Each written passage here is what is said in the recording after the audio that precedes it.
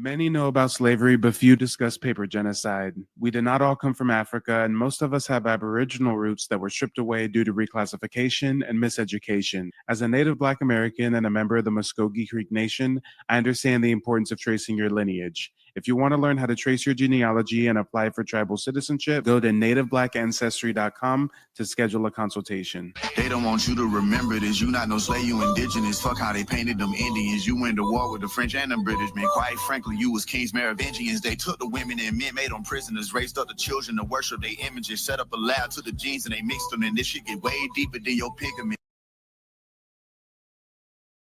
Oh boy, let's talk about it, y'all. Let's talk about it. Black Americans are waking up. More and more of us are realizing that the story that we've been told, that we all come from Africa on slave ships, isn't the full truth. We're starting to reclaim what our grandparents and our great-grandparents always said, that we are indigenous to this land, that we are the descendants of the original people, reclassified, renamed, and hidden under categories like colored, mulatto, and Negro, freedman, etc., etc. This awakening is dangerous to the system because it reverses the effects of paper genocide. Paper genocide was designed to erase us from the record books as Indians and push us into a made-up category that disconnected us from our land, our treaties, and our inheritance. But now the veil is lifting. The truth is rising back up. And what happens when the truth rises? Opposition. Suddenly, everybody wants to dictate our heritage to us. You've got Pan-Africans telling us that we're betraying our African roots. You've got Europeans insisting that textbooks are correct and our grandmothers were wrong. You've even got some folks on reservations acting like gatekeepers, telling us that we don't count unless their colonial paperwork says so. But let's think about this. They want us to believe that our grandmothers lied, but the same schools that fed us stories of Columbus discovering America, a Washington being a hero, and the Indians just vanishing, right? That's supposed to be the truth. They want us to throw away oral history that's been passed down in our families for centuries, just to bow down to colonial lies printed in a school book. But not tonight. No, tonight we're going to peel back the lens. Tonight we're going to talk about the massive conspiracy that has worked overtime to keep Black Americans away from their indigenous heritage. Because if we ever fully embrace it, if we ever reclaim our names, our land, our identity, then the whole narrative of America shifts. The power structure shakes. So the question is, who do you believe? The school teacher reading from the state-approved book, or your grandmother sitting on the porch telling you who you really are? Now, before we get started with tonight's broadcast, I urge you guys to smash the like button, subscribe to the channel if you're new. Make sure to check out my website, nativeblackancestry.com. I've got tons of historical resources available. And if you need assistance with genealogy research, you can even book a one-on-one consultation with me through my website, where I'll teach you the three-step process that me and my family used to trace our heritage and get tribal citizenship with the Muskogee Creek Nation back in 2021. But guys, this broadcast is going to be an interesting one. Shout out to the viewer that sent me this video. Somebody sent me this video. They said, yo, we got these pen goofies. We got these foreigners who are still trying to clout chase off of our lineage. They're trying to grift off of this great awakening. And they're trying to go viral over claiming that our community, now that we're finally getting in touch with our indigenous roots, our community all of a sudden is having an identity crisis? Okay. All right. When there were Black Americans running around saying they were Moorish sovereign citizens, nobody said anything about an identity crisis then. When there were some Black folks running around claiming to be Hebrew Israelites, nobody said a damn thing about an identity crisis then. When Black folks were claiming to be Egyptian gods of the earth and Nubian queens and stuff, I mean, nobody said a damn thing then. When Black folks converted and became Muslims and Nation of Islam type stuff, I mean, nobody said nothing about an identity crisis then. But the first time that Black folks nationwide are getting on code about their indigenous lineage, damn, now all of a sudden we've got an identity crisis, guys. So whoa. Hey, has anybody else noticed that? When we specifically reclaim our Aboriginal ties to the Americas, now it's an identity crisis. But Black folks can claim to be everything else under the sun and nobody bats an eye.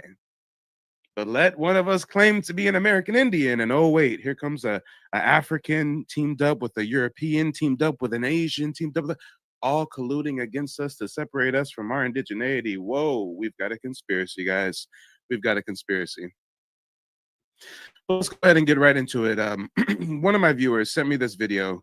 They said there's this dude trying to clout chase off of our heritage. He made some video trying to go viral, claiming that we're having some identity crisis. So I'm going to go ahead and give you guys a live reaction, and let's see what our resident Pan Goofy is talking about. Is this not signs of a mental illness? Listen up. I don't care what ethnicity you claim to be. If you're African, if you're Jamaican, if you're Haitian, if you're Black American, in the eyes of the oppressor and the true enemy, you just another. This whole diaspora thing is literally insane because it's doing nothing but causing division and pushing us farther apart from true unity. Sad to say, but it's all right. So we're starting off strong with the gaslighting. So it doesn't matter your nationality. It doesn't matter what country you come from. Your ancestors don't matter. Your lineage doesn't matter because the oppressor views everybody like an N-word. I mean, guys, they have the weakest of arguments, to say the least. The weakest of arguments. And whenever you see somebody up here with some melanin bitching and whining and complaining about a diaspora war, guys, this is most likely a foreigner. Guys, this is most likely a migrant or descendants of migrants, a tether, if you will. Let's talk about it. He's not like us. 2025, my Black people are having an identity crisis. Am I Indian? Absolutely, I'm Indian. I'm a whole Cherokee Indian. That's what we are. So we've literally got tethers using other tethers as case studies against us. The guy right here, if you guys have never seen him, you're not missing anything. He's on TikTok. He's some foreign migrant claiming that America is Tamerica, and he's doing a whole bunch of weird, like, trying to go viral. I mean, you see him in the headdress, wigging out, crashing out, right? So we got a foreigner using a TikTok of another foreigner to try to discredit our Aboriginal ties. Guys, this is wild. All of your Black people are the Indians. All of us, without exception. I really wish this young brother was playing, but he's dead serious. This is a TikTok creator named Teachings, and he truly believes that Black people are the real Native Americans. Okay. How about instead of using some whacked out foreigner on TikTok as your case study, why don't you use me? Here I am claiming that Black folks are the true American Indians, or the true indigenous people of this land. But he'll never make a video about me. He'll never mention Mike because I'm not a whacked out, crash out tether on TikTok wearing a headdress claiming that we're all Indians. No, I'm actually a member of an indigenous community, the Muskogee Creek Nation. I'm sorry, guys, it's a little blurry. I got the background effect on. Let me go ahead and bring my tribal citizenship card up another way. Hold on, y'all. Hold on. This is why they don't want to use me as a case study. Whoa, wait a minute. Time out. He's Black. He claims Black Americans are the true American Indians, and he's a member of an indigenous tribe, descends from Black Indians listed on the Dawes Roll as full-blooded Indians, leaders of the Creek Nation. I mean, you see why they want to cherry pick these whacked out people on TikTok to try to discredit us, but they'll never come after a guy like Mike. I got my paperwork intact. We got the lineage traced to the 1600s. Yeah, you don't want to go toe-to-toe with this one. But let's see if he's going to do anything else other than use his whacked out tether buddy as a poor case study, okay? Hey, brother, you are African, brother. You lost your African mind, brother. Come back to Africa, brother. And I asked them, mother, have you ever been to Africa? They say no, but it's the motherland. I said, why your ass ain't never been there? Well, I don't know. I'm like, get your delusional ass on. See these people right here? Who do they look like? Don't they look like me and you? You see how they have afros and braids? Sir, you don't look like us. You're a tether. You're a foreigner. I mean, let's just fast forward a little bit. Is he going to use anything else other than this one tether's TikTok videos to try to discredit our Aboriginal claims? Hold on. Let's see. Not a damn thing. We still facing systemic racism. We still having problems in the community, and y'all worrying about being Native Americans. I'ma hold your hand when I say this, my black brother. It is okay to have African descent. And I'm not gonna be around here trying to explain who we are, what we are. Y'all already know who we are. Y'all always trying to. Okay, so again, guys, we're recognizing a pattern here.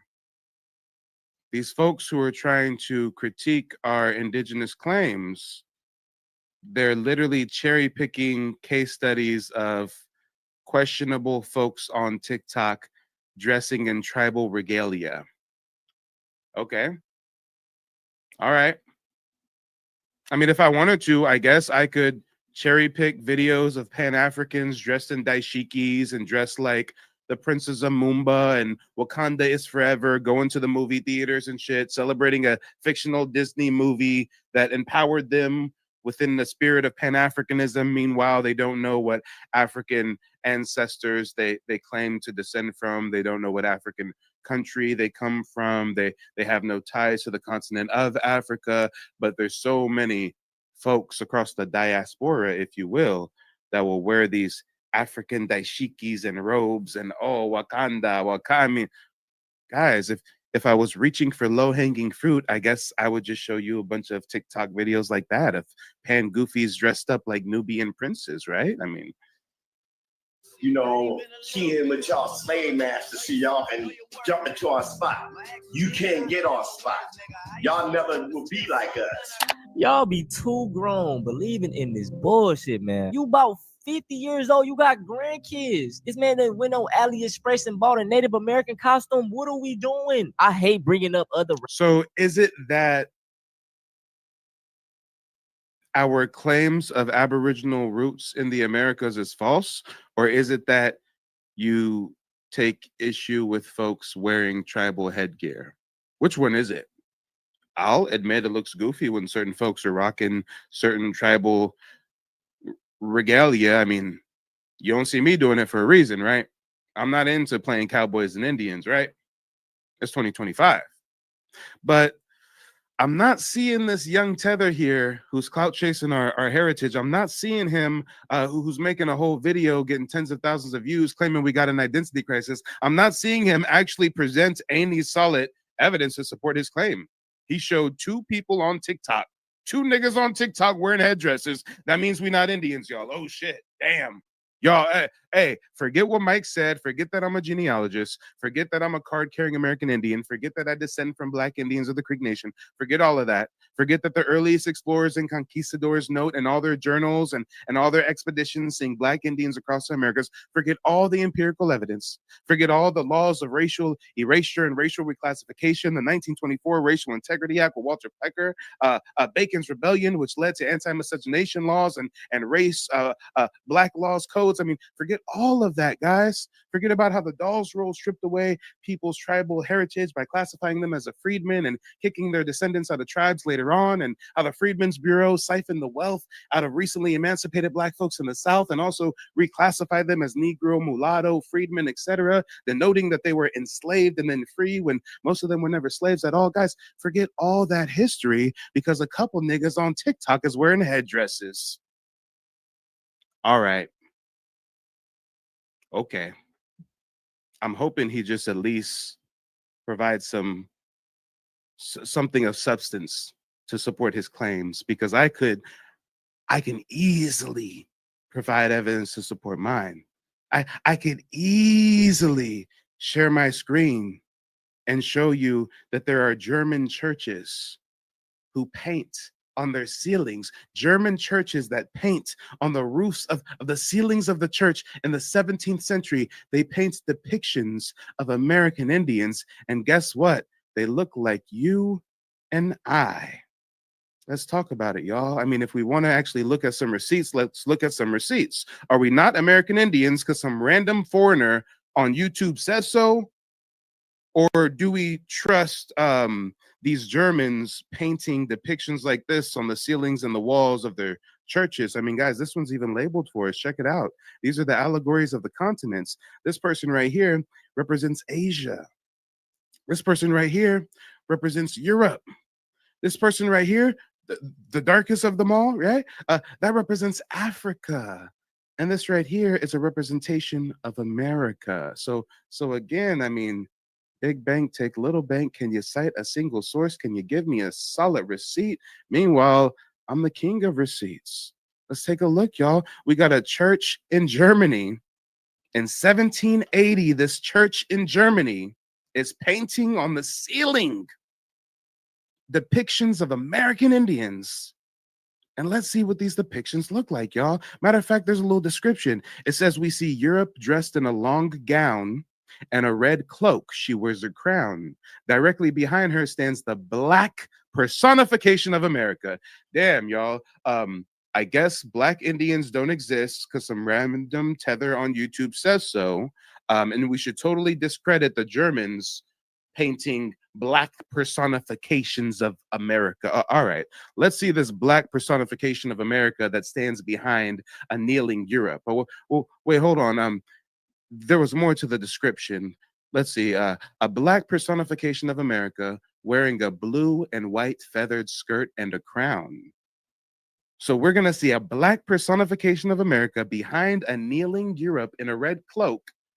And the black personification of America has a blue and white feathered skirt and crown. Why would they paint this on the roof of their churches in Germany in the 1700s if this was not what they saw when they came over to the Americas?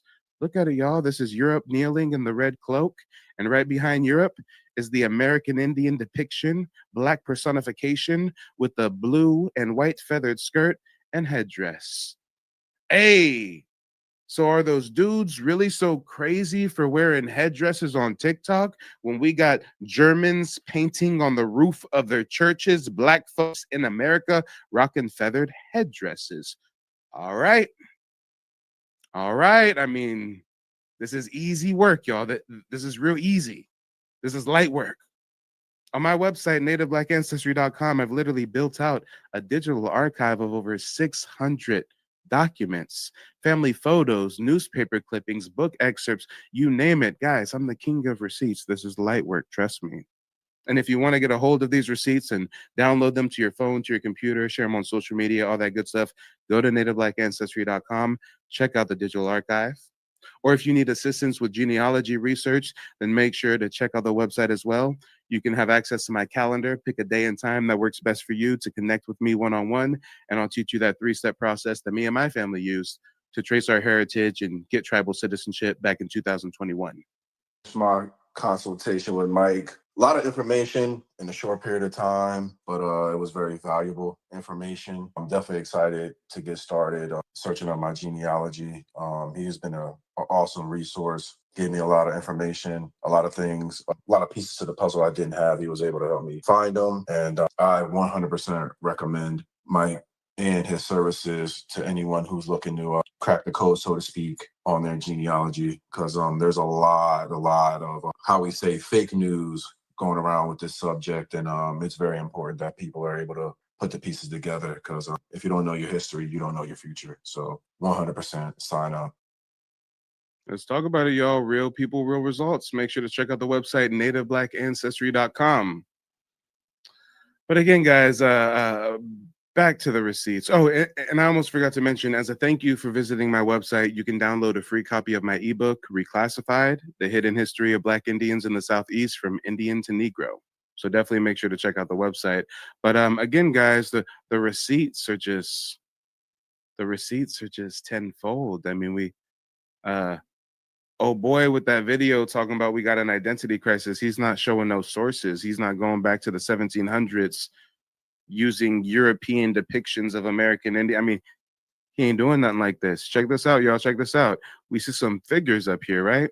You see some figures. A lot of them look white. One of them looks black. Wait a minute. Who's this? Who's this black person right here with a feathered headdress, with a bow and arrow and a quiver? Wait a minute. There's a label. Let's click on this label. Oh, damn. That's America. Damn. So maybe even I have to not be so harsh when I see some of our fellow black folks rocking the headdresses and stuff. Maybe I shouldn't critique them so much. Maybe I shouldn't look at them as playing dress up because damn, the Germans in their churches all throughout Europe depict black folks with feathered headdresses and bows and arrow, huh? Let's talk about it. Yeah, big Pan Africans, big mad indeed. Pan Africans are big mad indeed. But let's get back to this piss poor video. Let's see what old boy's talking about. And someone in the chat earlier said he's young. Yeah, he's a real young tether, y'all. Probably in his early 20s. Don't know a damn thing about American Indian history. Don't know nothing. Don't know nothing. Most likely ain't even a foundational Black American, not even a native Black American. He's not a Black Indigenous American. I mean, boy is definitely giving migrant vibes. I just call it like I see it. Races and how they perceive us, but man, this is a bad motherfucking look. It is an insult. We're the Native Americans here. Instead of being called African American, what would you prefer? Native American. Because we are the natives here. And they've gotten us to believe that we're from somewhere else. How about And there's nothing wrong with that statement he just said. Shout out to Vixen. Vixen says, Mike, checked out your wonderful website and downloaded the free book. Awesome. Question, are you only doing an hour consultation? That's all that is shown on the site, fam. Yeah, so on the website, it's marketed as an hour-long consultation, but the consultations really run closer to like 90 minutes. But that's not the only service I provide. That's just kind of the way to get your foot in the door. During that 90-minute consultation, I teach you the 3-step process that me and my family use to trace our heritage, get tribal citizenship. I also answer any questions you may have, review any documents you've already been able to find through your research. But the whole point of the consultation is to arm you with information so that you can save money, not have to hire a professional genealogist, and you can finish the research on your own. But at the end of the meeting, I've got lots of people who are like, hey, Mike, thanks for teaching me the steps, but this is too much work. I don't have the time to do this. I'm a doctor. I'm a lawyer. I'm a mother of 5. I'm 70 years old. I don't know how to work the internet. So I got a lot of folks who, after consulting with me, actually choose to just hire me to do the research for them from A to Z. So there's definitely other services I provide, but that 90-minute consultation is really just the first step. Let me see. They said, that's why everybody's obsessed with us. Yeah. Yeah. Okay, you booked. Well, I look forward to connecting with you if I haven't already. Because I just had like 8 consultations yesterday. I may have already met with you. Let me know if you're on the calendar in the week to come. But let's get back to this, y'all. So now he's critiquing yet another TikTok video, guys. I mean, come on. Talk about poor scholarship. When folks want to combat us on our heritage, they're not going to show documents. They're not going to show book excerpts. They're not going to show German paintings in churches. They're going to show TikTok videos. All right. about the Indians, the native Indian? Do you regard them as natives too, or you're more native than them? We're more native than them. Interesting. Now, I'm sorry to be the one.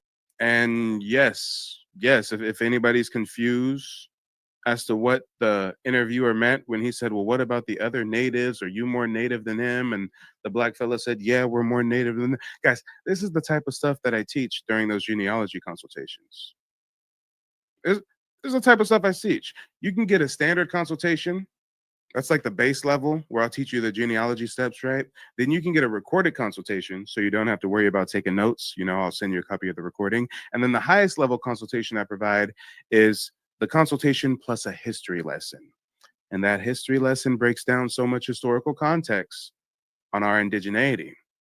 And let me just give you a little bit of a freebie, okay? Let me just give you some free game, okay? Most people don't understand that there are different ethnic groups of American Indians. Just like Africans, right? Compare a North African to a South African. They look like completely different people, different phenotype, different culture, different everything, right? Compare an East African to a West African. They look like they can be from different planets, right?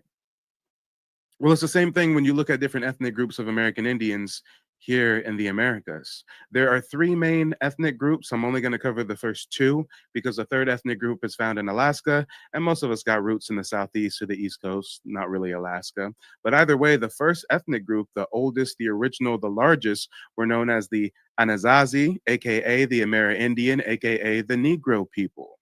The Spanish also called us negros de terras, which translates to blacks of this land. They used that as a differentiating term to separate us from the African slaves they would later import, because they called us negros de terras, blacks of this land, and they would call the African slaves negros de Guinea, blacks of Africa.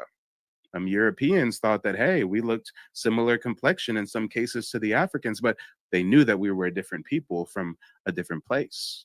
So again, when you think about the indigenous people of the Southeast, the Mississippian mound builders, the Eastern woodland people, the indigenous tribes in the Great Lakes region, the Southeast, Central America, South America, the Caribbean, that's the Black Indians. That's our ancestors. And it's proven through documentation, anthropology, archaeology. We can go there. We can go there. And when you talk about the second group are the Southwestern Plains natives. And the Southwestern Plains natives, we still call them Native Americans, but really they're the first immigrants. These are those Asiatic, Mongolian-looking folks that came across the Bering Strait land bridge and settled in the Utah desert, New Mexico desert, right? This is like the Comanche, the Navajo, the Pueblo. This would be the Indians that look like this, right? Come on. Different people, different culture. Because there's a big difference between an Indian that looks like this and, well, an Indian that looks like this. Come on. There's a big difference between an Indian that looks like this. I mean, hey, old girl looks like her mama's Elizabeth Warren and her daddy's Genghis Khan, right? Now compare that to an Indian that looks like this. That's right, MBA and proud, Native Black American. And guys, watch out. The FBA grifters, the foundational Black American grifters, realize they are in a sinking ship. And you're noticing all them FBA channels starting to talk about, oh, we really Native, we Indigenous. I mean, guys, don't fall for the FBA grift into our Indigenous movement. Everybody gonna want to be a part of the Great Awakening now that we're picking up steam. We've been talking about this for years. FBAs are Pan-Africans that decided that they got beef with the diaspora. So now they're following Tariq Nasheed with this FBA grift. I mean, guys, I used to fall for the okie doke too until I woke up, right? And there's a lot of you out there who are like, well, hey, Mike, I mean, I don't see nothing wrong with the FBA thing. I mean, I don't see like why an FBA content creator like that Alpha Network or Alpha, or whatever his name is. Matter of fact, he doing a stream today trying to dick ride our indigenous heritage, talking about, yeah, we native. And the whole title of a stream is like FBA block party or something, right? Now, this is why it's disingenuous. This is why we can't really let that shit slide. Because the whole FBA movement is predicated on not descending from indigenous Americans, but descending from African slaves. Let's talk about it. How can the FBA folks now try to grift our indigenous movement and say, oh yeah, we're Indians, now that they see it's popular in the algorithm, right? Now that they see it's popular, now they want to be Indians with us, right? But if you even go to their official FBA.com site, they probably are so lazy they haven't even changed it. I've been exposing them for this for months. Guys, matter of fact, let me back out and show you the FBA flag first and foremost, so you know what I'm getting at. If you've ever seen this FBA flag, you've probably wondered, what is the significance of this date 1526? Why does the FBA flag have this 1526 date? Well, let's read from the official FBA website. This is the significance of the date 1526. It says, in 1526, Spanish colonizer Lucas Vasquez de Ayllon brought the first documented enslaved Black people to the shores of what is now South Carolina and Georgia coastline. Okay. So now you see why I take personal offense when these FBA frauds are now trying to grift into the Native Black American movement when their whole movement is predicated on descending from African slaves brought here by Spanish colonizers in 1526. You can't get online and make clickbait live streams about we're Indian now if your whole movement is predicated on descending from African slaves brought here in 1526. My ancestors have been here way longer than 1526. Sorry. And the average FBA, the 90% of the Black Americans following under this FBA banner, they don't even know that this is what their founder is writing in the manuscript. Come on. Come on. I don't descend from Africans brought by a Spanish colonizer to Georgia and South Carolina. I descend from Muskogee Creek Indians. Probably got some Yamasee in there too. Might have some Wale, some Catawba. I mean, you know, most black folks got indigenous roots on both sides of the family. But let's get back to this piss poor video that we were reacting to. I just had to, you know, warn you guys, quick PSA, the FBA folks are trying to grift into our movement now. These folks are now making all these Indian streams. Let me get some ones in the chat. If you guys have noticed that all these FBA content creators are now trying to talk about, oh yeah, we're Indian, we're indigenous, yeah. And now it's popular, right? Come on. Well, let's get back to this terrible video, y'all. How much time do we even have left in this video?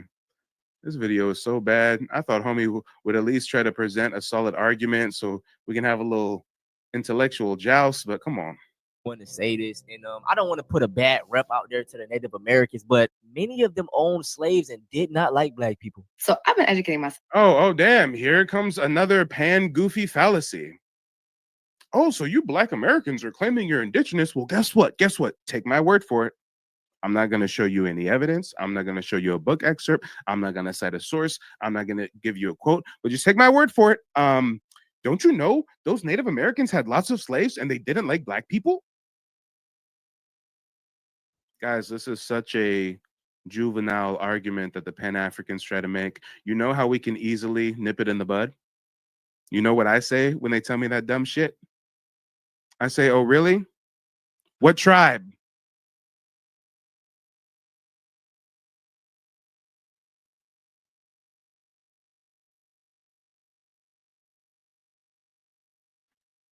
Game over.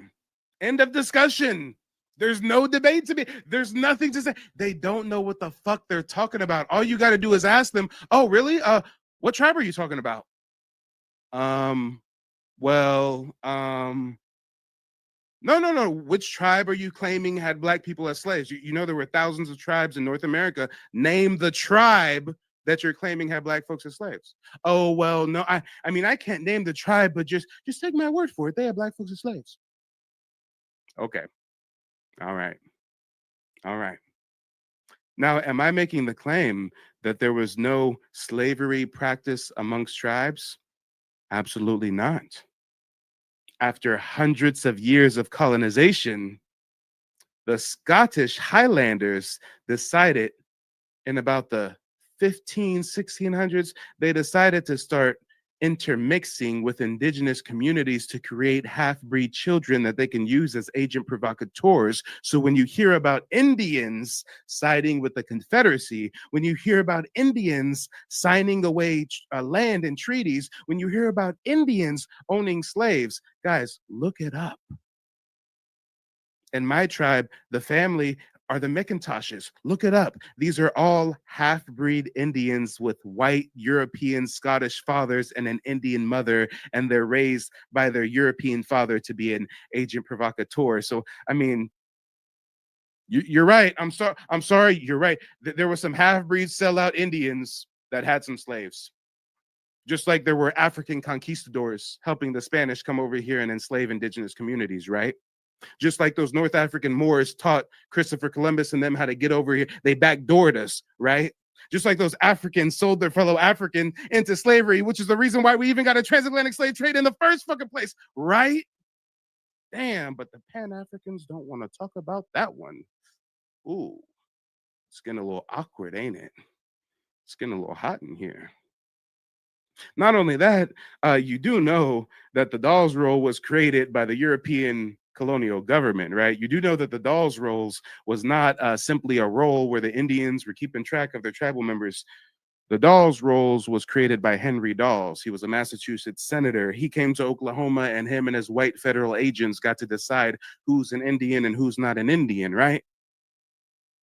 When you hear the term $5 Indian, when you hear that Europeans were paying $5 to get placed on the Dawes Roll, some of you may have thought, how was that possible? Because Europeans were in charge of the Dawes Rolls. So they said, hey, Bob, yeah, slide us some money and we'll get you listed as part of this Indian tribe in Oklahoma.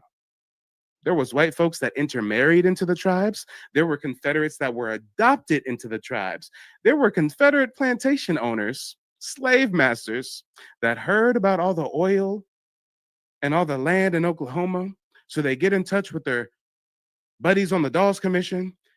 They pay to get adopted into a tribe. They move to Oklahoma, take their slaves with them. And now y'all talking about all these Indians have black slaves and don't even know this is a whole ass European that was adopted into the tribe and brought his slaves with him. So guys, you don't know what you're talking about, Pangoofies. Sorry, not sorry. And we can't even get into that discussion with 99% of them because the conversation is done as soon as you ask them, well, which tribe are you claiming had slaves? They can't even answer that question. Yeah. Well, let's get back to it, y'all. Let's get back to it. Let our resident young tether tell it. Let the young teller tell it.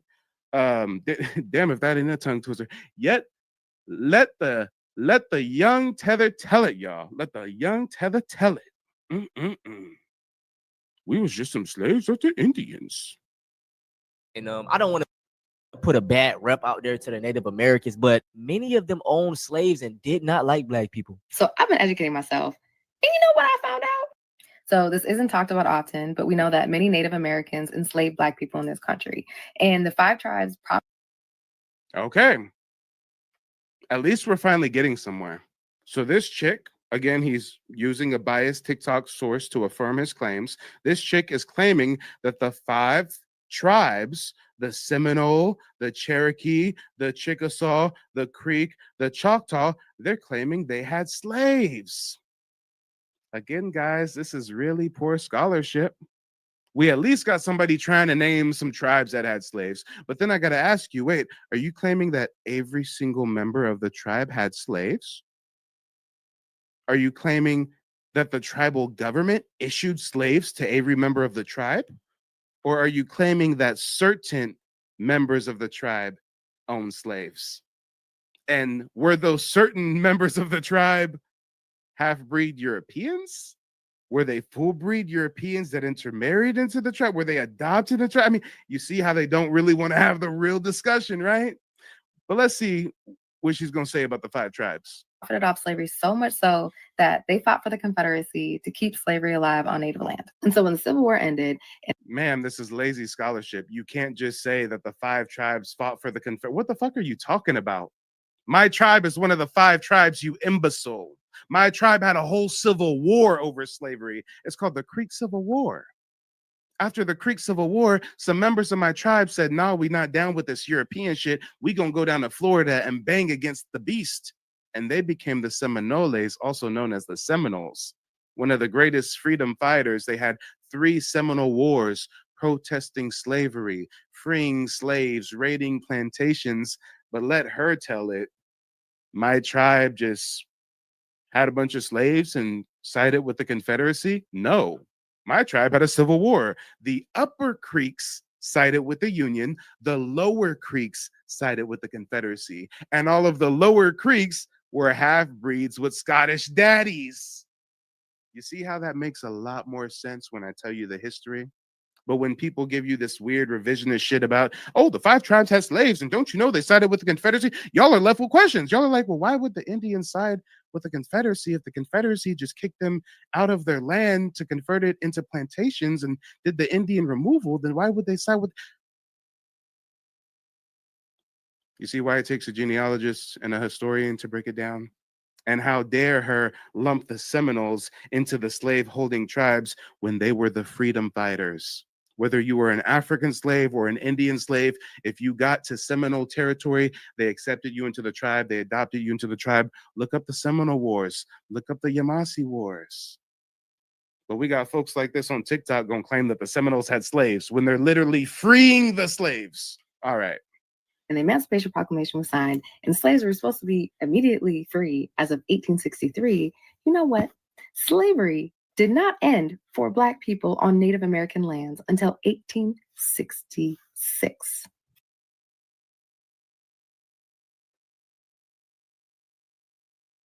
She doesn't know what she's talking about, guys. Abraham Lincoln issued an Emancipation Proclamation in 1863, but Native Americans didn't end slavery until 1866. No, dummy. Abraham Lincoln issued the Emancipation Proclamation in 1863, and that Emancipation Proclamation did not free all slaves. He specifically freed slaves in Confederate territory. Neighboring territory between the Union and the Confederacy, he didn't mess with their slaves. He didn't free their slaves. He turned a blind eye to it. Northern territories that still had slaves, that hadn't abolished slavery yet, guess what? He said, you guys can keep your slaves. It was a political move. He's beefing with the Confederacy, so I'm going to free your slaves to destabilize you. Now your slaves are going to come fight for me and win the war for me. Like, what are you talking about? He issued a proclamation that freed some slaves in 1863, but slavery by and large was not abolished until 1865, end of the Civil War. Anybody with a brain knows that. But you know how it sounds less sensational for her to say, slavery ended in 1865 and Indians didn't end slavery until 1866, a year later. Well, that doesn't sound so sensational, right? That doesn't sound so salacious, right? That doesn't sound so controversial. Because the truth of the matter was, when the Civil War ended and slavery was over, it took the Union quite some time to make their way to tribal territory and to create the Treaty of 1866. It wasn't that the Indians were trying to keep slaves and hold on to slaves. And when they walked the Trail of Tears and went to Oklahoma, they had slaves in Oklahoma picking cotton and digging oil. No, dummy. What are you talking about? Yes, we talk about Juneteenth and how slaves in Texas were not told they were free until 2 years after slavery. Native Americans did not free their slaves until 1866. 3 years. There were also Black Indians who were never enslaved, living in tribal territory. So again, what are you talking about? All right. Years after they were supposed to be free. But because those tribes were sovereign to the United States, they didn't have to free their slaves. That is a lie. That's a lie. Because if tribes are sovereign and they don't have to free their slaves and they had all these slaves, then they would have slaves to this day, right? If tribes are sovereign and the Union says no more slavery, but tribes are not under the federal government's jurisdiction, which we all know they really are. I'm a member of a tribe. Again, guys, I'm a part of a tribe. I tell you, the government tells us what to do to a degree. I mean, tribes aren't really sovereign like you think they are. They're kind of wards of the federal government to a degree. But what? She wants us to believe that tribes are sovereign and they didn't have to end slavery. So then why did they end slavery then? Do tell us. And did it. And it wasn't until the treaties of 1866 that they freed their slaves. And once slavery ended on Native land, it's not like, oh, kumbaya, cool. You know, they were often denied rights, denied humanity, kicked off the land for not being indigenous, et cetera, and had to go find some other place to live. Like, she can't give us a single historical account, a reference. Guys, this is why you tune in to Mike TV, Native Black Ancestry, Native Black American Network. Shout out to the people tuning in on that. Guys, we're live on 3 different channels right now. That's why you tune into my platforms, because I'll give you the history. I'll give you the historical context. Do you see how lost in the sauce our people would be if we keep letting random motherfuckers on social media tell us about our history and our heritage? Ma'am, you're not even a member of a tribe. You ain't even claiming to be an Indian. You don't know nothing about American Indian history. Why are you even... Oh, you're a Pan-African. Oh, you're trying to use this false history to tell us that we're silly for acknowledging our Aboriginal roots. Oh, I got it. I got it. Yeah. Okay.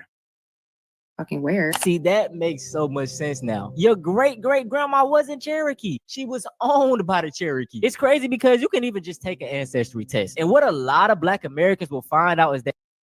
Do we even have to really go into debunking the ancestry tests? And now he's going to tell us that our grandmother wasn't Cherokee. She was owned by the Cherokee. What are you talking about? My grandfather was the Supreme Court Justice of the Muskogee Creek Nation. He was a town king. He was never a slave. But let some random tether online tell me my ancestors were slaves. All right, guys. All right. Let's talk about it. That they have more European DNA than any Native American. I got my ancestry DNA results back. And let me tell you. Okay, guys, this is such low-hanging fruit. Anybody who's done even a tiny bit of research already knows that DNA cannot tell you your ethnicity. These DNA companies are going bankrupt. These DNA companies are scamming you, to say the least. There have been identical twins taking the same DNA test, getting vastly different results. There are Black women who've taken the DNA test that says that they're an Ashkenazi Jew. Guys, no. Guess what? I'm a member of a tribe. I got a whole bunch of Black Indians, a part of my family tree, documented.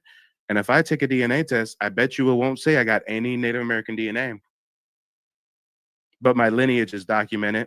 The government recognizes me as an American Indian, but I bet you $100 a DNA test would say I'm not even 1% Native American. See how that works, right?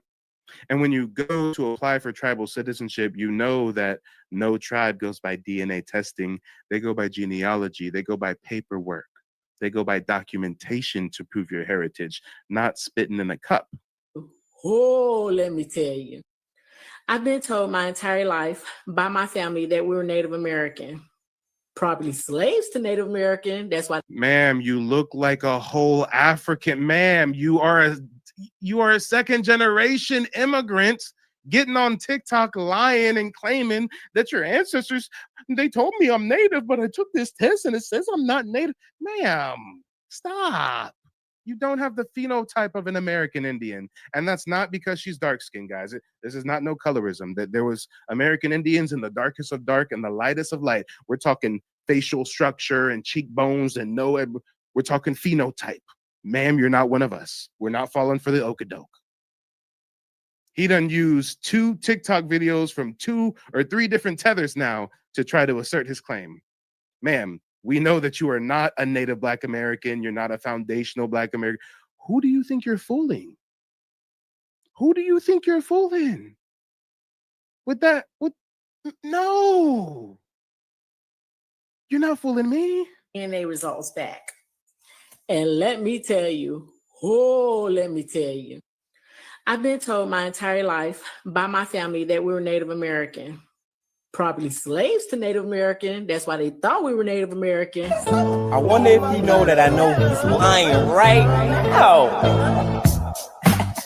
Oh, you got the new Margellas? That's what's up. That's what's up. I see you. That's your BMW? That's nice. That's your girl? Golly. Okay, I see you. But I just want to know one thing. You ready? Why the fuck you lying? Because I got my results back. And let me tell you. 48% Nigeria, 18% Congo, Cameroon, Western Bantu people, 10% Ma'am, maybe you're African. Isn't that such a crazy notion? Maybe, just putting on my tinfoil hat here, maybe those results were correct and you're an African. But guys, that's not sensational. That's not gonna go viral. That's not gonna drive a bunch of views and engagement, guys. I mean, if she's just an African and she just learned I'm an African, predominantly a Nigerian, and that was the end of and that was end of the story. Guys, why can't she just be an African? Notice how this whole video is not about, hi, look at me. I'm an African. My DNA test proves it. No, this video is about, my DNA test says I'm an African, so all of you Black Americans are Africans too. Why can't you just be happy to be an African? You're African, accept it, eat the jollof rice, eat the fufu, whatever you want to do. But no, that's not enough. They have to try to convince us that we're not indigenous and we're Africans too.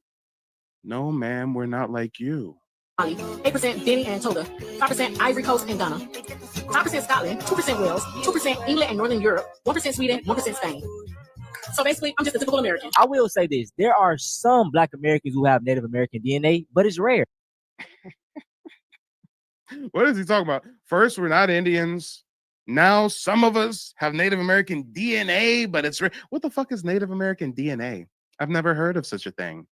You know, there's not such a thing as Choctaw DNA and Muskogee Creek DNA and Nantucket DNA and Wapan. That doesn't exist, Playboy. They're just talking out their ass, y'all. This is such low-hanging fruit. And yes, why are they so worried about us? Why make a whole video? Oh, because it gets your channel popping.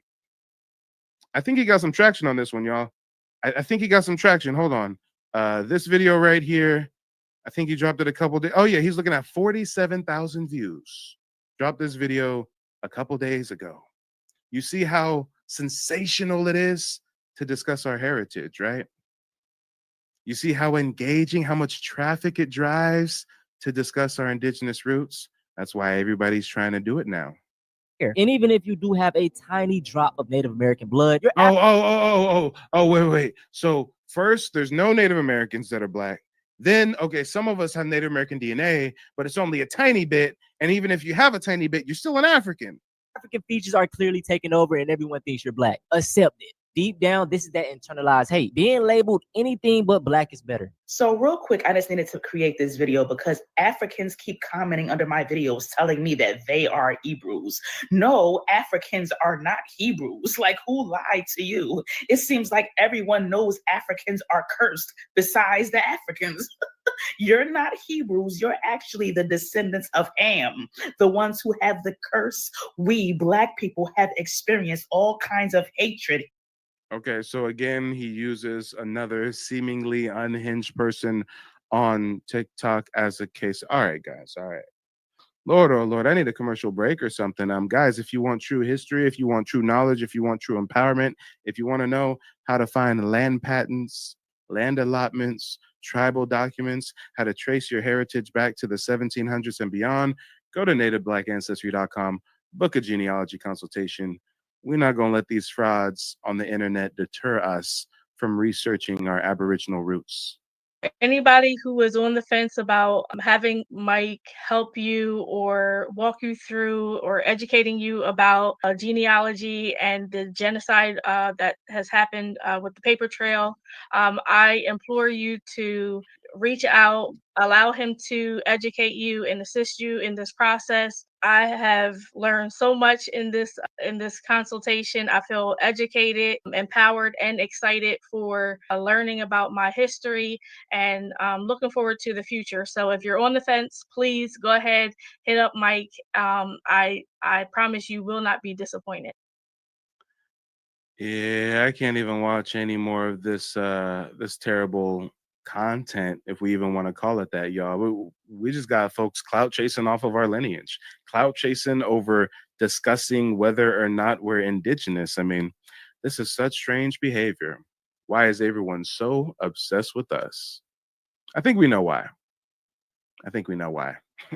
But guys, don't go anywhere. As soon as this broadcast ends, it's going to automatically redirect you into the next live stream. I got a few more live streams going on after this one. Don't touch that dial. We'll be right back in just.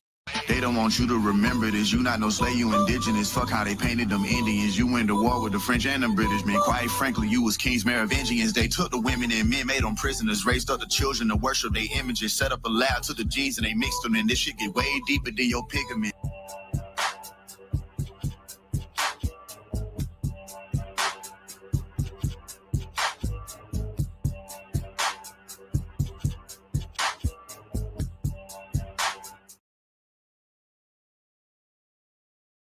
Of war that is not to be taken lightly. And you see why I go so hard in the paint when we got all these goofy folks trying to speak on our ancestry. That is the most disrespectful thing you can ever do to a person. And they feel entitled to do it to us because the colonizers have done it to us for oh so long already. Let's talk about it. But guys, I still want to listen to what the elders have to say, but let's switch from some feminine energy to some masculine energy, okay? We got an 85-year-old elder right here. Let's see what he has to say. Let's see if he says he's African. Yeah, doing, man. I'm here with a powerful brother. What's your name again, sir? Lionel Van Dam. Lionel Van Dam. I see you got on a veteran hat, man. You got on the veteran hat. What's that? What branch you been in? The Army. Okay, the Army. But I didn't come. Korea at the age of 17. And you are how old today? 85. You are 85. Something that was very interesting that you said to me when the last time I was here to see my grandmother, and we talked a little bit about the Native American Indians. And when you told me you was a Native American, it really, hold up, say that again. Cherokee Indian. Cherokee Indian. Cherokee Indian. There you go. When did you learn you was a Cherokee Indian? My mother. With my mother at 3 years old. Oh, so when you was 3 years old, your mother let you know? Yes. Have you ever been to some of the powwows that's out there? Yes, I have. What can you tell us about it? Powwows, reunion of all the tribes, all the Cherokee Nation. We stick together like glue. We feed the nation of our people, and we take care of our people, and we never give up.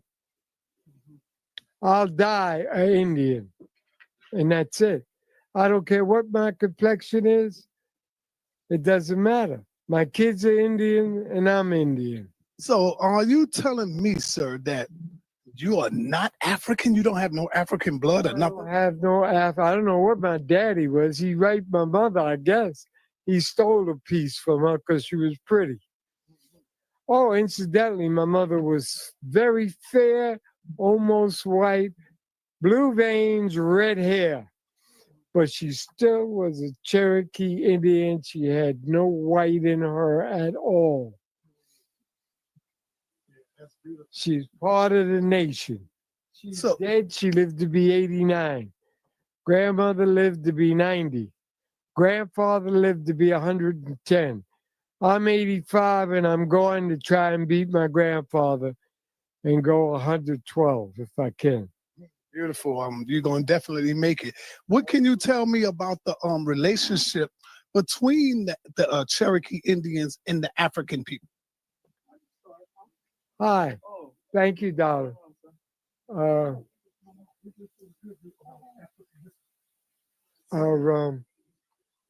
Between the African, we have no. Empress says, "Who's the interviewer? I don't like him." Well, I'm not surprised that you don't like him. He's actually this weird Pan-African dude named Sinetter. He runs some East Coast channel called the House of Consciousness or something. And he's actually been behind a lot of these sexual predators and a lot of these scammers that have come out of the Pan-African community. When you hear about people like Brother Polite or people like Nature Boy, both people incarcerated right now for sex crimes, right? These Pan-African scammers were kind of introduced to the community by way of this host, Sinetter. And the only reason why I'm playing one of his videos is because he happens to be talking to an elder, and this elder is speaking about his indigenous roots. But yes, the host is a pan-goofy motherfucker, yes. I'll tell you this, and I like you young people to understand it. The Africans will always be the Africans. They've got their own country. They was born in Africa. Africa is their country. You're a Negro. What the white man gave you that name, and that's what you are. The Africans have nothing to do with the Negroes in the United States. They walk away in a minute and say, I'm a doctor, I'm a lawyer, I'm whatever, and I'm African, and I'm black, and I've got my own country. So that's it. I do not deny my relationship. I'll be an Indian until I die. So when you writing on your resume or when they say, what is your nationality, what do you say? Cherokee Indian. I've lost some good jobs. I went to, I'll tell you a secret. I went to apply for a porter job that's sweeping the streets of Rockefeller Center, which everybody knows, Rockefeller Center, has got all kind of little things on the sidewalk. I was going there to sweep the street to get a job. My name is Van Dyne. The reason why my name is Van Dyne, because my grandfather worked for the Dutch. Interesting history there. And yeah, the host is getting on my nerves too, y'all. The host is getting on my nerves with the weird line of questioning, right? Come on. As soon as they come across the elder proclaiming his Aboriginal roots, it becomes like this whole monkey in a zoo type thing, right? Like, oh, really? Well, let's keep it going, y'all. Let's keep it going.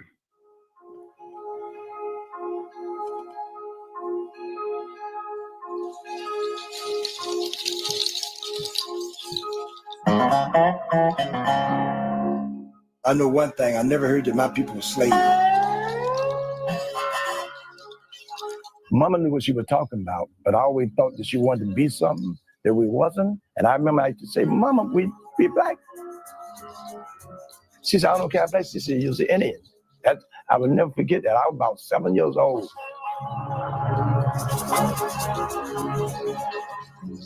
Like I said, I've been thinking like a native all my life, but I didn't never want to expose it because I was in the South. Then I said, well, maybe if I go to New York, I can like more like expand myself, not knowing that I was going to meet other Indians that more so look like me. You hear that? The elder said he was in the South and he felt like he couldn't really talk about it, right?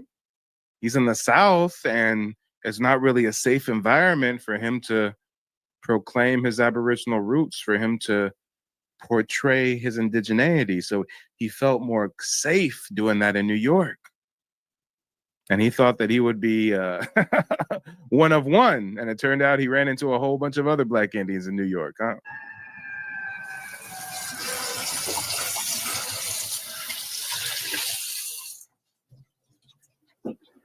I arrived here in 1960, about 1961. I just had got out of high school.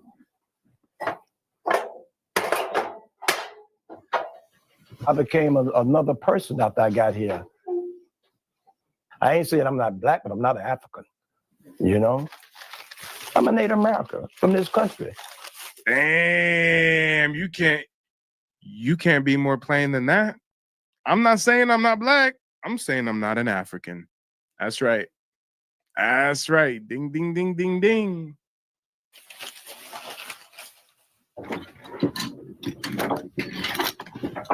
Me, I dress cultural every day.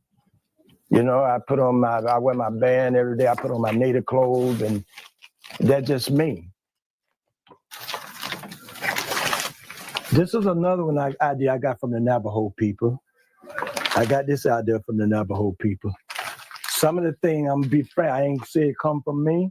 This right here came from me, but the black color with the blue, I got this idea from the Navajo. You know, I made this myself, and I just love this shirt. Everything I basically got, the spirit give it to me, you know, and that's a good thing about me, you know. I go by the spirit, and the funny thing about it, I don't be asking for it, you know, like people go, so I'm going to spirit, I'm gonna ask for a name, I'm going to name ceremony, I'm gonna ask for a name. Everything I ever got, I never went to nobody for it. The spirit already gave it to me. I've experienced that as well. I'll be speaking to white folks and they learn that I'm an American Indian, and next thing you know, this old white lady goes to the car, comes back, and she's like, hey, I was at a powwow and someone gave me this dream catcher and I just want you to have it. Oh, wow, you're an American Indian? Well, you know what? I have this little artifact. I just want you to have it. Hey, guys, something weird about it. Is something a little metaphysical about it, but yes, you will be gifted things, believe it or not.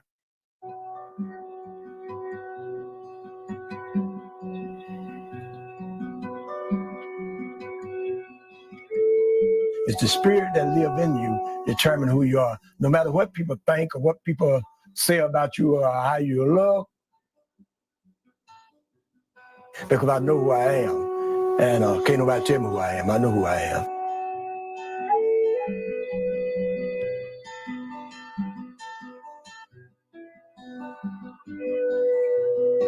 I didn't go and join no tribe and like a lot of people do.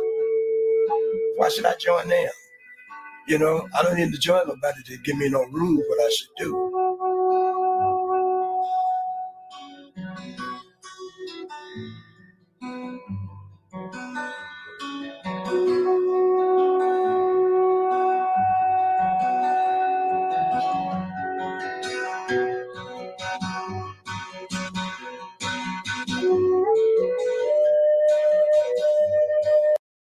My name is Frances Tuck, and I contacted Mike from Mike TV on YouTube because I wanted to find out about my family's Native American history that I believed existed. Through the research that I was able to do through Mike TV, I was able to find out that our name is indeed on the registry. I had a consultation with Mike today, and because of his advice and the research that he has done, I am now confident that I'm able to find my family's roots in the Native American History database. Thank you, Mike.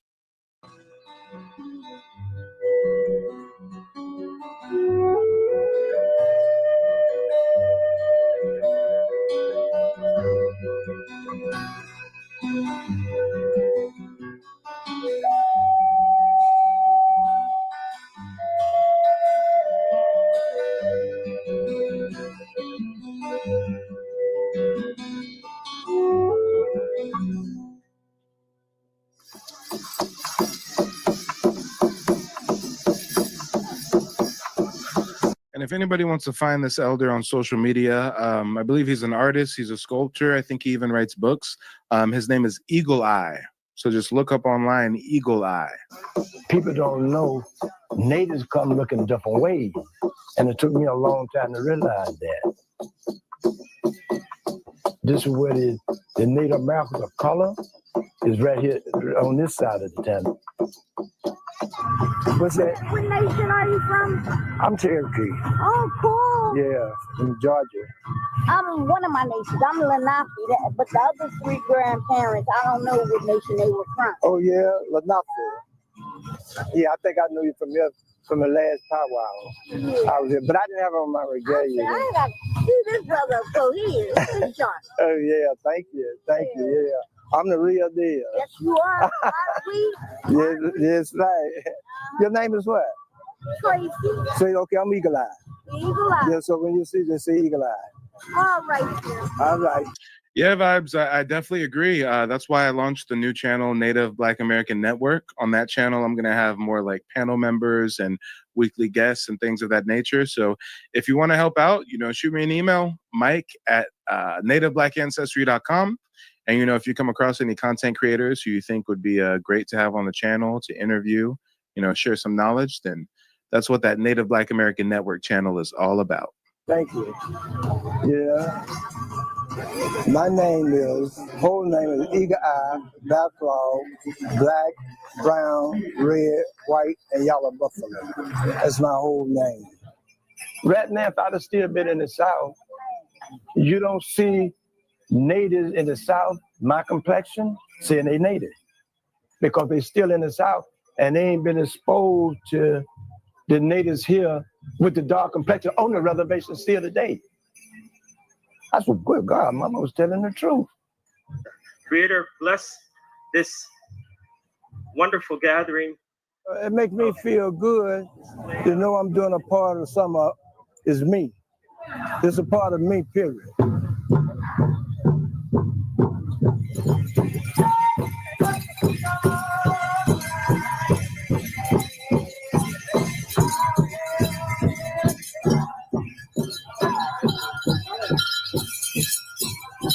He went the wrong way. You all right? That's because he went the other way. You're supposed to go the other way. Hey, leave it to the Black Indians to, get everybody else on track. Like, wait, run away. You're going the wrong way now. You're going the wrong way. Come on.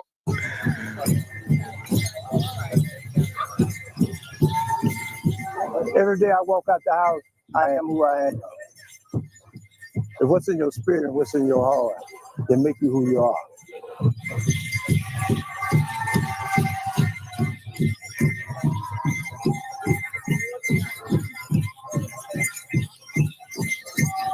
American Indians and Alaska Natives are the only racial group in the U.S. required to prove their ethnic origins.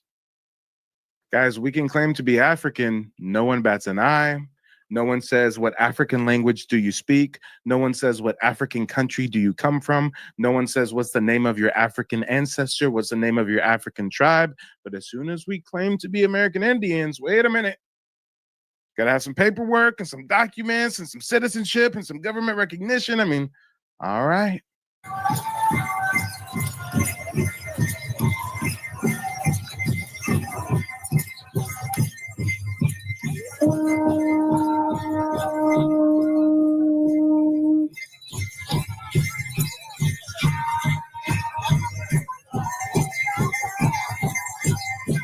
Damn, that's crazy. I don't see any Pan-Africans standing outside of the powwow saying, hey, Black folks, you're not really Native. You're not really Choctaw. You're not really Cherokee. You're African. Oh, wait, they only do that shit online, huh? They don't pull up to the res. They don't pull up to the powwow. They don't pull up to the function. They keep that shit in the chat room. Okay. All right. Let's talk about it. But ladies and gentlemen, boys and girls, don't go anywhere. As soon as this broadcast ends, it's going to redirect you into the next broadcast. I will be having some live callers on the next show and whatnot, so make sure not to go anywhere. Let me see what you guys are talking about, though. Amanda. Oh, shout out to Amanda. Just met with you, was it yesterday? All my days are a blur. I think it might have been yesterday or the day before, but shout out to Amanda. Amanda says, I remember going to powwows growing up, and just like he said, I never saw any people that look like us. This is amazing. I feel it. A lot of white folks at the powwows, though, right? But all right, guys, don't touch that dial. We will be live in just a moment. When this stream ends, it's going to redirect you into the next one. I'll see you in just a second. They don't want you to remember this. You not no slave, you indigenous. Fuck how they painted them Indians. You went to war with the French and the British, man. Quite frankly, you was kings Merovingians. They took the women and men, made them prisoners, raised up the children to worship their images, set up a lab to the genes and they mixed them. And this shit get way deeper than your pigment.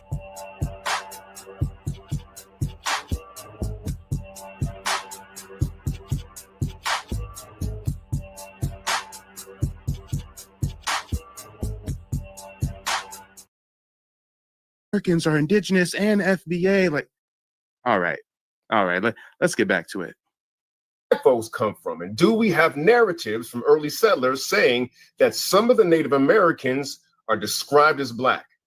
The answer is yes, we actually do. One of the earliest yes, we do. One of those earliest descriptions is not the one he's mentioning. One of the earliest descriptions is from Cristobal Colon himself, also known as Christopher Columbus. 1492, he describes Black Indians in the Caribbean, right? 1524, Giovanni de Verrazano described Black Indians in the Carolina coast. He said, quote, they are dark in color, not unlike the Ethiopians.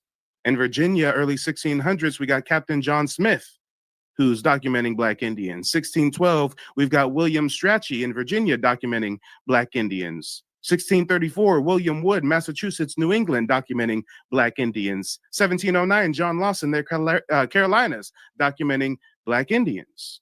He says their color is of a tawny, dark color. They daub themselves with bear's oil. Okay. Now see, here's the thing. Here's the difference between me and this other brother you see on the screen. Mike is going to tell you about all of these firsthand accounts of Black Indians, and Mike is going to tell you that these Black folks were indigenous to the Americas. Playboy right here is going to pull the okie doke on you and be like, yeah, all these explorers said there was Black Indians, but the Black Indians really came from Africa way back when. Descriptions we have of Black-skinned Indians here in America is from the Quaker William Penn. He described the Lenape Indians of Pennsylvania. Here's what he said: tall, well-built, of singular proportion, and walking with their chins lofty. He describes them as Black.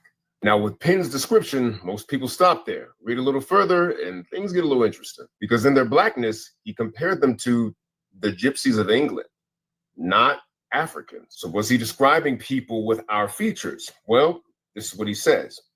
He says the thick lip and flat nose so frequent with the blacks are not common for them, for I have seen as comely European-like faces among them. This is lazy scholarship at best. So this Pan-African dude, a part of the Pan-African Diaspora News Channel or whatever the hell, he's going to say that the earliest account of Black Indians is William Penn. Notice how he didn't give you a date. If you're familiar with my content, you know that you guys call me the king of receipts. Why? I give you facts, statistics, dates, firsthand sources, primary sources, right? Homie's going to tell us that William Penn is one of the first people to document Indians, right? But he didn't give you a date. Guys, this quote from William Penn is from 1683. So when he's trying to confuse you and say, well, William Penn says there's dark-skinned Indians, but they look kind of European too, we're talking about 1683. We've been colonized since 1492. Yes, from the early 1500s to the late 1600s, there's going to be admixture amongst us because Europeans have been grafting their lineage onto ours. But look at how he's trying to confuse you early on. Hey, one of the first people is William Penn. He says there's dark-skinned Indians, but they also look kind of white sometimes. So like, is that really us? Okay. And then he goes on to, so frequent with the blacks are not common for them, for I have seen as comely European-like faces among them. And then he goes on to say, and the noses of several of them have as much of the Roman. We're talking about that alkaline arched Roman nose. See, this is why the testimony of Europeans gets a little shaky, because the descriptions of many indigenous people all across the world have been described as black. In other words, everybody was black to them. Many of the unmixed indigenous peoples they encountered were described as black. But is a 16th century description of people as accurate as, let's say, a DNA test? Well, let's.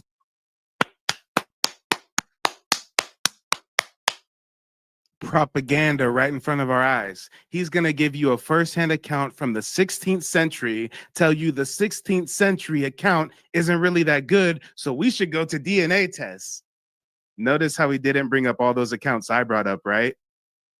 Notice how he didn't bring up Christopher Columbus, 1492, Giovanni de Verrazzano in 1524, Captain John Smith in 1608, William Strachey in 1612, William Wood in 1634, John Lawson, 1709, Noah's Webster Dictionary in 1828 that describes Americans, originally applied to the Aboriginals or copper-colored races found here by the Europeans. Damn. But he's going to cherry pick a terrible example in the 16th century to now tell us that this is why we should rely on DNA instead. Delve into that, because as you know, Black featured people are indigenous all over this world. But what a lot of people don't know is though they may look like us under the microscope, we're quite different. And what a lot of people also don't know is that the science of genetic testing today was pioneered by a Black American scientist named Dr. Rick Kittles. Dr. Rick Kittles is a fraud. Dr. Rick Kittles is a fraud that is behind the AfricanAncestry.com website. And Dr. Rick Kittles is a fraud that is peddling $700 DNA testing kits. Family Celebration Bundle, $729. Patriclan Test Kit, $299. Metriclan DNA Test Kit, $299. Rick Kittles has been exposed for his Fugazi DNA tests time and time again. He got exposed on CNN, y'all. Rick Kittles got exposed. No, was it CNN? Help me out, guys. Which news station runs that 60 Minutes segment? Whichever news station runs that 60 Minutes, that's where Rick Kittles got exposed. So when you see the pan-goofy African Diaspora News Station propping up this new host to tell us how the first-hand accounts of Black Indians aren't reliable, so we should rely on Rick Kittles' DNA tests. Guys, look at the vested interest. Look at what they're trying to sell you. I ain't gonna front. I'm a businessman. I keep the lights on. I have a genealogy website. I have a genealogy services I provide. You can book a genealogy consultation with me.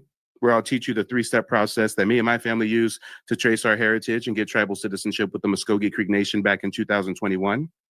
And my genealogy consultations are 90 minutes to 2 hours long, and they range from $99 up to $170.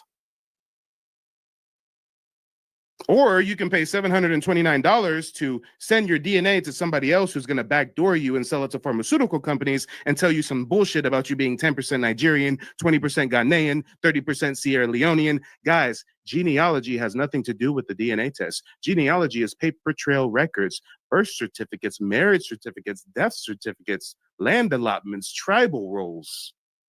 So you see the okie doke right in front of our eyes. You see how we just said, hey, yeah, Black Indians, yeah, but DNA tests.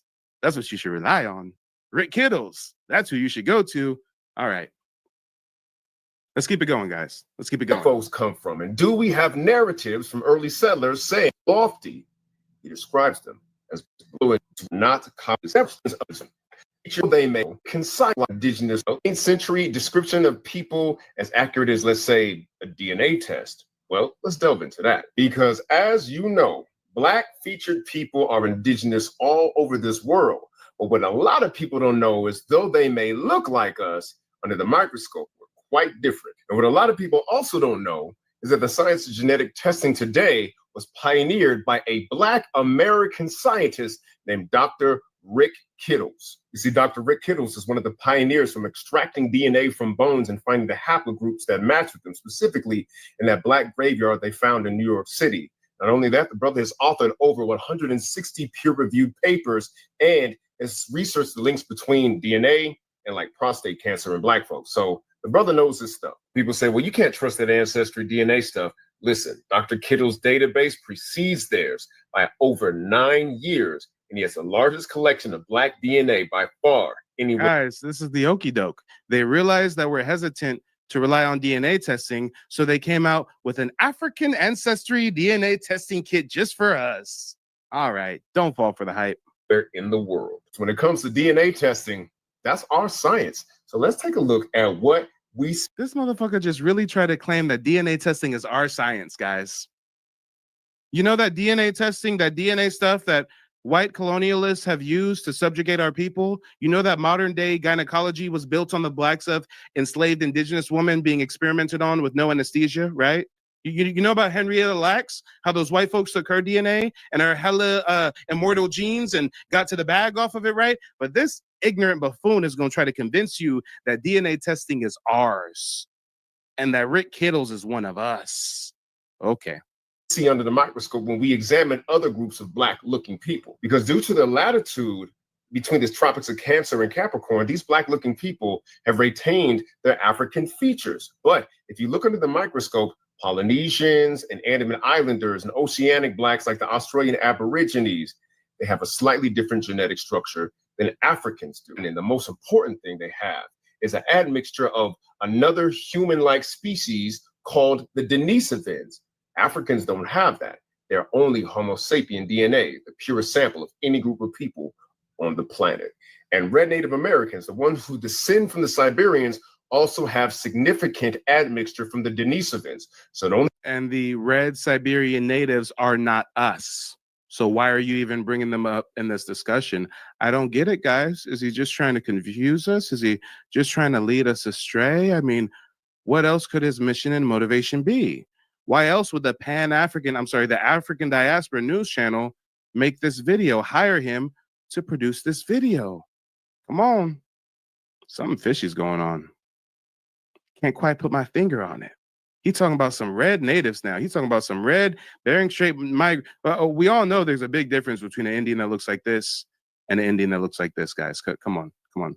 We all know there's a big difference between the native migrants from Siberia and the true Aboriginal, autochthon Black indigenous people of the Americas. I mean, we all know this. And you see how I can break that down so simply, give you a couple photographic examples, right?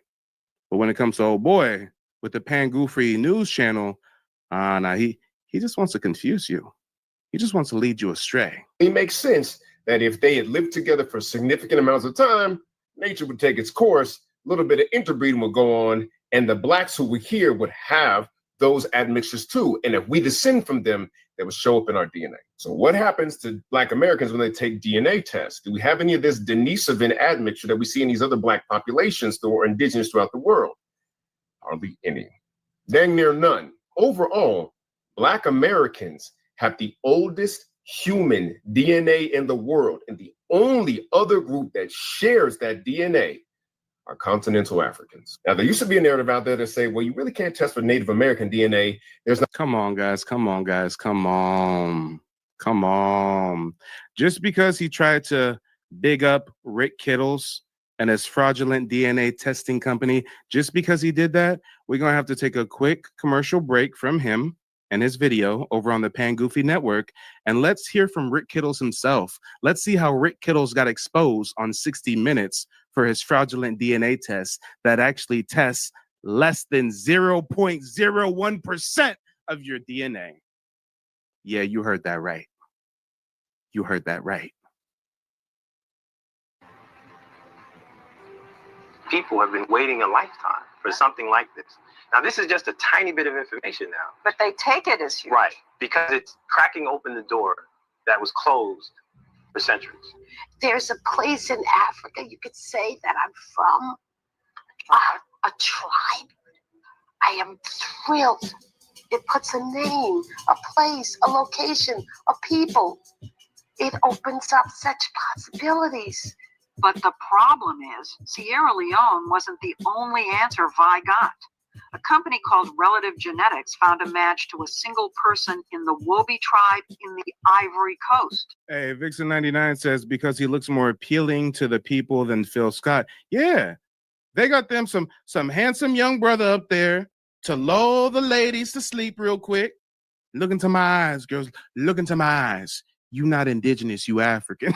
Like, come on. Yeah, having him up here convincing us that we're not African, it was much better than that bullshit that Phil Scott was trying to do that I exposed him for over a year ago. You claim you're an Indian, and yet you get no Indian set-asides. You run around here claiming you're an Indian. Do you know what an Indian look like in America? Elizabeth Warren. You know what? Let me pull up her picture. Let me show you what an Indian look like in America. Hold on. Don't come to my page to the Indian crap, because I don't want to hear it. Give me a second. If you're not familiar with African Diaspora News Channel, if you don't know who this person is on the screen, this is the man who runs the African Diaspora News Network. This is the man who found it, who cuts the checks for all these people posting these videos on the African Diet. This is his boss. Oh boy, in that video, talking about, yeah, we Indian, but the DNA and we really African. Yeah, this is his boss talking cash money shit about our grandparents. You claim you're an Indian, and yet you get no Indian set-asides. You run around here claiming you're an Indian. Do you know what an Indian look like in America? Elizabeth Warren. You know what? Let me pull up her picture. Let me show you what an Indian look like in America. Hold on. Don't come to my page to the Indian crap, because I don't want to hear it. Give me a second. Let me pull up what a real Native American in this country looks.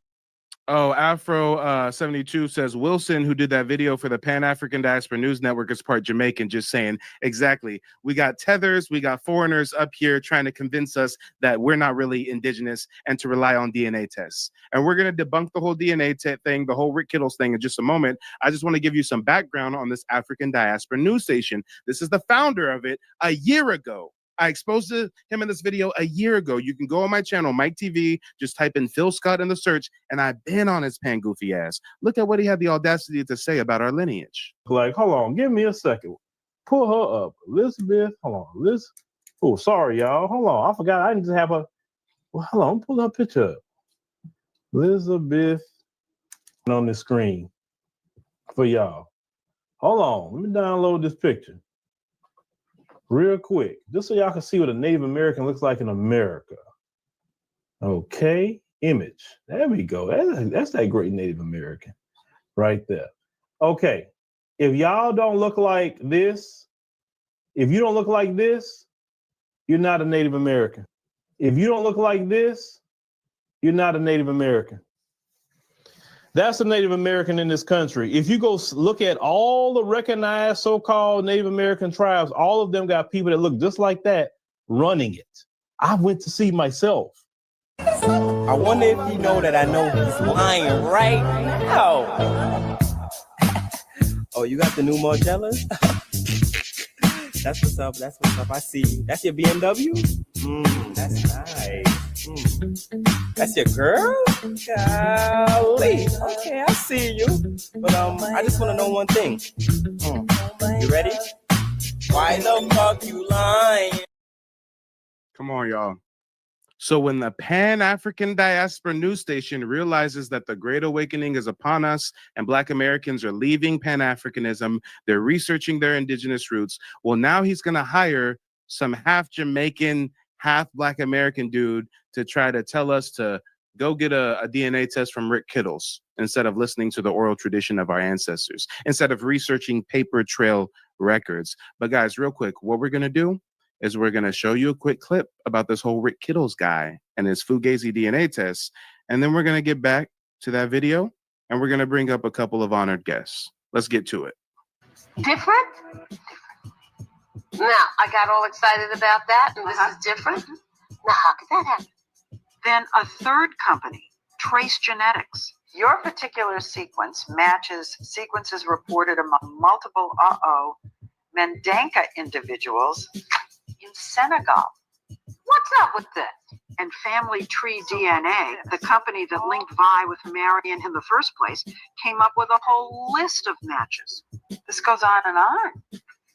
My goodness. So what do we know about Vi's ancestry? So for anyone who's confused, for anyone who's new to the show, for anyone who needs context, this 60-minute special is showing that this Black woman took a DNA test from several different companies, and each one gave her vastly different results. DNA does indicate that she has distant relatives in the Mende tribe, but she also has relatives in all those other tribes. So no one can say for sure where Vi's maternal ancestor actually came from. When I handed Vi the certificate, she got extremely emotional about it. She wept, and it meant so very much. People want to believe. They want to believe they've gotten an answer. And it's not fair of us to let them believe that we're giving them certain answers. People want to believe, and it's unfair for us to let them believe that we are giving them certain answers. This guy speaking is a geneticist. Because scientifically, we just can't. Because scientifically, we just can't. Damn. All skin folk ain't kinfolk. Because the white dude is letting us know, hey, the DNA stuff, nah, we can't really tell you where you come from. It's just entertainment.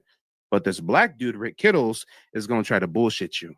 Hank Greeley is concerned that the science isn't really there yet for you to be giving them the name of a tribe. I think for most companies, I would be concerned too. But what about your own company? We have He the didn't largest, exclude you. He included you. but we have the largest set of sequences from Africa. And so with that, we're able to provide some level of probability in terms of frequency. But he would say that even though you have the largest database, it's still small on the scope of things. As I said, I share those concerns about yourself. Our DNA. And that's the rub. This business of genetic genealogy is fraught with limitations. For one thing, it can only provide information about a tiny fraction of our ancestry. You hear that, guys? It's only giving you guesstimates on a tiny fraction of your ancestry.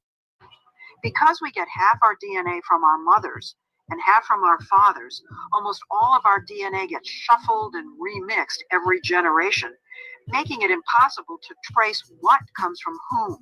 There are just 2 bits of DNA that remain pure: the Y chromosome, which passes directly from father to son, and something called mitochondrial DNA, which passes unchanged from mother to child. Hank Greeley, a law professor at Stanford University, has studied this new field. He worries that people don't realize just how— I'm sorry, I said he was a geneticist. He's a law professor at Stanford who studies DNA. many ancestors they actually have.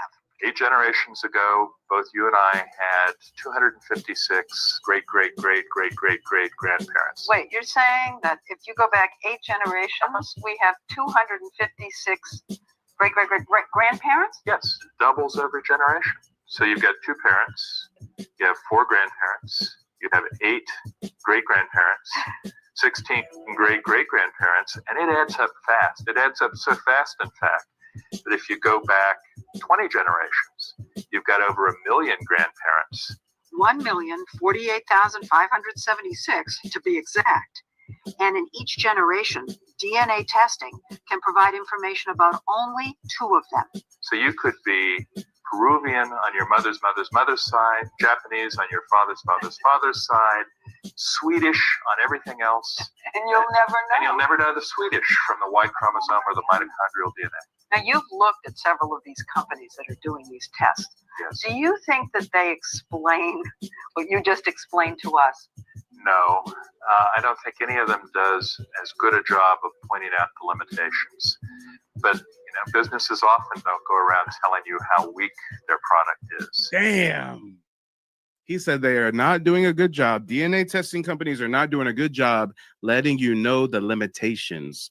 But businesses don't go around telling you how weak their product is. And now we're going to get back to Rick Kittles and his weak-ass DNA testing kit product he's shoving down our throats. Hey, let me get some fists and feathers in the chat. If you've seen these ads, these these AfricanAncestry.com ads, he got some light-skinned sister partnered with them, some doctor, and they doing all these ads on YouTube and social media and TikTok. Talking about, get your African ancestry DNA? Okay.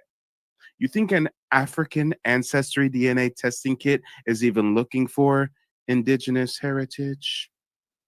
We don't know. Just like, do you think that a African diaspora news network is where you should go to for indigenous education? Okay. Oversell. I mean, we just say, look, we provide a service. If you're interested in exploring a tiny bit of your DNA, tiny bit of your DNA? Whoa! The pan goofy dude, Wilson, on the African Diaspora News Station, he was saying, hey, DNA was created by this black dude, Rick Kittles, and it's not a white person stuff. It's Rick Kittles was spearheading it, and Rick Kittles is a man, and Rick Kittles just said out his own damn mouth, they only testing a tiny % of your DNA. Okay. I just start telling you how weak their product is. we don't oversell. I mean, we just say, look, we provide a service. If you're interested in exploring a tiny bit of your DNA and trace its ancestry, we can do that. When you say it's a tiny little amount, It's less than 0.1%. and that's pretty teeny. Yeah, but for people who know nothing about any of them, I think it's very important.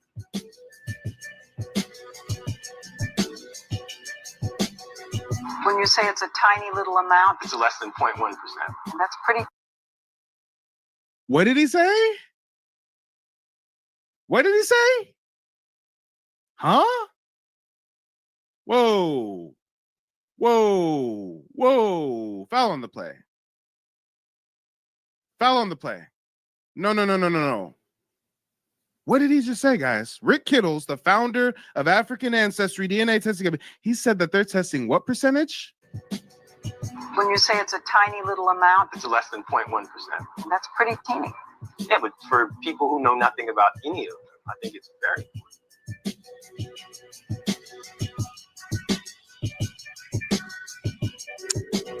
Yeah. Less than 0.1%.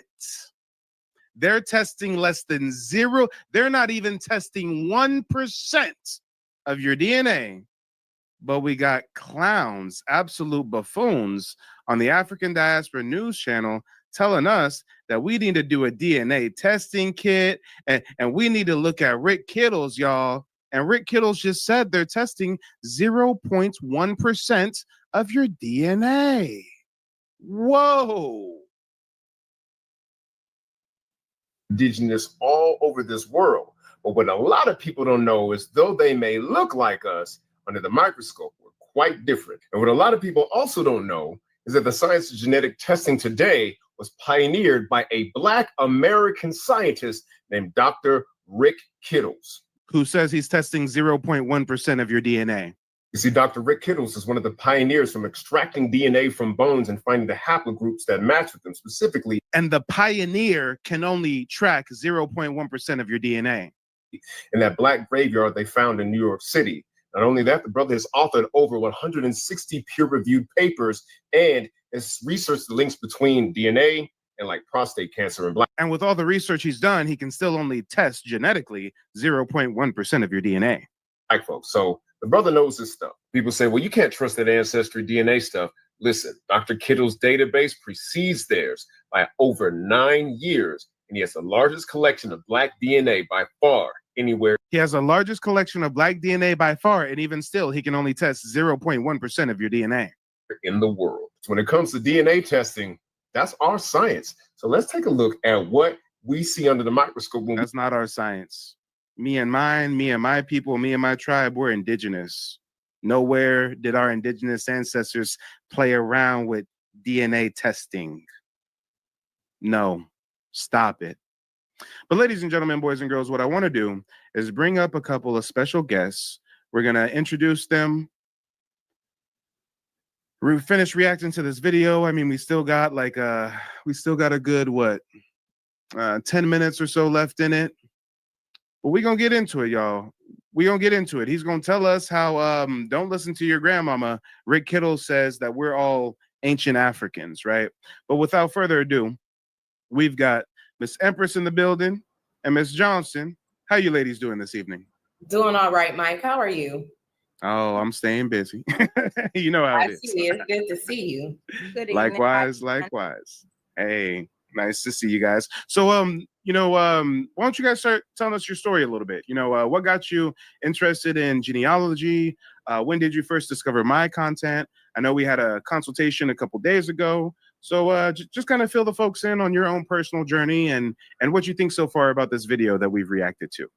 Sis, you first or me? You could go ahead and lead off. I'll follow up. Okay, great. Thank you, sis. Hi, everybody. My name is Kesha Williams, but you guys could call me Empress. This is my sister right here. And we both were always interested in doing our genealogy, but life goes by and, you get caught up in everything. But the things that grandma say to you and that, other elders in your family about us being native and everything, it always sticks in the back of your head. So one day in May, I came across Mike's content on YouTube, and I just started following him because there was a lot of things that he was saying that was clicking. And, it just stuck in my head. So I was watching, that was around May, I would say. And later on, I go and I visit an aunt I haven't seen for 20, 30 years in San Francisco. And while we were sitting there visiting, talking, pulling out the old pictures, catching up, she was showing me pictures of my grandmother. And she was like, oh, I have her marriage certificate. You want to see it? And I was like, yeah, I sure do. I want to see it. So she pulled out the marriage certificate and she showed it to me. And while I'm reading it, I'm looking where grandma said she was born. On the marriage certificate, it says Muskogee. And then I see my great-grandfather's name, Alex Perryman, and his wife's name, Maddie Walker Perryman. And I was like, Perryman? Why does that sound so, why is that name hitting with me? I didn't know why or whatever, but the name just sounded, so I just took a screenshot, went home. And then another day went by or so, and then I was watching another one of your lives, Mike, and you said something about, you had mentioned the Dawes Rolls and about how that's one of the ways to find your native ancestry. So I was like, Dawes Rolls, what's that? And so I go to type it in and look for it, and then I put in my grandfather's name, and boom, there he was. And how to make sure it was him, I clicked on a referring card and it led to my grandmother's name and also my great-great-grandmother's name on there, and her husband, who I was told what her name was Hattie. So it all was adding up and I couldn't believe it. I had tears rolling down my eyes and I'm like, Perryman, and we're native. It was true. Grandma didn't lie. And it was a surreal experience. And I called my sister, and I shared that experience with her, and, you know, sent her everything so she could look herself. And we really sat on the phone and we talked, we laughed, and we even shed some tears. And I shared the information with my mom, and she was so happy. And she was like, well, Mom always said we were native, and I always knew, you know, we were native. But to see it, and it was all because you led us there. Watching your content brought it back up to, you know, faith. How you say, no longer in the back of your mind, like it's in your face with it, like it's right there. So why not, you know? And that's what led us to do our genealogy consultation with you too, so we could find out more. Sis, you want to go? Yep, and you know what? I think she's on mute. Let me unmute her. There you go, sis. Go for it. So hello everyone. Look who's talking in the chat. Joshina is how you pronounce my name. But yeah, the experience was very, very, very awakening. My sister actually called me once she received the marriage certificate, and she was so excited. She shared pictures with me, and we're both looking at it, and we're like, oh, Perryman.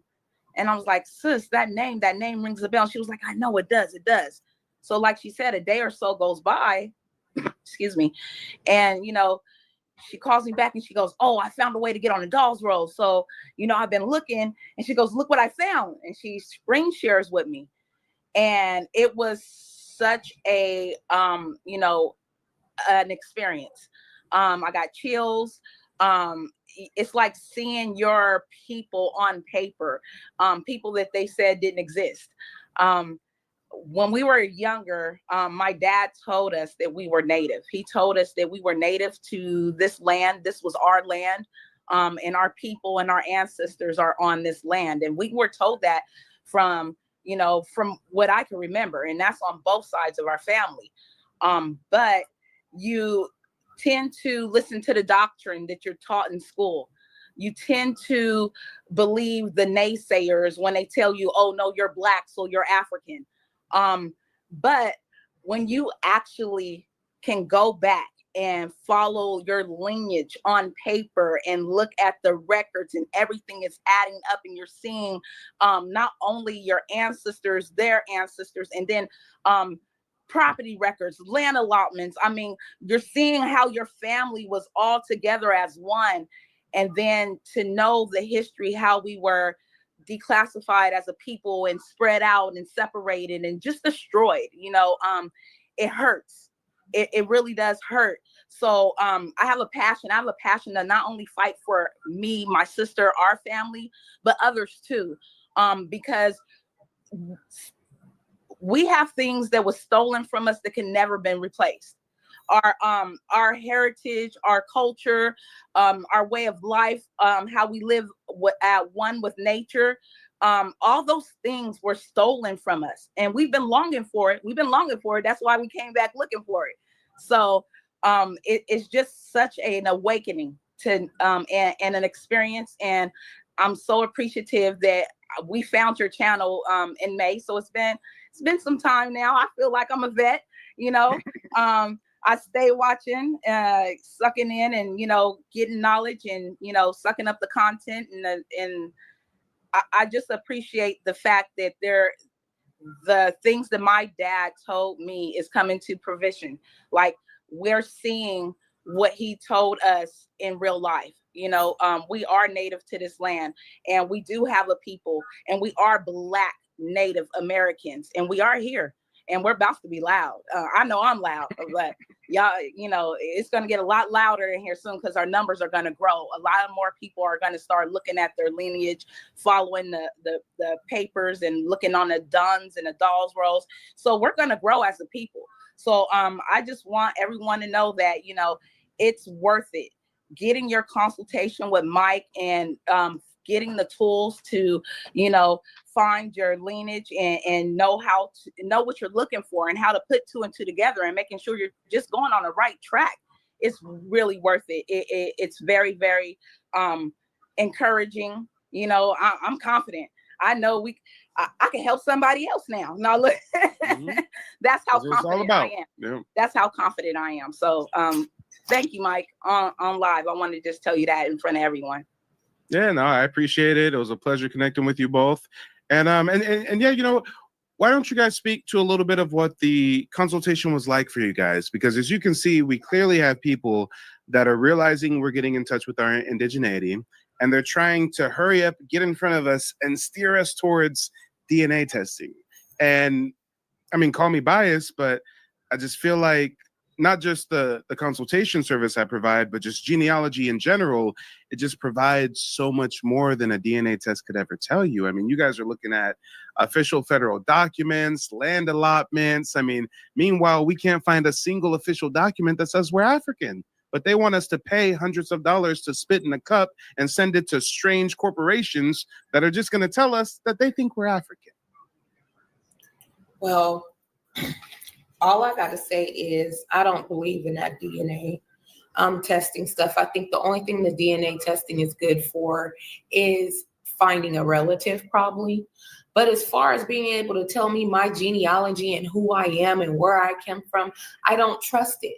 Because at the end of the day, who's really behind those DNA testing? And what's the motive in them telling all of us that know and can see on paper that we are native to this land, that we're from Africa? Why? It's to disenfranchise us. That's how I feel. And at the same time, I'd be like, African where? Prove it. Prove to me on paper that I'm African. Because right now, all the paper, the federal government paperwork that I'm running into is saying that I'm Native Black American. And it also states that I'm from the Perryman bloodline. And that bloodline is one of the oldest bloodlines here in the Americas.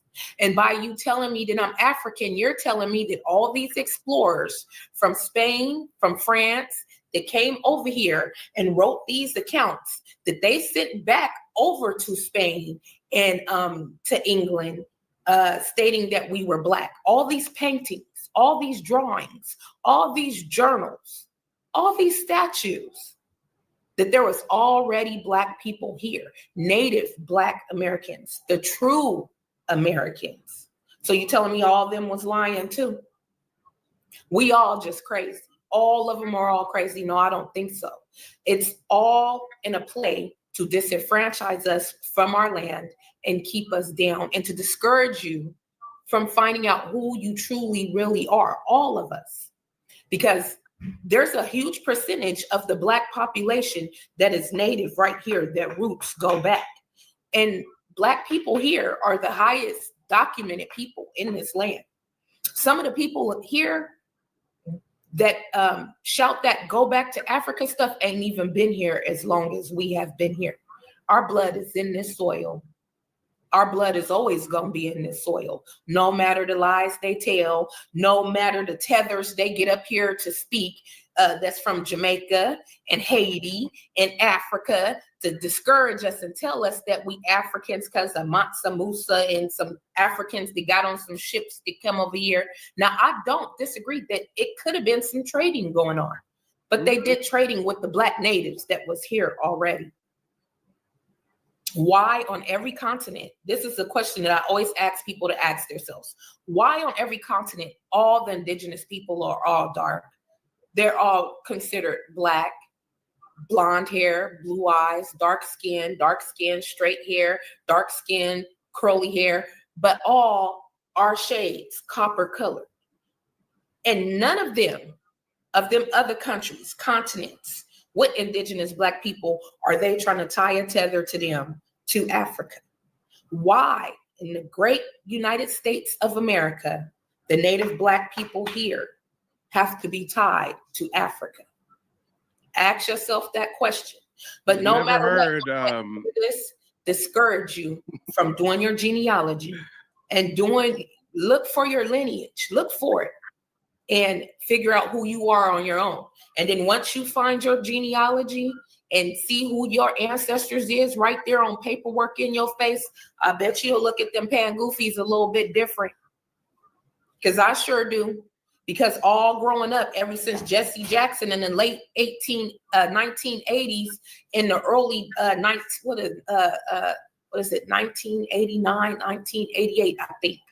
I was in high school. I was probably like 14, 15 years old in 9th or 10th grade. And they came out with that African-American stuff. And it was a few elders kept on saying, we're not African. Why do they keep on saying that? And they set us up. They set the play on us to put that tab on us. And it's not who we are. We are natives to this land, to this soil. This ours. And they mad because we waking up. We reclaiming what's ours. And the whole world is finna watch it. This is gonna grow and grow. This movement is gonna grow big. And when I say big, it's gonna be something big. We finna stunt on the whole world. All that African stuff is gonna go right out the door. They're not gonna be able to deny us because it's all on paper, baby. It's all who we are. That's right. And notice they never call anybody an African Jamaican or an African Haitian or an African Brazilian, but that's where all the African slaves went. Less than 4% of all the Africans trafficked during the transatlantic slave trade went to North America.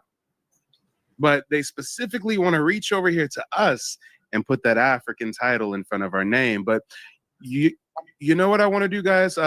Let's go back to that video real quick. Let's finish out that video. Let's see what other asinine points the pan goofies over on the African Diaspora News Station are trying to do. But guys, you clearly see why they had to get this new brother up here to try to give us this propaganda, because last time Phil Scott got up there trying to tell us that Elizabeth Warren is the real Native American and yada, yada, yada. Yeah. Last time we gave him a lot of flack for that. I think he learned his lesson. So now he's getting slicker. Now we got some half Jamaican, half Black American dude up here to try to tell us that we really descend from ancient African migrants. Lived together for significant amounts of time, nature would take its course, a little bit of interbreeding would go on, and the Blacks who were here would have those admixtures too. And if we descend from them, it would show up in our DNA. So what happens to Black Americans when they take DNA tests? Do we have any of this Denisovan admixture that we see in these other Black populations or indigenous throughout the world? Hardly any. Dang near none. Overall, Black Americans have the oldest human DNA in the world, and the only other group that shares that DNA are continental Africans. Now, there used to be a narrative out there that say, well, you really can't test for Native American DNA. There's not enough information on them. No longer true. Native Americans have now tested in sufficient quantities, and we have. No.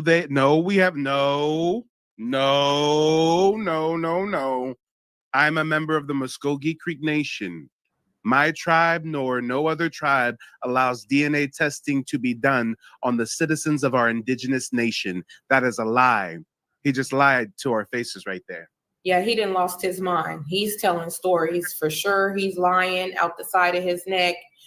That's why I said everybody has to be careful for them. You have to be careful about these ones right here trying to discourage and lead you astray and lead you in a whole nother direction instead of the truth. They will lead you way over here instead of towards the truth. Don't listen to them. Go do it on your own. And even their own mainstream BS about us sharing DNA with Africans, they still mislead us with that. Scientists claim that we share certain DNA markers with West Africans, not North Africans, not East Africans, not South Africans. But notice how old boy is just trying to make it seem like all continental Africans and us share the same. No, it's the continent, huh? Africa is one supercontinent. Europe is a part of Africa. Asia is a part of Africa. The Middle East is a part of Africa. So what do you mean we share DNA with continental Africans? Where are you going? Let's keep going, y'all. Let's keep going. No. Their genome haplogroup. It is QM242. If you are in the patrilineal line of Native Americans, that's going to show up for you. Where do Black folks most often cluster? In haplogroup E1B1A, which is also connected to the pharaohs of ancient Kemet, including Ramses the Great, and Black American women often test positive for the mitochondrial Eve gene, the oldest mitochondrial. Come on, y'all. All these DNA testing companies try to link us to African populations because that's all that's in their databases. They overemphasize African ties while underrepresenting indigenous American ancestry. especially when Southeastern natives were erased or reclassified. I mean, we saw the video earlier from Dr. Rick Kittles himself, who said he's testing 0.1% of your DNA. But listen to Wilson, our resident Batty Boy Jamaican man, keep glazing Rick Kittles. Bloodline on Earth. And who else has that DNA? You guessed it, continental Africans. Where did these black folks who mixed with the Muskogee Creek come from? More than likely. Hell no, motherfucker. Now you're talking about my tribe. Wait, Fucked up. wait. What did he just say? He said, where did these blacks that mixed with the Muskogee Creek come from? He said mixed. Oh, he done lost his mind. Yeah. Mixed. Yeah. He done lost his mind. Yeah. With no receipts. With no receipts. No receipts. He ain't sharing his screen. He ain't nothing. You a whole Jamaican up here. I am a member of the Muskogee Creek Nation. I can speak on my tribe's history. You can't speak on my tribe's history. Isn't Not it at funny all. how it's always a tether trying to tell us something about ourselves? Come on. It never ceased to fail. It's always a tether trying to tell us about us.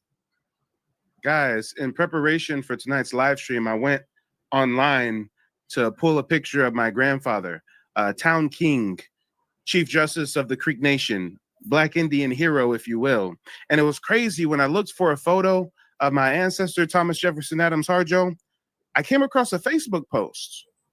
And this Facebook post was from the Chattahoochee tribe of the Bayou Lacombe. I didn't even realize, but in May, somebody from this tribe, from the Bayou Lacombe, shouted out my ancestor. I know that's right. He made a post. He took an excerpt from some information that I have on my website, nativeblackancestry.com, on my ancestor right here, Black Indian Town King, Chief Justice of the Creek Nation, who is, mind you, listed on the Dawes Roll number 2145, not as a freedman, not as a half-breed, as a full-blooded Creek by blood Indian. So we got a tether up here trying to tell us that these blacks mix with Creeks, and I can show you a documented Town King, Black Indian, Chief Justice of the Creek Nation, who's a direct lineal ancestor of mine, who is listed on the Dawes Roll as a full-blooded Indian. That's right. That's right. Damn. But we don't know what we're talking about, y'all. We ain't got no paperwork. We ain't got no genealogy. That's a black man. That's what they call a so-called Negro. That is a black Native American, and they will attach an African tag to him just because his skin tone, but his phenotypes and his face structure is totally different from an African. We don't look like them. It's just our skin tone. Let's talk about it. And not even all of the skin tones. Right. That's why we were called the copper colored people of this land, because we come in all different shades. Me and my sister are different shades of copper. Like, come on now. Same mom, same dad. Real quick, I'm gonna read this excerpt that they posted on my ancestor. Thomas was a distinguished, full-blooded Creek citizen, successful attorney, and respected leader in early Oklahoma. Born into the Creek Nation, Thomas was recognized as a town king for his leadership within his community and for his significant contributions to the legal and political systems of Indian Territory. A skilled attorney, he eventually became the Chief Justice of the Creek Nation Supreme Court, where he made lasting contributions to the judicial landscape of the tribe. As a member of the Creek Nation, Thomas was deeply involved in the affairs of his people, serving as a key figure in both legal and community matters. His success in the legal field, coupled with his respected position in the tribe, established him as one of the most influential Creek citizens of his time. His legacy is further explored in the book, Black, White, and Indian, Race and the Unmaking of an American Family. And interestingly, while Thomas was listed as a full-blooded Indian on the Dawes Rolls, the official census that documented the citizens of the 5 civilized tribes, later U.S. Census records categorized him as Negro. This shift in racial classification highlights the complex and often contradictory racial dynamics of the time, particularly the reclassification of Native individuals that had darker skin. It underscores the broader history of racial categorization and the challenges faced by Native Black Americans in a system that is frequently erased or marginalized their indigenous identities in favor of racial distinctions. Thomas's story is a poignant reminder of the resilience and adaptability of Native peoples in the face of racial reclassification, and his legacy continues to live on in his descendants, particularly through Michael Lane Jr.'s work in genealogical research and advocacy for Native Black American heritage. And that's me. Hi, I'm Michael. But guys, this is crazy. Let the Jamaican tether tell it. There's blacks that mixed in with the Creeks. No, the blacks were the Creeks. We were here.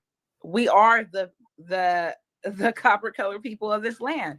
Like, I really don't understand what's so hard to believe that we are native to this land. Is it because you're not one of us? We're not trying to exclude you. We're happy that you know who you are. Just be happy that we're finding who we are. And that's all we want. We're not asking for you to give us anything for it. We're finding who we are. We're coming home. We're awakening. We're finding our heritage, our culture. There's nothing wrong with that. You should be happy that we're doing that. That's right. But they're only upset. They only upset because they have something to lose by us waking up. That whole part. That's how I feel. I feel like with us, doing our lineage, our genealogy, and finding out our heritage and our connections and who we are, it cuts the tether, because African where? And I think everybody is mad about that, because so many people have staked the claim to Native American. So many other people, I'll be nice tonight, have they staked that claim that they Native American, but nobody can say that and be serious and be real but us. We're documented as being the natives here. Well, and for anybody who gets caught up in the etymology, for anybody who's like, well, no, we're not native, we're really indigenous. Guys, get out your feelings. We're both. Those Bering Strait Asiatic migrants, they can only say Native American because they've been here for thousands of years, but they're indigenous to Asia. They're migrants. We can use Native American, we can use indigenous, we can use Aboriginal, we can use autochthon, we can use antediluvian, because we are all of the above. So those of you that get caught up on my use of terms like native, you got to understand, we can use whatever term we want interchangeably, while those folks have to stick to that native designation because they can never fix their mouth to say they're indigenous to the Americas. But what I want to do is let's go to a quick commercial break, and then we're going to bring up that video and finish reacting to it.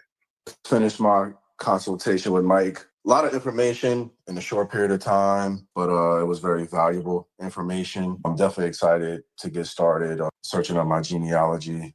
He's been an awesome resource, gave me a lot of information, a lot of things, a lot of pieces to the puzzle I didn't have. He was able to help me find them, and I 100% recommend Mike and his services to anyone who's looking to crack the code, so to speak, on their genealogy, because there's a lot of how we say fake news going around with this subject, and it's very important that people are able to put the pieces together, because if you don't know your history, you don't know your future. So 100% sign up. That's right, guys. What are you waiting for? Go to nativeblackancestry.com to book a genealogy consultation. The sisters up on the panel just connected with me last Sunday, so you know it's real, okay? You know it's real. Let's talk about it. It's very real. Speaking of the consultation, me and my sister had a great time. We learned so much, and you definitely pointed us in the right direction and gave us the tools to do the research on our own, and also gave us the choice to have you do our genealogy also, which we are going to take you up on that offer. But I recommend that if you really want to know your genealogy and find out about your heritage, to book a consultation with Mike, and you will not be disappointed. He will set you on the right path to do it yourself, and you can also have him do it for you. It's either or, but he definitely has great insight on the matter and can show you how to get to your ancestors and the tools that you need to use for heritage. this is a great guy right here. I just want you guys to all know.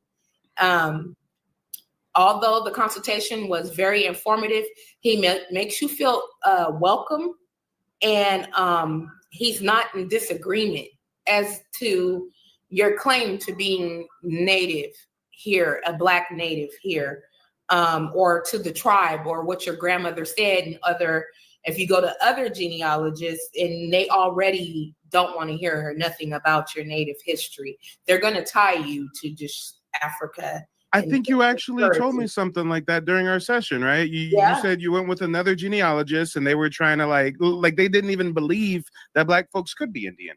Yeah, at all. I had spoke to him, and that's why I didn't even go any farther with them. I did like somewhat of a consultation, asking some questions, and they were giving me a very condescending tone and attitude and persona as to native. The freedmen aren't native, they're freed Africans. And that's why when we did the consultation with you, we had you explain to us the difference between a freedman that was a slave, or an African slave that was freed, and then the freedmen that were the free people. They were already free, that weren't slaves, stuff like that. And you had explained that and broke that down in the consultation. And that was so helpful for us to help us put two and two together and understand and pinpoint some problems that we were having. And that's why I'm saying that it's nothing like going to another native Black American to seek what you're looking for, because others are going to discourage you from it. Why would I go or listen to somebody who is a tether tell me about me and my people? I want to go directly to the source. And being that Mike has been through this procedure already before, and he found his lineage, his heritage, and done his genealogy, why wouldn't I ask an expert on the matter that has did native Black ancestry? It only makes sense. So my advice to everybody is to book a consultation with Mike and go from there. You can't go wrong with it. I'm telling you, you'll be happy that you did. And it's a very great experience. And it opens your eyes to a lot about yourself too. Yeah, well, I appreciate the 5-star review, sister. And real quick, before we get back to the video, I want to acknowledge this comment from Vixen. Vixen says, I even question that Native Americans have been here for thousands of years. If that's the case, none of the paintings, artifacts, etc. look like them. Someone is lying. No, check it out. This is what you got to understand. There's a simple way to break it down right here. Check it. We are the original indigenous population of the Americas. That includes Canada, the Great Lakes, North America, Southeast, East Coast, Central America, South America, the Caribbean. All of this was in our domain. So if we're the first original people here, where are we going to choose to live? In all the lush green areas, where all the forests are, and the natural gardens, and the rivers, and the waterfalls, and the lakes, and the Gulf, and the coast. That's where we want to live. We don't want to live in the frigid cold of Alaska and northern Canada. We don't want to live in the hot, desolate desert plains of New Mexico and Utah and Arizona. So this is what happens. When the Bering Strait migrants came down, they came across the Bering Land Bridge. Some of them stayed in Alaska, northern Canada. That's where you get the Inuit and all those Asiatic Eskimo-looking folks. I think they claim Eskimo is a derogatory term now, so they prefer the term Inuit. So let's respect that. But when they came down, and they come too far west, and that's Queen Califia, Black Indian Amazonian Queen territory. You better get off our land. When they go too far east, that's Mississippian Mound Builder, Black Indian culture. You better get off of our land. When they go too far south, they running into the Maya, the Olmec, the Black Indians. You better get off our land. They don't even have the opportunity to get to the Caribbean or get down to South America, because they can't even get past the indigenous Black Indians in Central and Southern Mexico, right? But you got to understand that this is why we call them the Southwestern Plains natives, because the areas that they inhabited were the plains. These were those Native Americans that the white settlers, the last stage of westward expansion of Manifest Destiny, when they got in their wagons and went to Oregon and California on the Oregon Trail. Remember when they're running into those Apache, Comanche, Navajo, who are scalping them and stuff? That's those Bering Strait natives. They're in the Southwestern Plains. Look, the Navajo Reservation is right here, the Navajo Nation. And guess what? You don't find pyramids. You don't find mounds. You don't find ancient indigenous architecture in the southwestern plains. Because these people aren't us. They ain't build no pyramids. They ain't build no mounds. But we have pyramids all across the southeast and the east coast. We got pyramids all across Mexico, all across South America. But we don't find none of these earthworks, these effigy mounds, conical mounds, platform mounds. We don't find none of them in the southwestern plains because they are migrants. They're not the original. So hopefully that breaks it down for you, Vixen. But let's get back to this video. And we got about 10 more minutes of it. And then after this video is over, we're going to give you a great breakdown on this whole Creek-Freedman controversy and what it means to be a freedman. And some of you heard that last month, the Creek-Freedmen of my tribe, they won their citizenship rights, right? And a lot of you are confused by that. You're like, what? Well, why would the tribe give these Black folks tribal citizen, right? Something weird is going on, right? Well, we're going to break all that down for you guys. Just wait and see. Likely from African lineages of enslaved folks brought over here through the Middle Passage. Now, it must be said that there was a subsect of Black Americans who were raised like literally on Native American reservations, with one of their parents being actually Native American. But for the rest of us, and Ravenhawk says, you are slipping on the artifacts in the Grand Canyon. No, I'm not slipping on them. That is not attributed to the Southwestern Plains. That's why I didn't mention the artifacts in the Grand Canyon when I just mentioned the Southwestern Plains natives. That's something that our indigenous ancestors played a part in. That's been covered up. Y'all know about G.E. Kincaid and the Smithsonian and the military, right? But I didn't mention that because although that is in the Plains region, that wasn't them. That wasn't the Asiatic folks. We generally trace our Native American roots to Choctaw, Chickasaw, Creek, Cherokee, or like me, Seminole. And isn't it interesting that these also happen to be the 5 civilized tribes who owned Black slaves? Oh, so now he's going to try to tell us that, hey, Black folks, we know we used to claim that you're Wabos and Pretendians and you're not really Indian, and you guys found Creek paperwork and Choctaw paperwork and Seminole ancestors, but guess what? Those tribes owned slaves, so really you was just some African slaves. Are you saying that every member of those tribes owned slaves? You know that one of those tribes you listed are the Seminoles, and they were freedom fighters who had multiple wars, freeing slaves, resisting slave systems. What are you talking about? This man just tried to lump the Seminoles in with slave traders. Even if you look at my tribe, the Muskogee Creek Nation, guess what? Not all of us own slaves. We had a civil war over slavery. There was the Upper Creek and there was the Lower Creek. The Upper Creek were against slavery. They sided with the Union. They freed slaves on plantations, whether they were Black Indian slaves or African slaves, it didn't matter. They were totally against slavery. And we had a whole civil war over it because the Lower Creeks, they assimilated with the Europeans. They ran plantations. They had slaves. And guess what all the Lower Creeks were? Half-breed Indians with Scottish daddies and a native mama. They was half-breed sellout, agent provocateurs. But we got pan-goofies like Wilson from the African Diaspora News Channel telling us about these 5 civilized tribes got Black folks as slaves. The white people that wiggled their way into those tribes are the ones that had slaves. Europeans paid $5 to get placed on the Dawes Roll, hence the term $5 Indian. Europeans married to get placed on the roll. They called them intermarried whites. European settlers even got adopted into my tribe. You could have a colonial plantation owner in the South, a part of the Confederacy.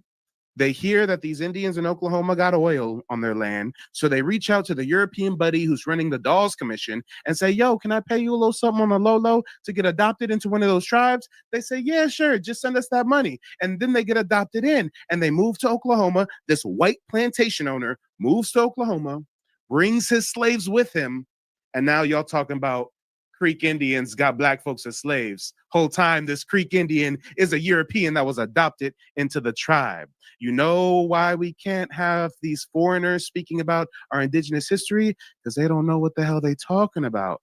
But what you think about this, Empress and Miss Johnson? You hit it right on the nail. Like it's more to it than just to say that Creeks or any native tribe own slaves. It's so many different avenues to the situation. Like you just said, how the YT got adopted into the tribe, and they brought their slaves with them just to come and get a piece of the land, a piece of the oil, as usual, the resources they want. And they're documented down as a native adopted into the tribe, and then they have these slaves. And we also have the natives that purchased other natives just to set them free. Yep. It goes, it's so much more than what they're trying to throw out. And it's just a block after block, an excuse after excuse to deter people from not doing or not believing who they are. These tethers are worse than the white tea man putting us on the Dawes as freedmen when we were full Black natives. But that's what they're used for, though. They're used for that purpose, just to block our progression, you know, and they've been used as that tool for decades at this point. You know, they take our jobs. They're hired before us, you know, they get grants before us, they get the home loans before us, business loans before us as tethers when they come over here. So of course they want to be connected to us. Of course they want us to be connected to them. It's saying that they have rights, they have our rights, if you get what I'm saying. Yes. Yeah. Yes. Well, and not only that, but you know how asinine of a statement he just made, talking about the 5 tribes all had slaves. He might as well say U.S. citizens own slaves. Yeah. Okay. Which U.S. citizens? Yeah. Are we talking about the South? Are we talking about the North? Are we saying all U.S. citizens in the South own slaves, or the rich elitists did? I mean, see how it's more nuanced than these pan goofies want to admit? But he's going to try to say, oh, hey, guys, all these Black folks coincidentally come from the 5 civilized tribes, and they the ones that had slaves. Guys, this is how deep they tried to force this slave reclassification, right? They even place on the Freedman roll a category that says slave of, right? Mm-hmm. And there were some folks a part of those tribes who were enslaved, whether by their fellow family members for protection, whether by white folks that wiggled into the tribe, whether by other indigenous factions that were warring with their faction in the past, but it's more nuanced than people understand. Here's a perfect example right here. This is a Choctaw, not Creek. This is the Choctaw Nation Freedman roll.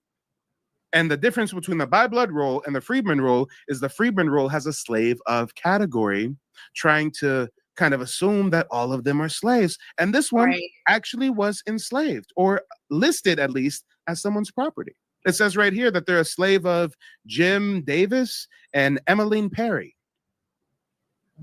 But that's their story. That's not our story. If you look at my ancestors that are reclassified as freedmen, if I go to their freedman roll and look at their category that says slave of, it's blank. There's no slave master names. These are stamps. These are dates. This right here is some notes that carried over into this category. But whoa, my ancestors are classified as freedmen, but they were never slaves. Riddle me that.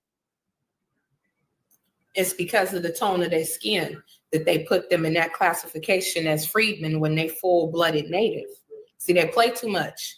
But look who did the Dawes Rolls in the first place. That's where that all falls into play at. It was up to disenfranchise, to take control, to demean, and to dismember. And that's what they've been doing to us for years because of this land. And let's go ahead and give everybody a quick breakdown on this whole Freedman thing so that we can, enlighten people once and for all. Let's go ahead and break it all the way down real quick, okay? We'll break it all the way down. Let me pull up a whiteboard real quick. Check this out, y'all. Check this out. And right now, you guys are just getting a little freebie, okay? This is part of the things that I teach people during those one-on-one genealogy consultations I provide. But I'm not above giving y'all some free game, okay? Check it out. We got freedmen of U.S. territory. We've got freedmen of tribal territory. Well, some of you guys are saying, well, Mike, what's the difference between U.S. territory and tribal territory? Geographically, not much. You can have an area like Louisiana or Alabama. You got some land in Alabama that's ran by an indigenous tribe, so that's tribal land. The rest of the land is governed by the US government, so that's US territory, right?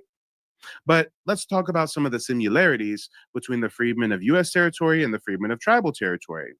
Sometimes in US territory, you did have people who were not slaves, but were enslaved.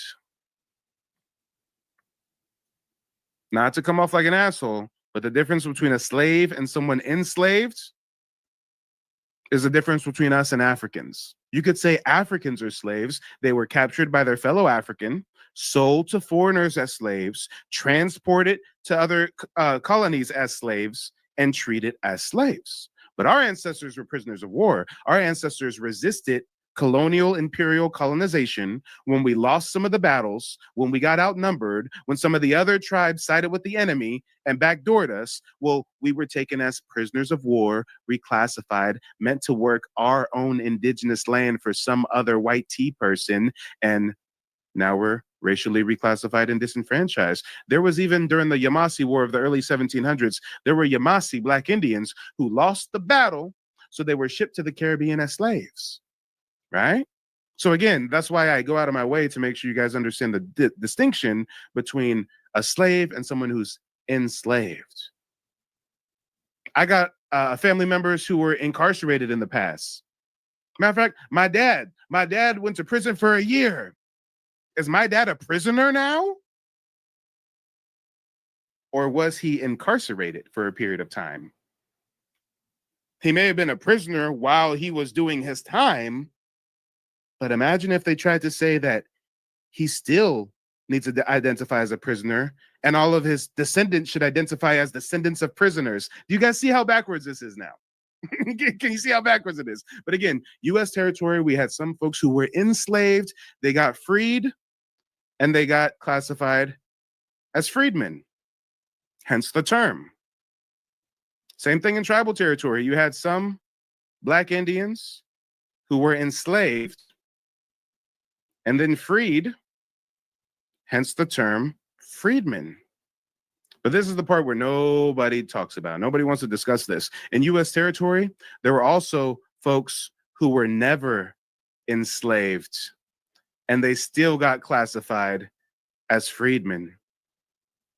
For example, I had a sweet lady a couple months ago. She hired me to trace her family's genealogy. I showed her documents where her ancestor had a Freedmen's Bureau labor contract negotiated. So she says to me, oh, this document is from the Freedmen's Bureau, so my ancestor was a freedman, so my ancestor was a slave? Well, no, I then showed her documentation where her ancestor is listed in the 1840 census in Louisiana as a free person of color. Not only that, her ancestor ran plantations. Not only that, her ancestor owned slaves. But wait, there's more. I found the actual document that showed that her ancestor was purchasing slaves to grant them their freedom. It was called manumission at the time. I found the actual bill of sale, the actual purchase agreement, where it says, when this transaction is concluded, so-and-so is free and has the full protection of my family.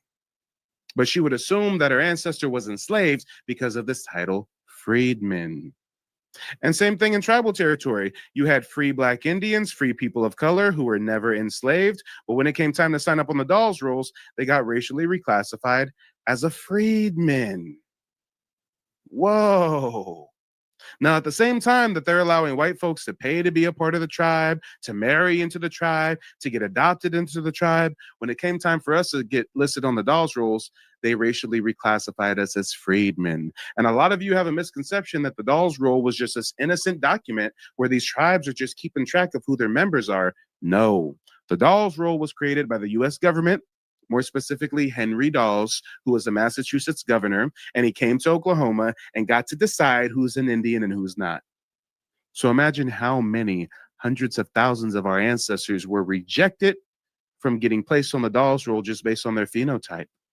And for those that got lucky to get accepted onto the Dawes Roll, they didn't get placed on the by blood roll, they got placed on a separate freedman's roll. And as you can see here, whether you're classified as a Creek freedman, or a Choctaw freedman, or a Chickasaw freedman, it doesn't matter the tribe. You guys notice some blank spots here?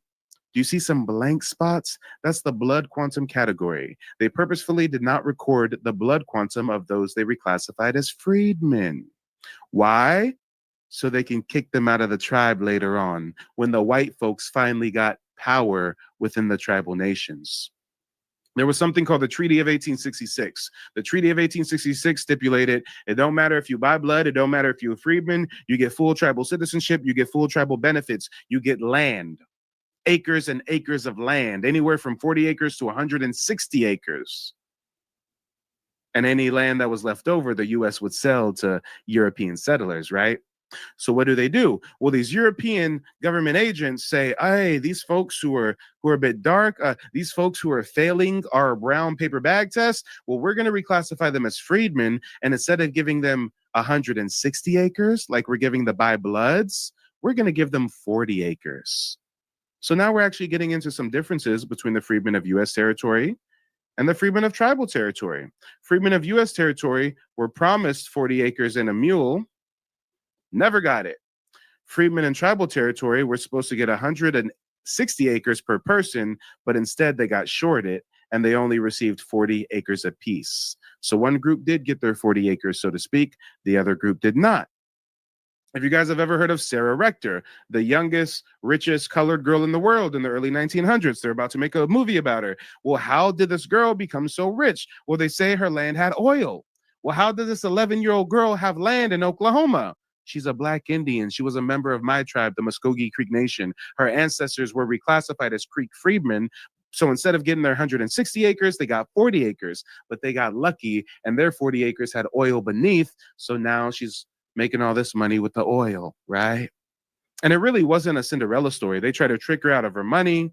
Oftentimes, when a Black Indian found gold under their land, the local government would assign them a white guardian to manage their financial affairs. That white guardian would trick off the money, gamble it away. It wasn't really a Cinderella story, right? There was a lot of crazy stuff going on. But still, when you guys hear of Sarah Rector, you don't correlate that with Black Indian.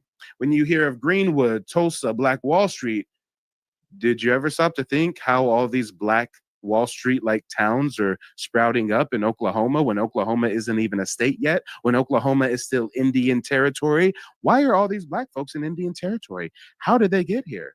Oh, they walked the Trail of Tears. Oh, they were a part of those tribes. Oh, those people in Black Wall Street who got bombed weren't Black Americans. They weren't African Americans. They were Native Black Americans. They were indigenous Black Americans, if you will. But a lot of us still don't put two and two together. But I digress. What do the ladies have to say about this? How was it for you finding that document of an ancestor of yours listed as a freedman, not really knowing what's going on with this freedman thing? And then when we were able to connect last Sunday, I broke it down just like this. And I imagine it kind of made things a little bit clearer. Sis? Yeah, of course. The first thing you do when you see that word freedman is you think, oh, wow, my ancestors were slaves.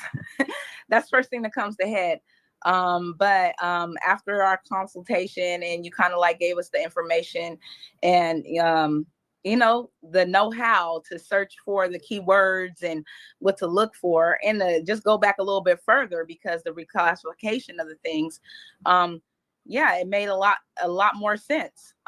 It made sense of why they would be labeled freedmen. It made sense to why we kept on finding ancestors that were reclassified. We found one ancestor that had been reclassified from mulatto to colored to Negro. So, and it was all down the line, 10 years apart in their senses, so same person. How did she mutate? What did she do? She evolved? I don't know.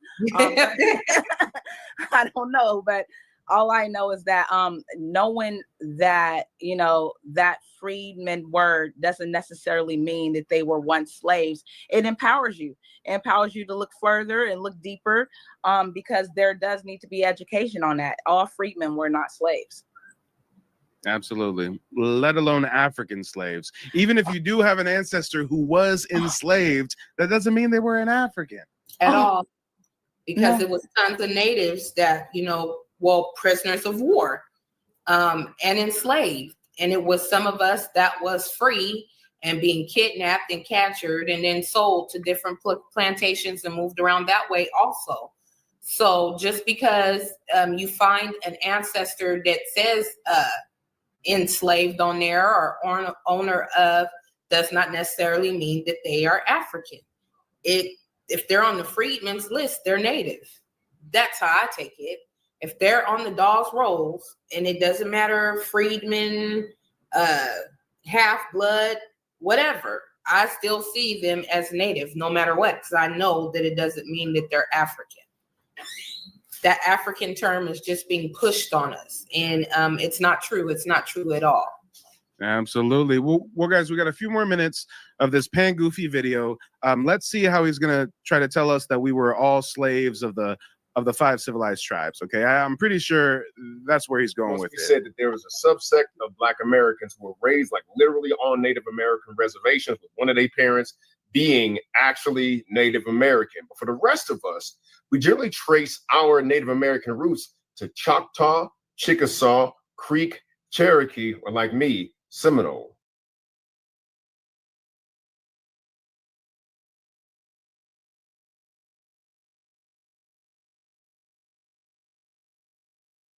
Oh, I'm sorry, guys. I was on mute. I guess he's never heard of the Wampanoag, the Narragansett, the Nantucket, the Catawba, the Calusa, the Yamasee, the Taino, the Arawak. Damn, guys, I guess the Jamaican boy here only knows about 5 tribes out of the thousands of tribes in North America alone.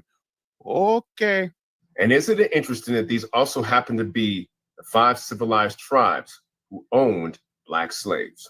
Meaning, even if you have an ancestor who has paperwork connecting them to one of these tribes, that could just be as much of a mark of being owned as having an English last name. But wait a minute. Damn. So if you find a document of your ancestor being tied to an indigenous tribe, that's just as much of a marker of you being a slave as having a European last name. Meanwhile, I already showed you documents where my ancestors listed as a full-blooded Indian, town king.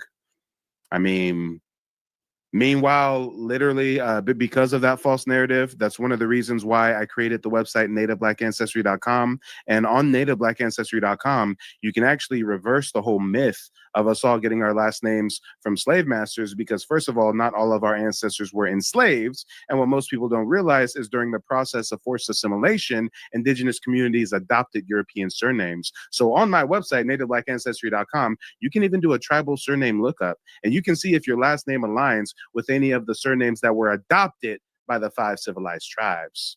You see how you provide resources like this to help the community instead of trying to beat a sense of inferiority into our people, telling us that our last names come from slave masters when most of us descend from people who were never even slaves at all.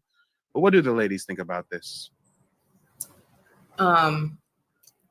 Everything you said is right. I mean, from my understanding and what I read upon, I learned that a lot of natives took on adopted names. Is no different from when any other culture comes in contact with the European, they adopt a name. When I was in school, I had friends that were Asian descent, and they were in school with me as a little girl, and they had 2 names. They had their names they came over here with, and they had names that they had adopted over here to, I guess, more Americanize themselves or make themselves more familiar to the European. So it's the same thing. Our tribes adopted those names. They weren't given by a slave master. They were names that they picked out and they took on themselves. That's right. Let's talk about it. Let's get on to the video, y'all. I mean, I know we keep pausing, but whenever they spout such mistruth so confidently, we have to stop and correct the record, don't we? A minute, folks will say, what about the pre-Columbian Black explorers that got here before Columbus? Good damn question. For example, guys, now he's going to tell us that the most ancient indigenous culture, the Olmecs, the Black indigenous Olmecs, now he's going to try to tell us they're really African migrants. Expedition of Mansa Abu Bakari in 1311. Like 2,000 ships came over here, none of them came back. Did they leave an imprint? Absolutely. Was it a sufficient imprint for us to come from? not numerically speaking. And he's talking about a rumor, guys. This hasn't been substantiated. There's no archaeological research. He's talking about a rumor over in the Middle East somewhere where someone talked to a guy who talked to a guy who talked to another guy who talked to someone who knew Mansa Musa, and they heard from a bird that Mansa Musa had a brother or something that sailed out this direction and never came back, or like maybe one ship came back. So because of that story, they want us to believe that the ancient Olmecs were African migrants. But when we talk about our family's oral tradition of being indigenous, we're supposed to disregard that for DNA testing, right? You guys see the psyops? Oh, yeah. Yeah, I see it. If we're going to talk about rumors about the Mansa Musa stuff, what about the experiences some of the Black natives here going over to Africa and being approached by the Africans over there, and they're telling them, oh, we came from you. You guys came over here and started, and you guys are our ancestors. America is the true old world. And I've seen a couple of accounts of that, different videos on it. I wish I had it. No. I actually, that same day we did a consultation, the last lady I consulted with, she and her husband actually did research and went to Africa. She was trying to figure out the Pan-African thing. She went there. She discovered they do cannibalism and all kind of barbaric stuff. And she said that the old Africans actually pulled her to the side and said, you guys are not us. You're a whole different species. You're a whole ancient culture of people. We're not like you at all. So yes, if y'all go to Africa, they will tell you straight up, we are not them. We do not come from them. Yes. And they'll say, you guys are the true Indians. They said, you're the true Indians over there. You're the natives to that land. We came from you. And that's why I always say, well, not just because of that, because of other stuff that I've read up on too, but I believe America is the true old world. I believe, America has more pyramids than the rest of the world combined. We have pyramids as old as the ones in Egypt, some even older. The largest pyramid in the world is located in Cholula, Mexico, right in the Gulf Coast area. I mean, come on. Yeah, America is the true old world. I believe some of us could have went to different continents and had settlements, did trading or whatsoever. But I think it's in reverse how they try to teach us in school and what this Pan-Africanism is pushing out here on us, that it has been switched around as from coming from Africa to here. No. I believe it's the other way around. And no matter what, we are the indigenous here, the native Black Americans here. Yeah, that's us. No matter how they try to push it, that Olmec head. And I like the one you show without the helmet that shows our hair. Oh, yeah. Oh, yeah.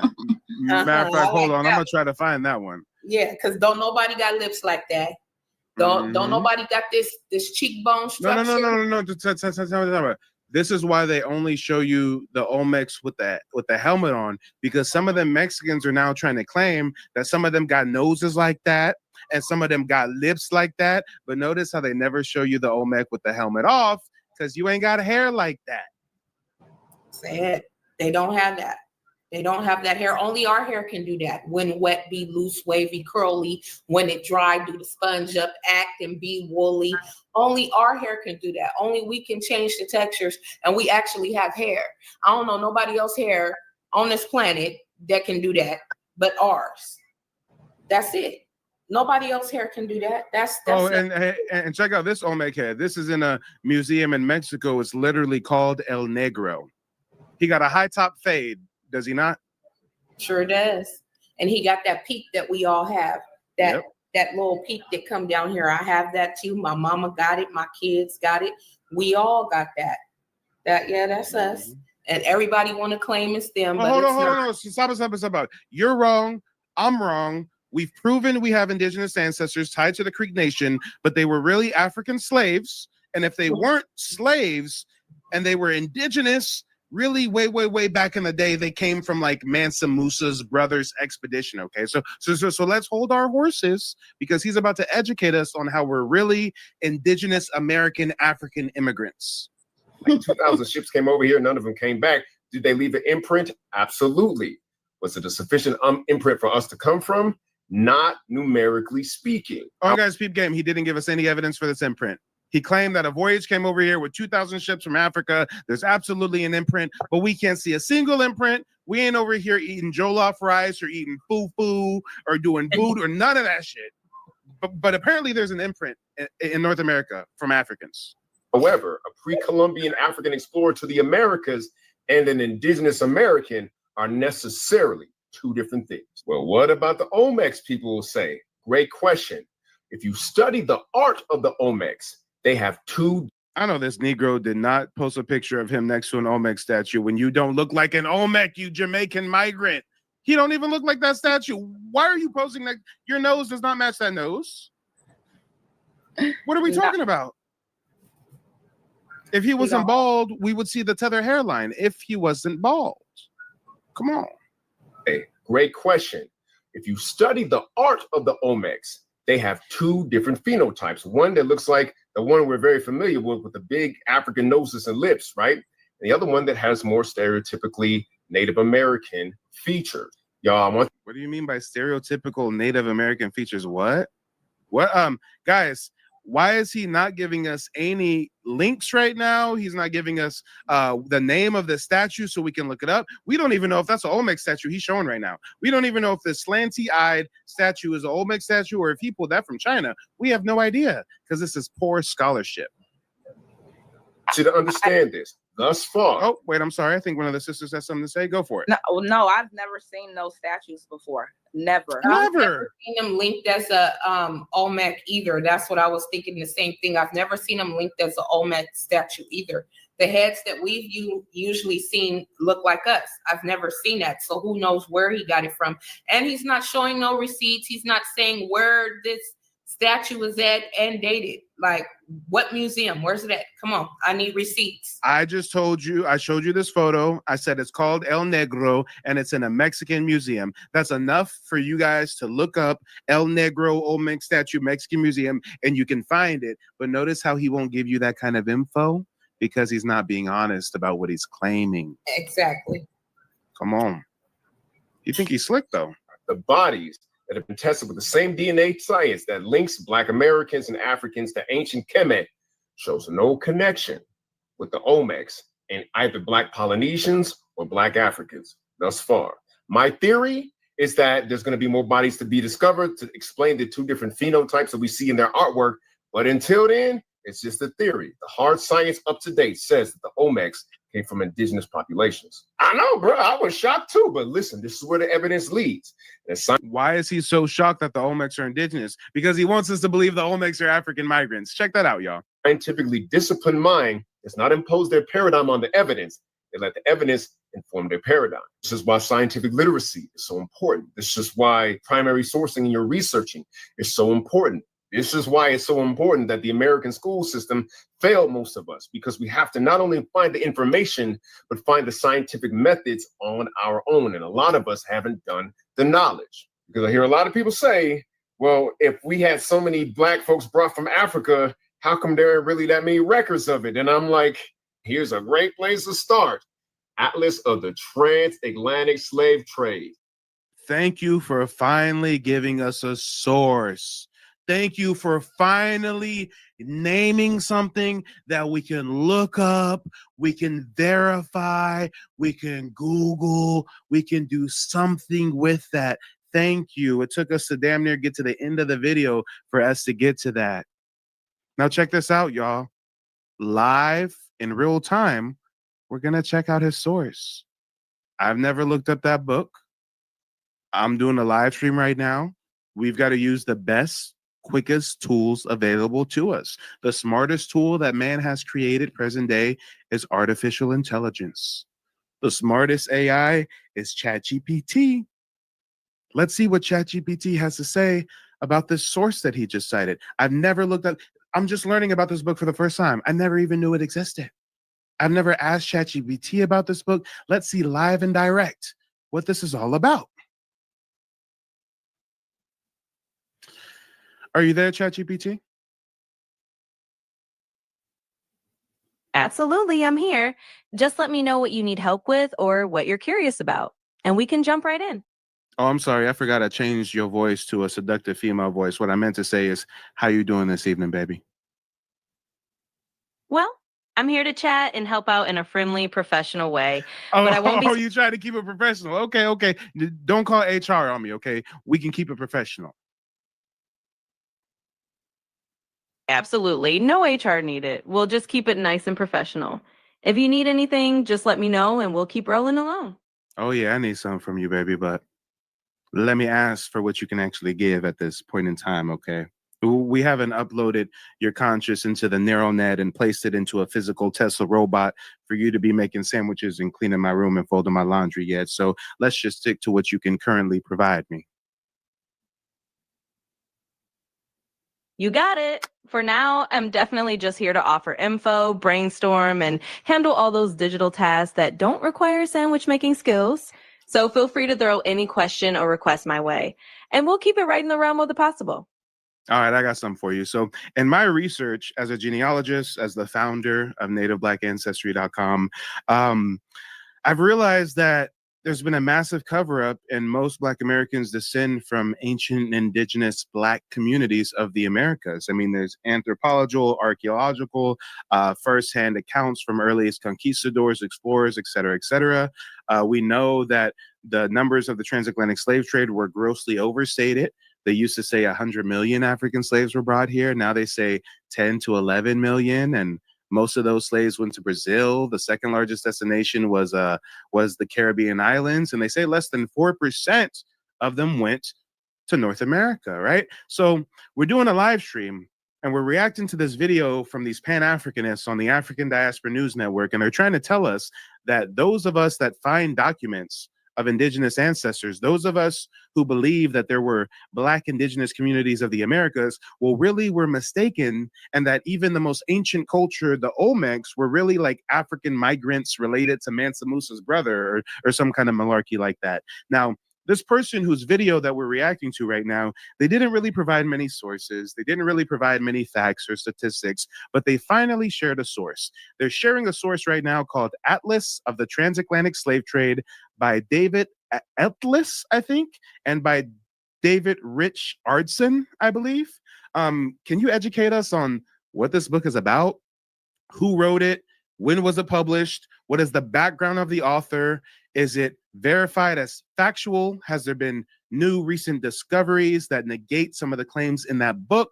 Is this a book that's just trying to attribute all Black Americans to having some transatlantic slave trade history, even though a lot of us have ancestors who were never enslaved at all?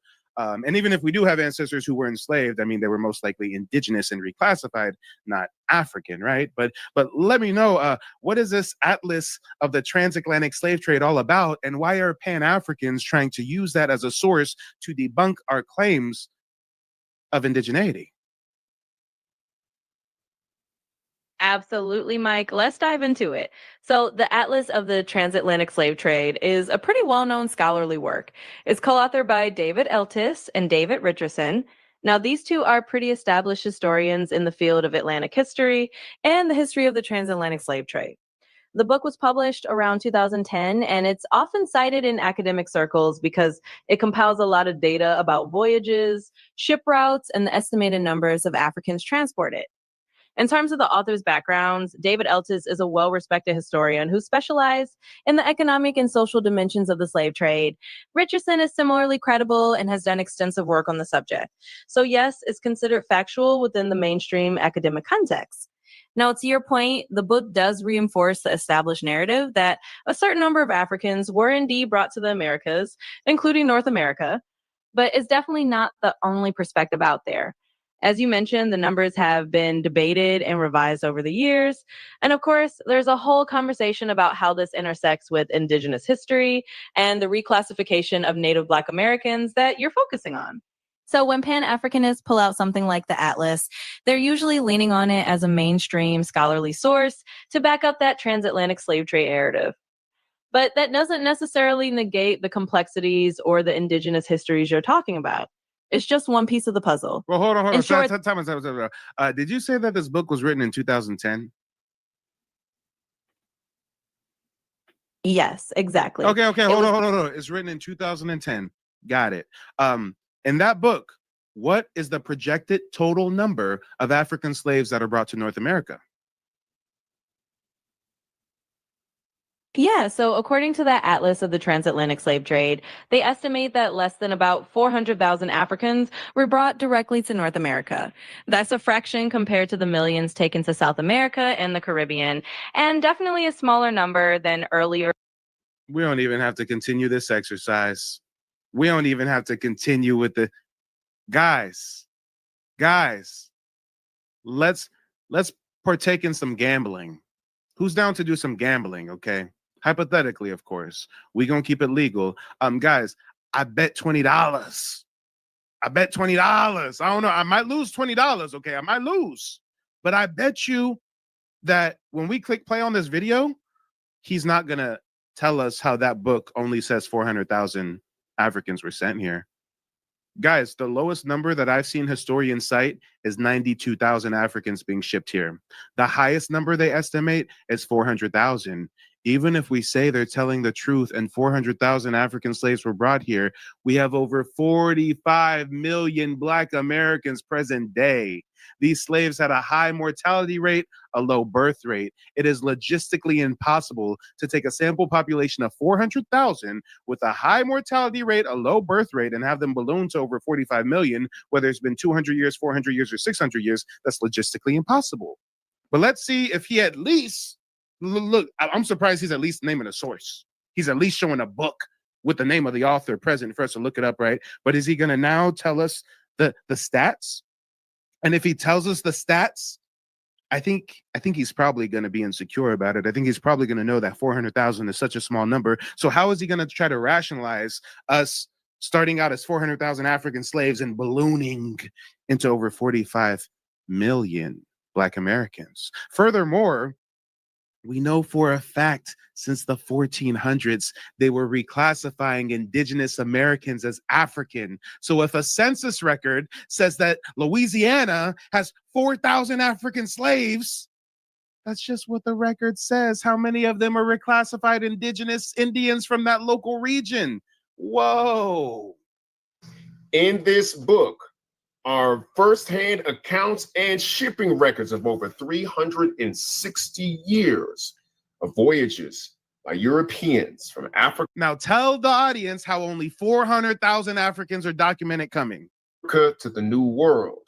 And there are 35,000 voyages listed. 35,000 voyages, but tell us how only 400,000 Africans were shipped here, allegedly. And that's only 80% of the voyages that ever were, because if the European wasn't about nothing, he was about his money. And I don't think he's going to reveal that only 400,000 African slaves are theorized coming here by mainstream academics. Money, leave a paper trail. We have it in this big old book. And the big old book says only 400,000 African slaves came here. Is he going to let us know that? There's the issue of trying to enslave folks on the land they're indigenous to. Bartolome de las Casas. Nope, he's moving on to a new subject now. This is how you debunk these pan-goofy foreign con artists. What else can we call him other than a con artist? He's cherry-picking what oral tradition he wants to treat as valid, what oral tradition he wants to discard. He cherry picks a source, doesn't tell you what the source actually says. I guess you got to just buy that big ass book and read that big ass book to learn that they only estimate 400,000 Africans came over here. Or you can do like Mike and research it through help by ChatGPT and stuff like that to get it much quicker. But guys, did you actually think I was going to lose my 20? Did you guys think he was going to actually cite that 400,000 were alleged to come over? Nah, I didn't think he was gonna lose that 20 at all. You the king of the receipts. You feel me? He ain't giving up no receipts, and him holding up that book and not even stating the key points that we really need to know to get his point across. He ain't even say it.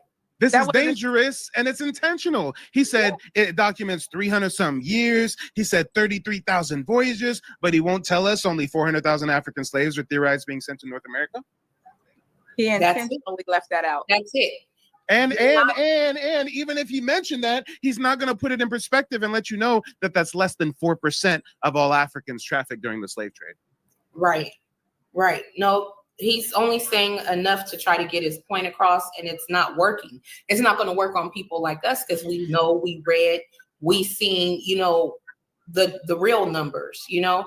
So all that stuff he's talking is nothing, and I'm quite disappointed in him and the African Diaspora channel, YouTube channel, that they would even put him up there and let him spout that nonsense without no real receipts. Aren't you a credible channel?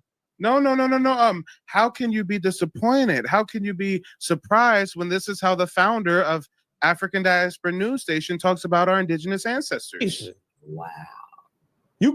You claim you're an Indian, and yet you get no Indian set-asides. You run around here claiming you're an Indian. Do you know what an Indian look like in America? Elizabeth Warren. You know what? Let me pull up her picture. Let me show you what an Indian look like in America. Hold on. Don't cut on my page to the Indian crap, because I don't want to hear it. Give me a second. Let me pull up what a real Native American so mad, look like. Hold on. Give me a second. Pull her up. He's so mad about this Indian crap, guys? He's download so this upset. picture. Okay, image. There we go. That's that great Native American right there.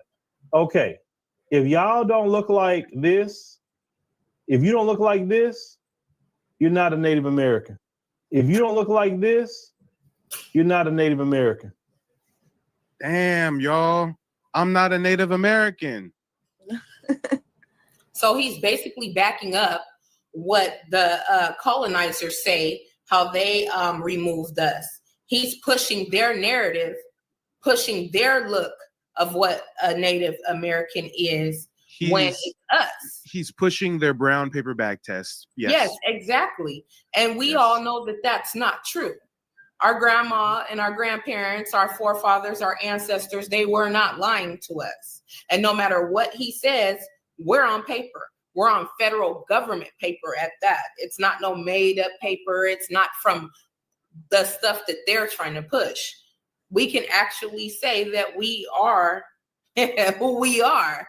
And I don't understand why so mad. If you want to be from Africa, then be from Africa. But don't push that on us who know who we are. And don't try to stop and defer other people for finding out who they really are, who their ancestors are, and where they came from. Don't try to deflect and cheat people out of finding out their family's experience here and what truly has happened to us.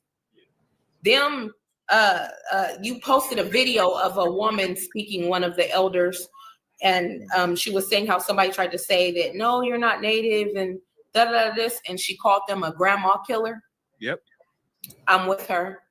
Mm-hmm. Don't try to take away from my grandmother's experience in Tulsa during my grandmother and grandfather and great-grandfather, their experience in Black Wall Street.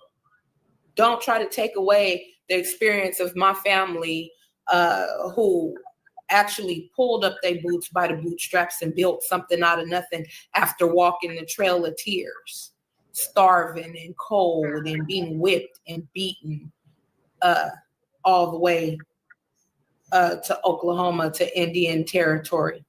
Don't discredit my people, my bloodline. You want to be from Africa, but don't push that off over here.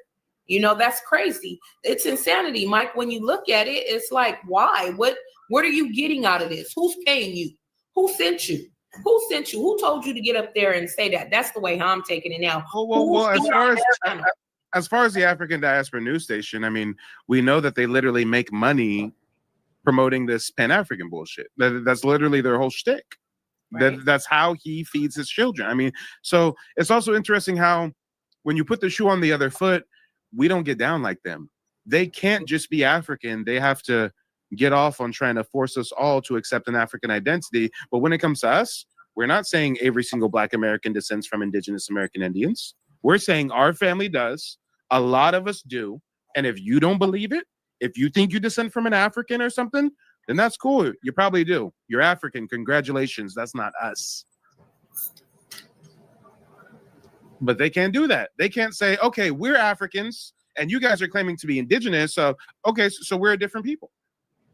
Yeah, we are. We're very different people. They're not like us.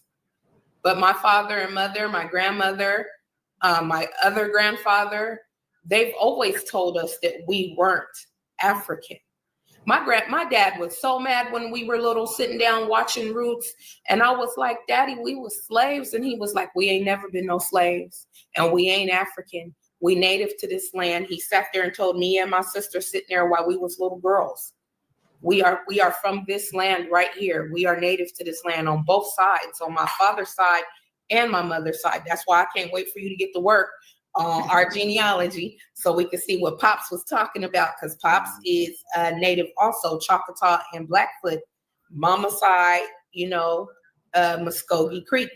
But yeah, and we can find all these documents. We can find all these documents proving we have indigenous ancestors, but we can't find a single document proving we're Africans. Not one.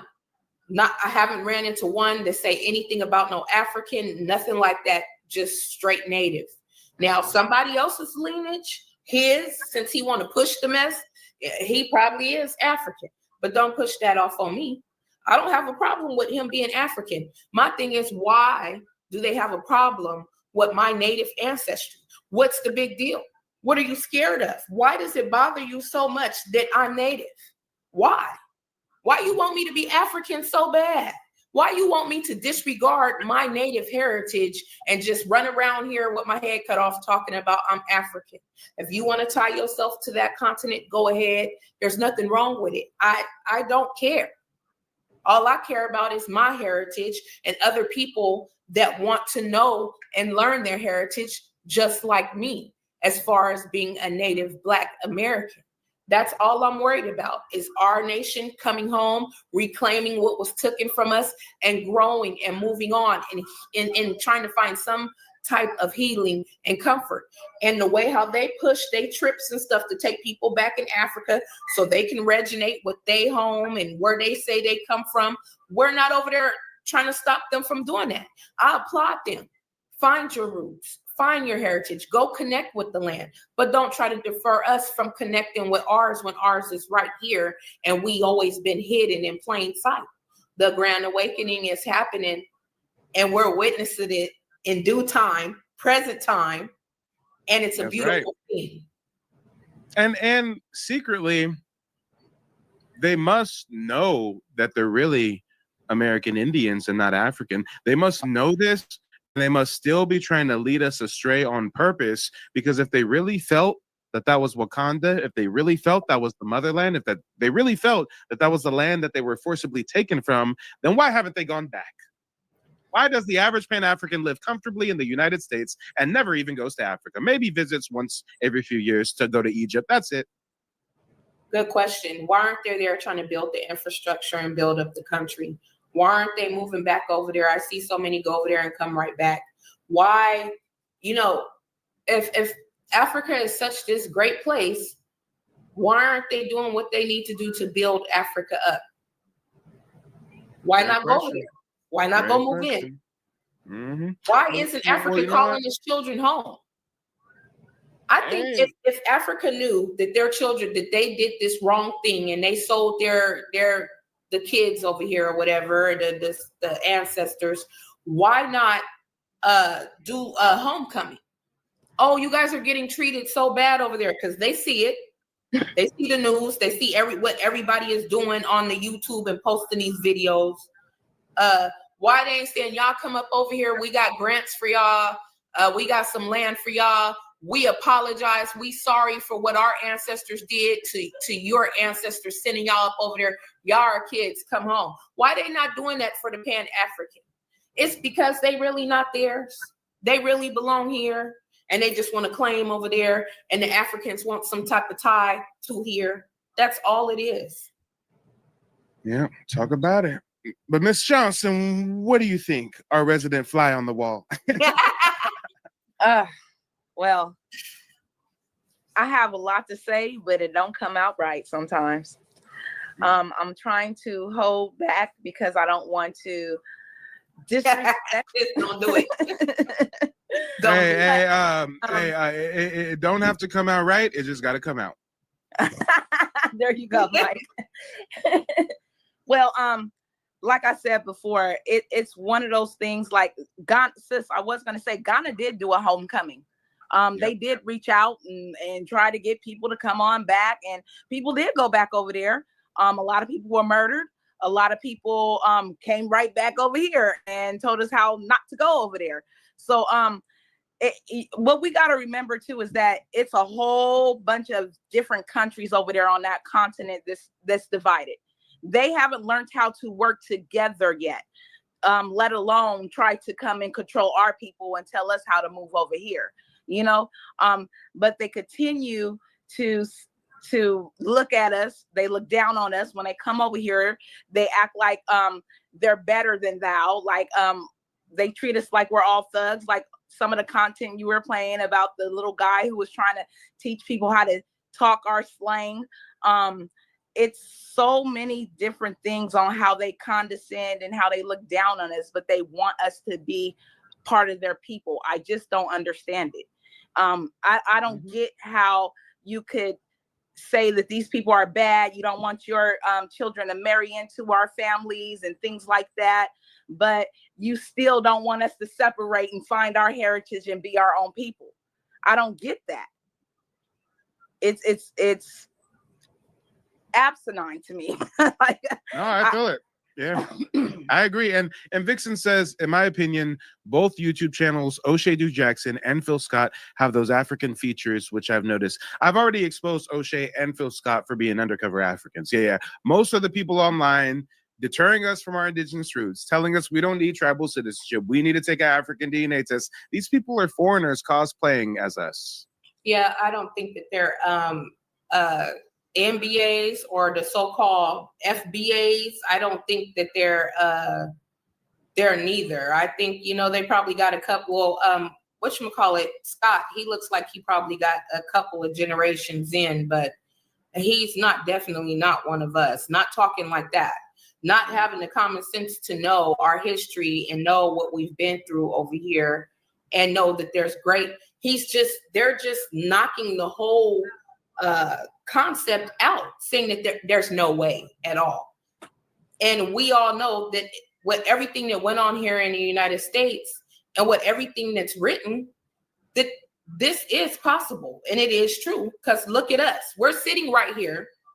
Mike, you have your card already.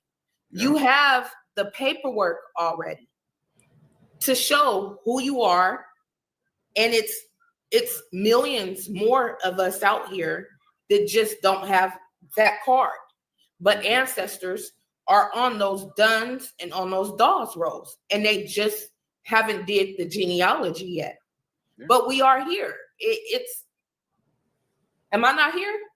No, we all here, and we ain't no Africans, okay? And I ain't no African. And you know what? We've got a few more minutes left in that video, so let's see how he closes out this propagandist video, and then we'll do a little round robin of closing remarks, and we'll open up the platform for a Q&A. So if anybody in the audience has any questions, start posting them in the chat, and we'll get to them. Under the Christopher Columbus voyage talks about that, and he said they knew the land too damn well. That's like enslaving me in my hood. How did these hunter-gatherers suddenly forget the lay of the land in which they hunted? Asshole, we weren't hunter-gatherers. We built pyramids and civilizations and large gardens the size of forests. We were engineers and scientists and architects. The Asian migrants from the Bering Strait, they were the hunter-gatherer, nomad, scalping people roaming with the buffalo. That's not us. And gather, unless they were from a different land altogether. A land that made them immune to the white man's diseases, which the Native Americans were not, which made them 4 times as resilient under the labor of slavery. Well, what about those photos of Black Indians? Well, the photograph was invented in 1826, which is 200 years plus after the first Africans arrived in James.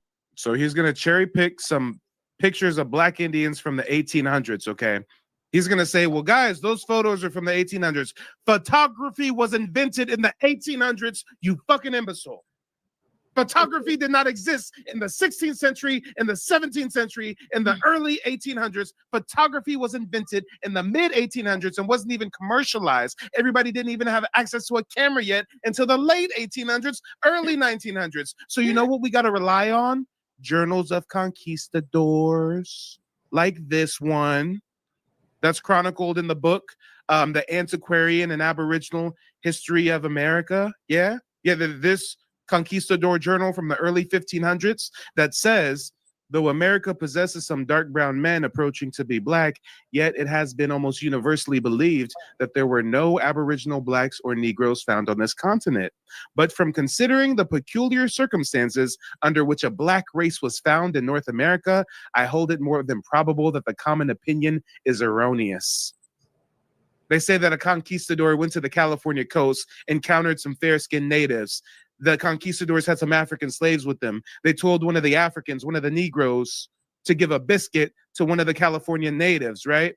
Oh, wait, I'm sorry. I flipped the page too early. It says right here, when a Negro was ordered to distribute a biscuit to the Californians at the Bay of St. Barnabas, quote, the natives seemed greatly pleased at the sight of the Negro, and they signified to him that they lived in a friendship and correspondence with the people of his color, and that not far from there was a Negro village. So this dumbass is going to tell you, hey, those photos you see of black Indians, well, those photos are like in the 1800s. Well, this conquistador journal saying there's Negro villages on the California coast, this is from the 1500s, right? Or maybe since photography wasn't invented yet, maybe we should rely on, I don't know, how about paintings and murals? Because most people don't know that all throughout Germany, there are German churches just like this one. These German churches created in the 1600s and the 1700s, and these German churches paint on their ceilings, on their walls, depictions of American Indians. It says right here, Europe is dressed in a long gown and a red cloak. She wears a crown. Directly behind her stands the black personification of America, wearing a blue and white feathered skirt and a crown. Well, let's see if we see a black personification of America wearing a blue feathered skirt and a crown behind a kneeling Europe in a white cloak. Oh, damn! That's Europe kneeling in a red cloak. And this is the black personification of America with the blue and white feathered skirt and headdress, right? Painted on the roof of a church in Germany. But this dumbass is going to tell us that we're not Indian because some of those photos of black Indians were in the 1800s. Meanwhile, you go to this church in Germany and you look up at the ceiling and you say, whoa, wait a minute, those are black Indians on the wall. And this isn't like an anecdotal example. We can sit here for the rest of the night and I can show you hundreds of these, but I'm just going to show you two more. And this one, they hit it on the roof of a stairway of a church. We in the back hallway of the church. You about to run up the stairs real quick. Well, slow down, playboy. Don't run up them stairs. Walk up them stairs slowly. Look up, because if you look up, you'll see there's something on the ceiling. What is that? Wait, what is this figure with the crocodile and stuff over there? Who is that? Oh, they're going to give us a description. They're going to tell us exactly who that is. It says right here. Oh, hold on, y'all. I got a speed read. Where's America? Here we go. In the left arch sits America with dark complexion in a gold green adorned dress over which a red cape falls. On her head, she wears a gold decorated feathered headdress. While she has placed her left hand on the crocodile beside her, she seems to be warding something off with her right, almost in alarm. Whoa, and in the hallway of this German church in Germany on the roof, we've got a depiction of an American Indian in green and a red cloak and a gold and feathered headdress with her left hand on a crocodile and the right hand held up in alarm.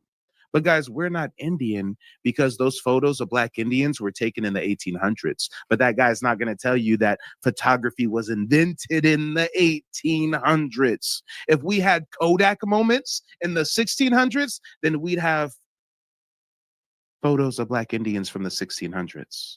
But I'll show you one more just for shits and giggles. This is a whole different church in Germany. This painting I'm going to show you was created in 1746, y'all. 1746. And let's read the description first. Africa and America are characterized by their dark skin and lavish feathered headdresses, representing barbaric continents. America's upper body is bare, her skin is dark brown. A feathered skirt and a red blanket cover her hips, and bands of feathers and pearls also adorn her upper arms. A crown sits on her head, around which a colorful turban is wrapped. Her hand points downward. She seems to be supporting the globe with her arm, indeed with the entire weight of her upper body, as if she wanted to protect it from being crushed or displaced by the powerful coil of the serpent's body. And if you go into this church, I wonder if we're going to see that somewhere. I'm seeing Jesus on the cross. I'm seeing some little white angels. I'm seeing, wait, what's that up on the roof? Oh shit, we got something on the roof. What is this? Oh, the black personification of America with the feathered turban and the pearls and the hand on the globe holding it up and the serpent on the globe. Damn, y'all, damn. But black Indians don't exist. Guys, ladies on the panel, what do you think about this? Do you think it's so strange that he's trying to act like photos of black Indians in the 1800s like aren't credible or something? Well, he's acting like we were blind or something, or like the historians were blind. They clearly painted what they seen. It's a picture of what they see, a description of what they seen and what they witnessed. And you can't take that away from them. It's right there. So, sis, what do you feel about it? Exactly what you said, sis. They act like the people who were painting and drawing these pictures were dumb and couldn't distinguish colors in between people. I mean, that's the only thing they can say to try to make an excuse or try to discredit it, anything to remove us from the scenario. But it's clear to see that those are pictures of us, and we are who they found here when them ships landed here. It was us. It was nobody else but us. We were here. And the sooner they admit it, the better it'll be. The truth will set you free. And they need to just stop with all the nonsense. And it's just ridiculous at this point. It's too much information out here that we can obtain. Before the internet, they could lie to us. And we had to believe the teachers and everybody tell us that we were crazy when we mentioned that we were native. Oh, no, you're not. You're a slave. You're from Africa, you're this, you're that. And we were always too light and too dark to be in Black history. So the Black History Month plays. So which one is it? You know, who are we? Oh, you're light and have hazel eyes because it's some white in you. But I ain't found no white yet. It could be, but for the most part, all I found is native. And they're going to try to discredit photos like these because they're in the 1800s or the 1900s. Oh, guys, these photos are in the 18 and 1900s, so they're really Africans that mix with natives. Gotcha. No. All right. Meanwhile, I already showed the photo of my ancestor who's listed as a full-blooded Indian. So again, this guy just doesn't know what the hell he's talking about. But fortunately, I think we only have a couple more minutes. I mean, it's so hard to even get through his video, but let's see what else he has for us. Virginia, which means that that's more than enough time for Africans who have been sold into slavery, escaped, intermingled with, and been adopted into Native American culture. What did I just tell you guys? Oh, there's photos of Black Indians in the 1800s? Well, you guys were slaves, you escaped, you went to an Indian village, and then you mixed with the natives, and that's why you're Black Indians. At the time the first photograph was ever taken. Plus, the overwhelming majority of photographs from the 1800s of Native Americans who have not been mixed look like we expect Native Americans to look. No. Those are photos cherry-picked by J.P. Morgan and the Smithsonian depicting Bering Strait migrants, depicting Southwestern Plains natives. But he's going to tell us, well, look at these other photos of the... What are you talking about? So when you see photos in the 1800s of Black Indians, oh, it's not real. They're Africans that are mixed. But when you see photos of these Indians, you say, oh, yeah, that's the true Indians. That's what they look like. What? Now, look, there's certainly more evidence that we could talk about on either side of this debate. However, I want us to be careful of the fact that in us trying to fight against an erasure, we might be participating in one. Because Native Americans, they got a lot of reparations. They ended up getting land. But number one, If you ever been to the reservation, I ain't sure that that's what you want. And number two, what are you talking about? What My tribes. What did you say? My tribe's reservation includes the entire city of Tulsa, Oklahoma, as well as Muskogee, Oklahoma. What are you talking about? we do have a power that's greater than them. That is the power of numbers. And if we're not careful, we could be used as a pawn to not only eradicate them further, but disconnect us from a rising and increasingly powerful and sovereign African continent. And I'm gonna leave. What sovereign African continent is there? Africans are puppets of European colonial masters to this day. He's really trying to fearmonger you guys into saying, stop doing your genealogy, stop looking into your family's indigenous heritage, because you're actually stripping away true Indian heritage and messing up their African sovereign thing that they're imagining. I mean, what? Hold on. It's almost done. It's almost done. Leave y'all with this.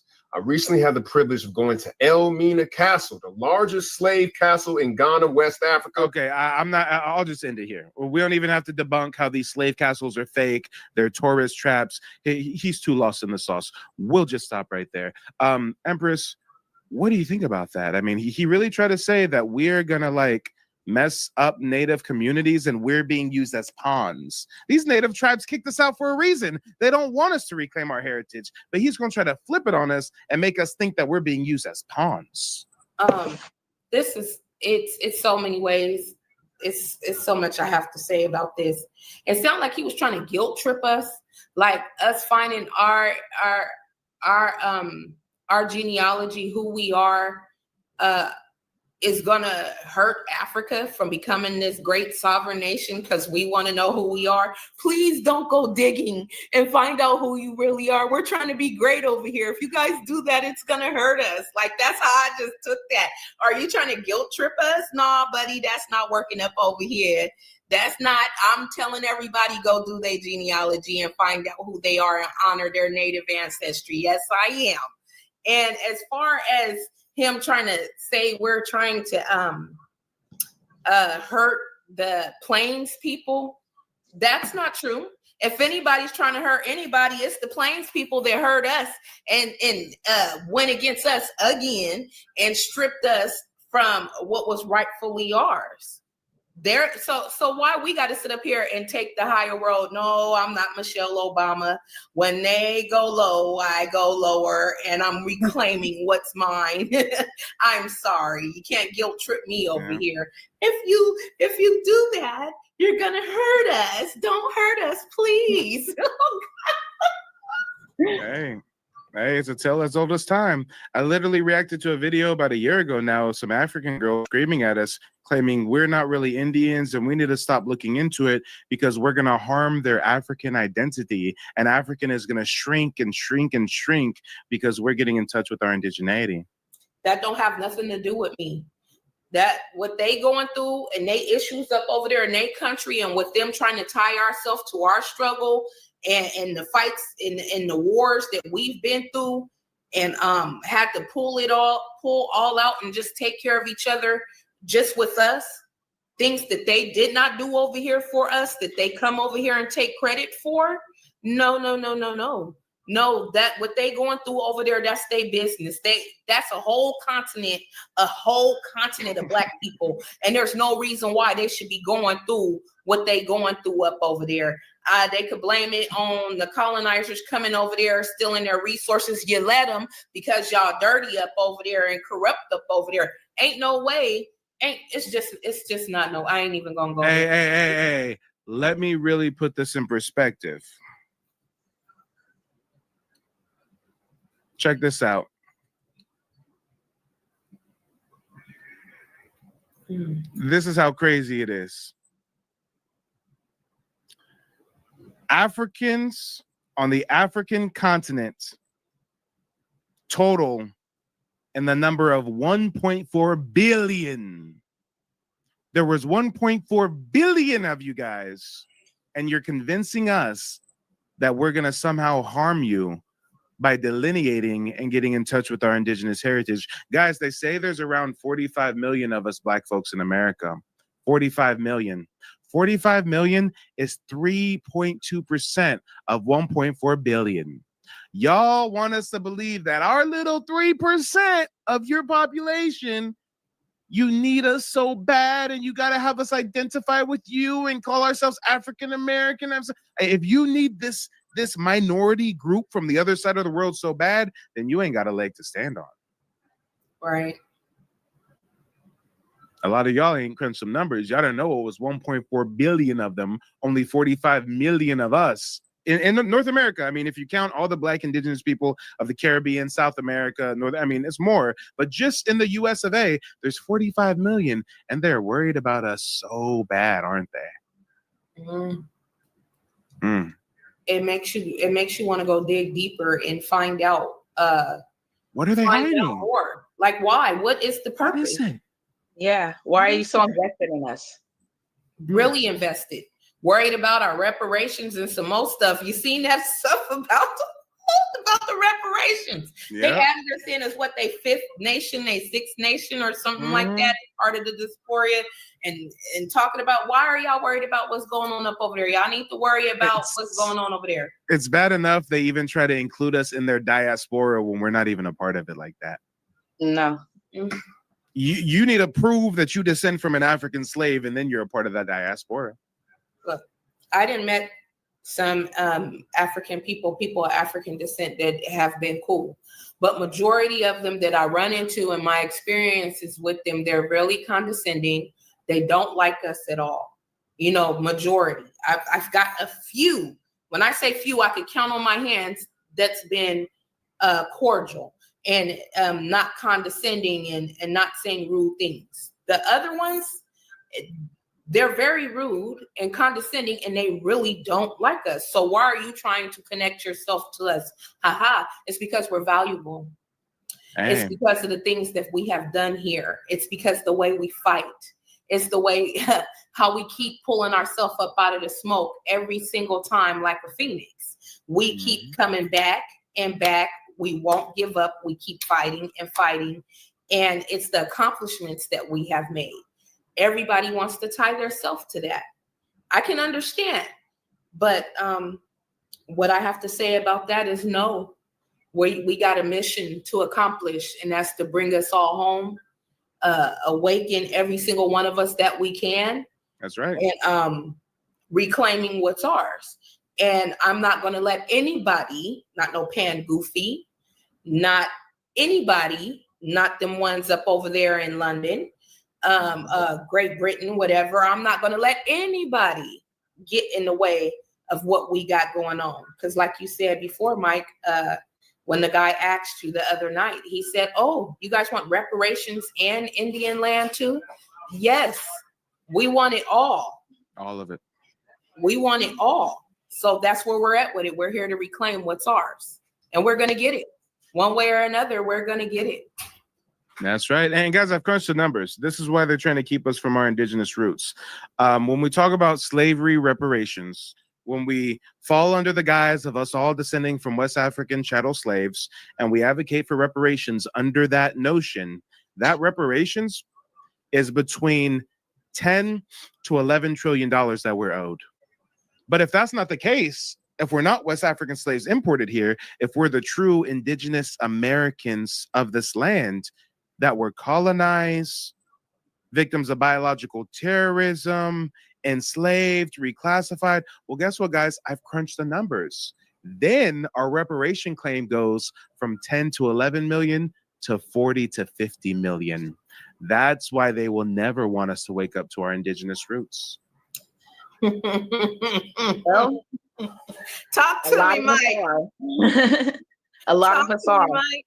So which one is it? They gonna take this easy road, or they gonna take the high road? They gonna take the low. But the way they're trying to push this propaganda with the Pan-Africanism, we'll see which road they're trying to take. They're trying to use that 6th district of the Pan-Africanism and give our reparations to them. And that's not going to work. They're going to cause a whole lot of problems with that. But no matter what they're trying to do with this reparations, I'm getting my tribal citizenship. I'm bringing that home to the family, not just for me. But for my grandmother, my grandmother, and my grandfather that was stripped out of that in 1979 when I was just 4 years old, I'm getting all that back. That's right. It's coming home. That's right. We're going to get there. Well, ladies and gentlemen, boys and girls, that's all I have for you this evening. Let's go ahead and start wrapping up the broadcast. Again, if anybody's new to me, new to my content, make sure to subscribe. Check out the website, nativeblackancestry.com. I wasn't even planning on going live today, but I seen that the Pangoofies made this video the other day. I seen that they titled it, "Are we African? Are we Indigenous Americans? Settling the debate." And that dumb motherfucker really thinks he just settled the debate when the debate ain't even began yet. And there's no reality that we live in where Wilson wants to debate me. None of them. Nobody want that smoke. With the king of receipts, who want that smoke? Who dumb enough to do that? Who's dumb enough to get up there and say that? Come on. Come on. Well, ladies and gentlemen, boys and girls, thank you for tuning in. We'll see you later. Ladies, after I wrap up the stream, just go ahead and stay on the StreamYard and I'll debrief with you afterwards. But shout out to everybody tuning in. We'll see you guys later in the week.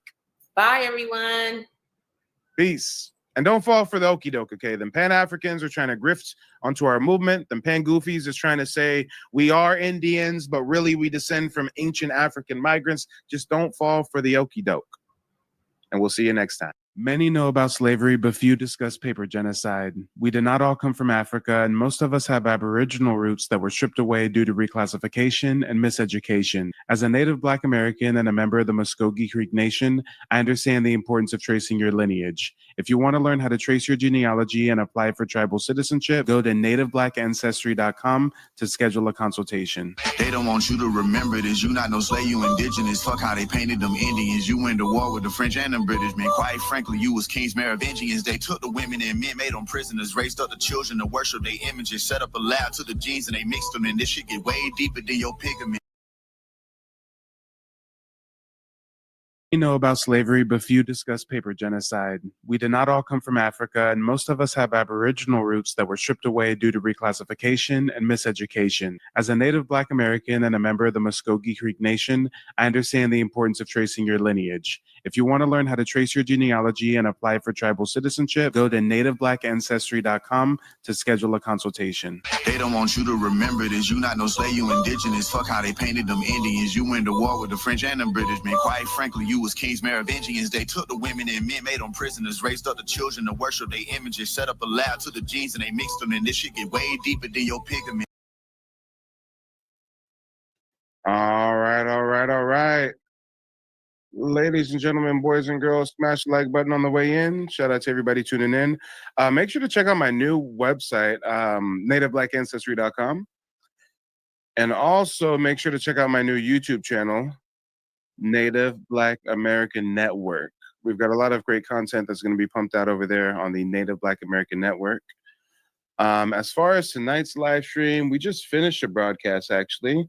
We had a couple lovely ladies joining us, Miss Johnson and Miss Empress. Nice to see you guys back again. I was just telling everybody about our new channel, Native Black American Network. Welcome, everyone. Yeah, shout out to everybody tapping in. Now, what I got to do real quick, this live stream, we're going to broadcast on TikTok as well. So let me go ahead and get the TikTok live stream queued up. We're going to be live on both. We'll do a little bit of multitasking. Well, let me make sure my legs. They be vicious on TikTok. Hold on. They be vicious on TikTok. Shoot, they be vicious everywhere. What you talking about? They be vicious everywhere. Right. But yeah, so I've got a couple prompts prepared this evening. Let me see. How can we get this pulled up here? I don't want Mike, do you hear my fan in the background when I have it on? I hear it a little bit. It's not too loud though. It's not too bad. It's not too bad. Let me get this TikTok queued up. So everybody, make sure to smash the like button on the way in. Again, check out the website, nativeblackancestry.com. I've got a digital archive on the website that I personally curated with over 600 documents, family photos, newspaper clippings, book excerpts, etc., ex-Black Indian slave interviews. You know, the list goes on and on and on. And then, as always, if you need personalized genealogy research guidance, you can book a one-on-one consultation with me, where I'll teach you the 3-step process that me and my family use to trace our heritage and get tribal citizenship with the Muskogee Creek Nation back in 2021.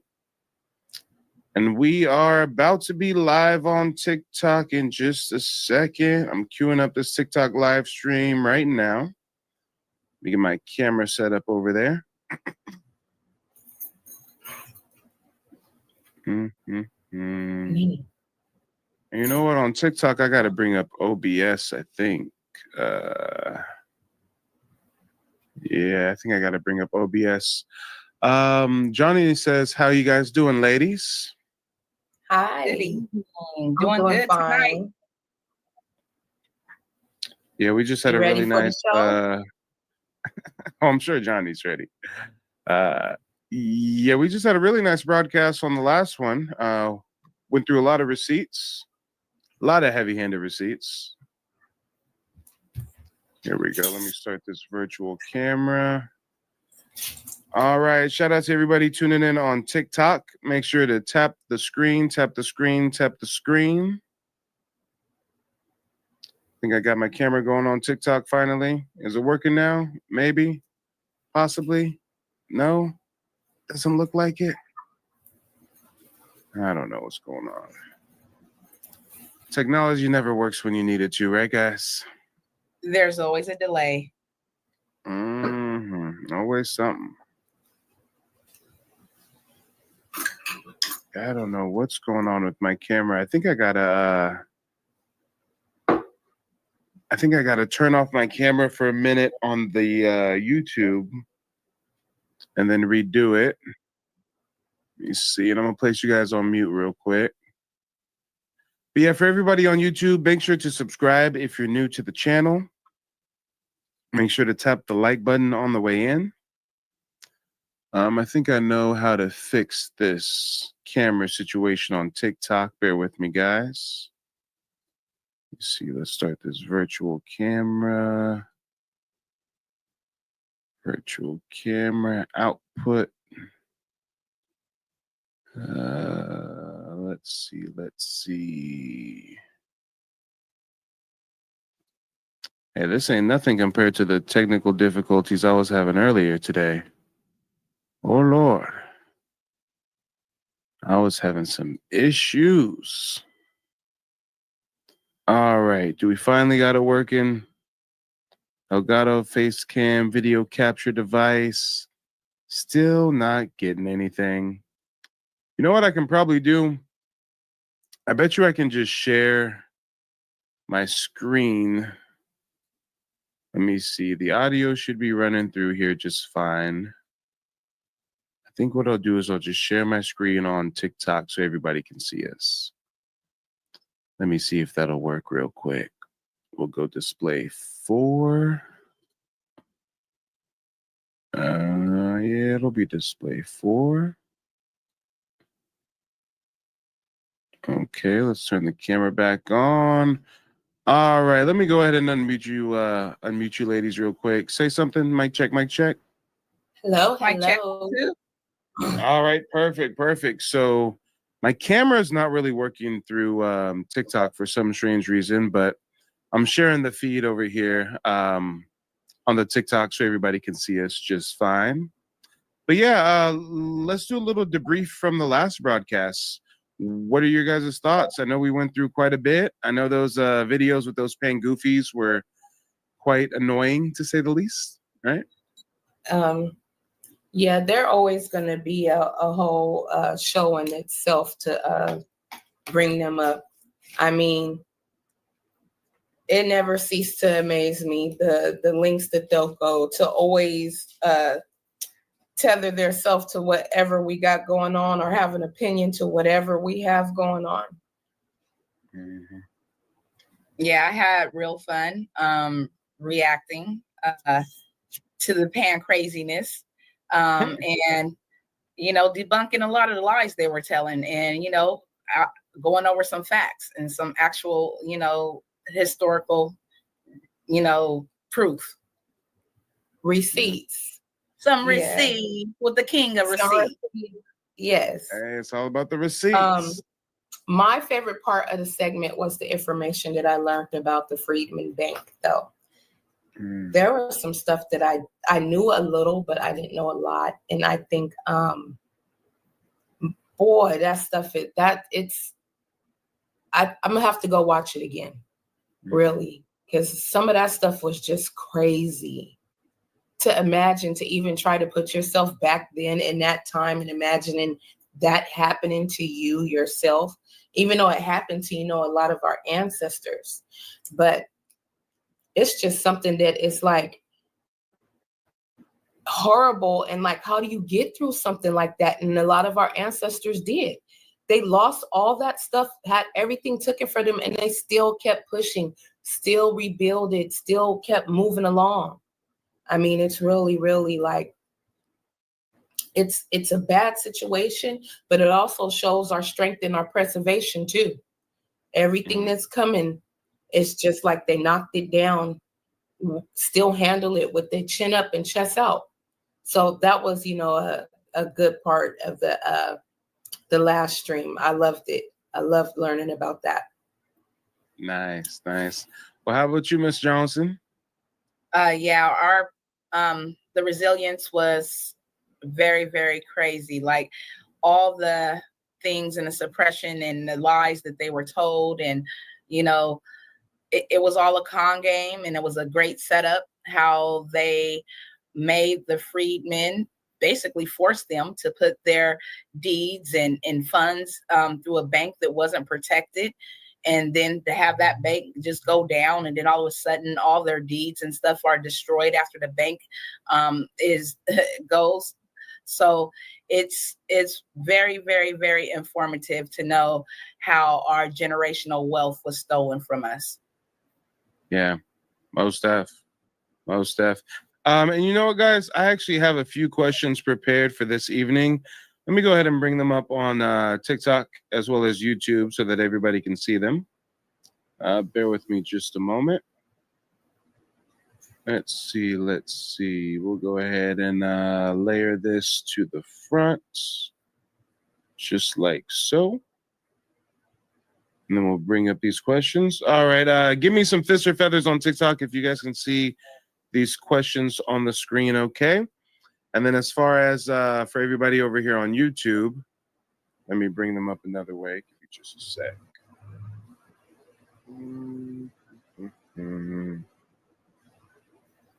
All right. Here we go. Go ahead and share my screen so everybody can see this. So I got a few questions. Whenever we do these simulcasts to YouTube and TikTok, I like to do a little bit of a, little powwow, little open panel discussion, if you will. Let me see. We want to do entire screen, share the audio. And we're going to go here with it. Perfect. All right, so check it out, guys. Check it out. Now everybody should be able to see this. Oops. Bam. All right. So as you can see, we got some questions here. The folks on YouTube and the folks on TikTok should be able to see this. Actually, the folks on TikTok probably are seeing double. So let me switch up the view real quick so that it's a little more visually appealing. Let me see. What image should I give them, ladies? OMAC, Black Indigenous women, what? A little Black Indian kid?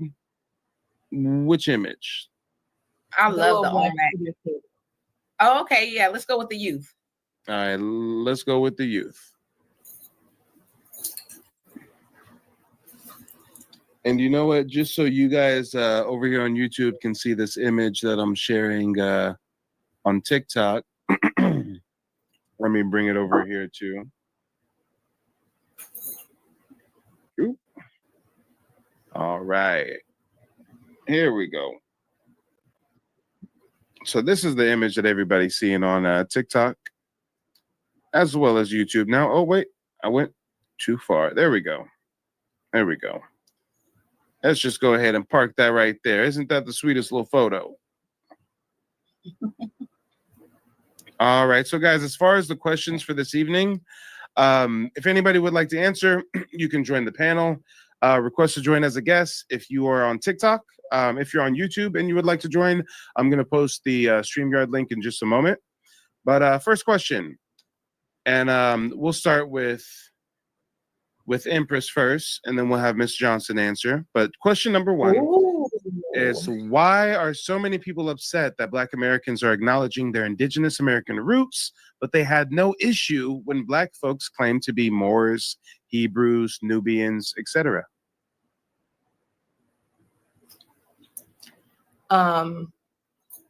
Each one, okay, I'll state it. Why are so many people upset that Black Americans are acknowledging their Indigenous American roots, but they had no issue when Black folks claimed to be Moors, Hebrews, Nubians, etc.? Okay, so I would say, first, with Pan-African, each one of those, Moors, Hebrews, and Nubians, tie to Africa. So there that goes right there. Once you cut off the Indigenous from Africa, it unties you from the Moors, Hebrews, and Nubians, and all of them are all connected to Africa. That's why so many people have a problem with it. I also think that as long as you said you were a Moor, a Hebrew, or a Nubian, nobody cared, because it placed you, no matter which way you go, still back to square one, which is Africa. Mm-hmm. So I think that's why they didn't have an issue with it. I got you. How about you, Miss Johnson? What's on your mind? That was the same thing that straight popped in my head. It cuts the tie to Africa, and it cuts their claim, should I say, on our fame. And that's just how I'm gonna put that one right there. They're not like us, and they want to be like us, and that takes that away from them. Mm-hmm. No, I feel you. I feel you.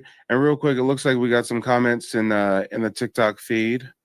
And you know what? Let me pull the YouTube comments over as well. See if anybody's active in the YouTube chat.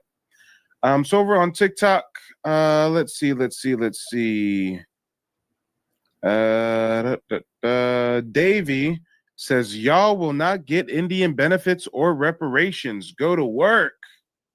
Well, see, the funny thing about that is I'm a member of a federally recognized tribe, so I do get Indian benefits. And the other funny thing is I'm a genealogist and content creator, so right now I'm at work. Hey, how you doing? That whole part. Hi. We're starting early with the ignorance. King DiCarlo says, if Africa was the motherland, they would have never sold us. Ah, yeah, those that did get sold. Yeah, you got to think about it. Next question. Did you know that the Americas have more pyramids than Africa? Yeah. I'm sorry, Empress. I jumped ahead. No, go ahead. But yeah. And they didn't even say anything about those pyramids over there in Africa, I think it was. No, they didn't announce our pyramids. They waited until they found the pyramids over there in Africa so they could have something to tie back to. Yeah. You know, they found our pyramids first, and we actually have, I think it's 2,000 or plus over here in the Americas, compared to their like hundreds, like 200 or so. So it's a big difference, big difference on the numbers of pyramids that's located over here. More specifically, Africa in total has between 320 and 350 pyramids. Okay. The Americas has over 1,000 pyramids. Thank you, the king of receipts. Hey, but I digress. Continue. Go ahead. Yes, but that's just it still continues my point. our pyramids are much older over here. Those pyramids are much smaller. Our pyramids have more structures built around them. I mean, there's more developed area around our pyramids than there is over there in Africa. So it's just a big difference. And to me, that proves that the pyramids originated over here in the Americas and were migrated to Africa with our people. Yeah. Exactly. Silence is still trolling. He says 28 views and calling this work is crazy. Well, hey, you must not know anything about content creation. In actuality, we have 34 people on TikTok and rising. We have 47 on YouTube and rising. That's over 70 so far. On top of that, out of the people watching right now, at least a dozen or so are going to go to nativeblack.ancestry.com and book a genealogy consultation with me. Out of those that book a consultation with me, a certain percentage will actually just say, hey, I'd rather just hire you to do the research for me, Mike, considering you're one of the only genealogists that are a member of a federally recognized tribe. So, you know, if you do want to look into Black Indigenous ancestry, I guess having a Black Indigenous genealogist is the way to go about it. Hopefully that fills them in on what's going on here, y'all. Everybody's so concerned with what Native Black Americans got going on, huh? So mad. Isn't it wonderful? It's so lovely.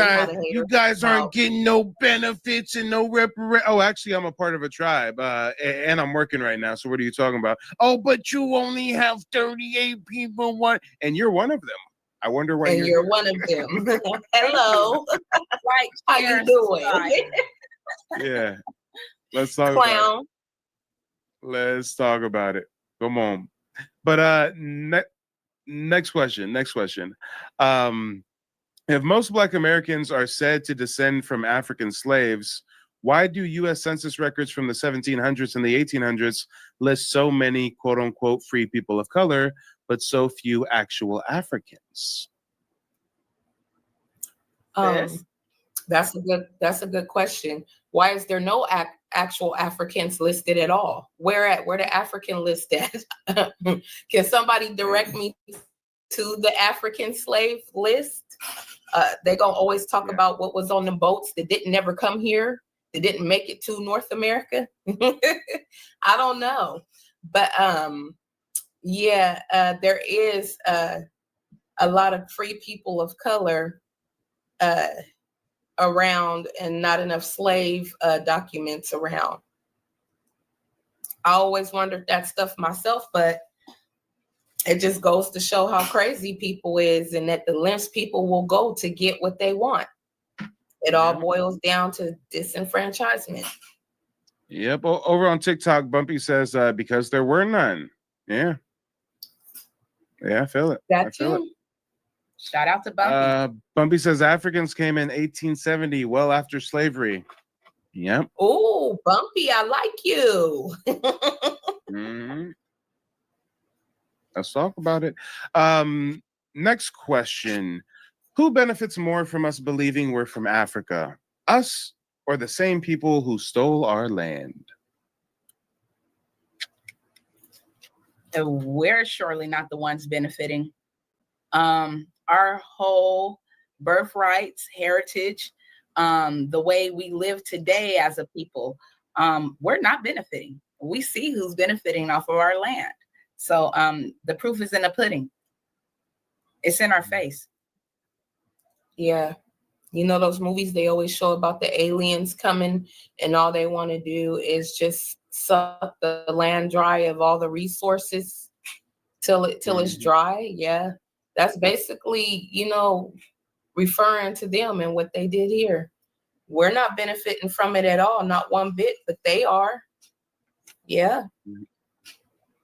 Good point. Very, very good point. Donna Clark says, I'm not Black and I'm not African American. I feel it, Donna. I feel it. I'm picking up what you're putting down. I understand. We get it. You're preaching to the choir. But yeah, if there's anybody on TikTok who would like to answer these questions, you can go ahead and request to join. Actually, I think I have somebody backstage right now. Mars. Let's see if the ladies on YouTube are going to be able to hear Mars. Hey, Mars, are you there? Yeah, I'm here. Can you hear me? Yep. Mic check 1 2. Real quick, ladies, are you able to hear him okay? Mic Yeah, I check can 1 hear 2. You guys got him? Okay, perfect. Well, Mars, let us know where you calling in from and what's on your mind.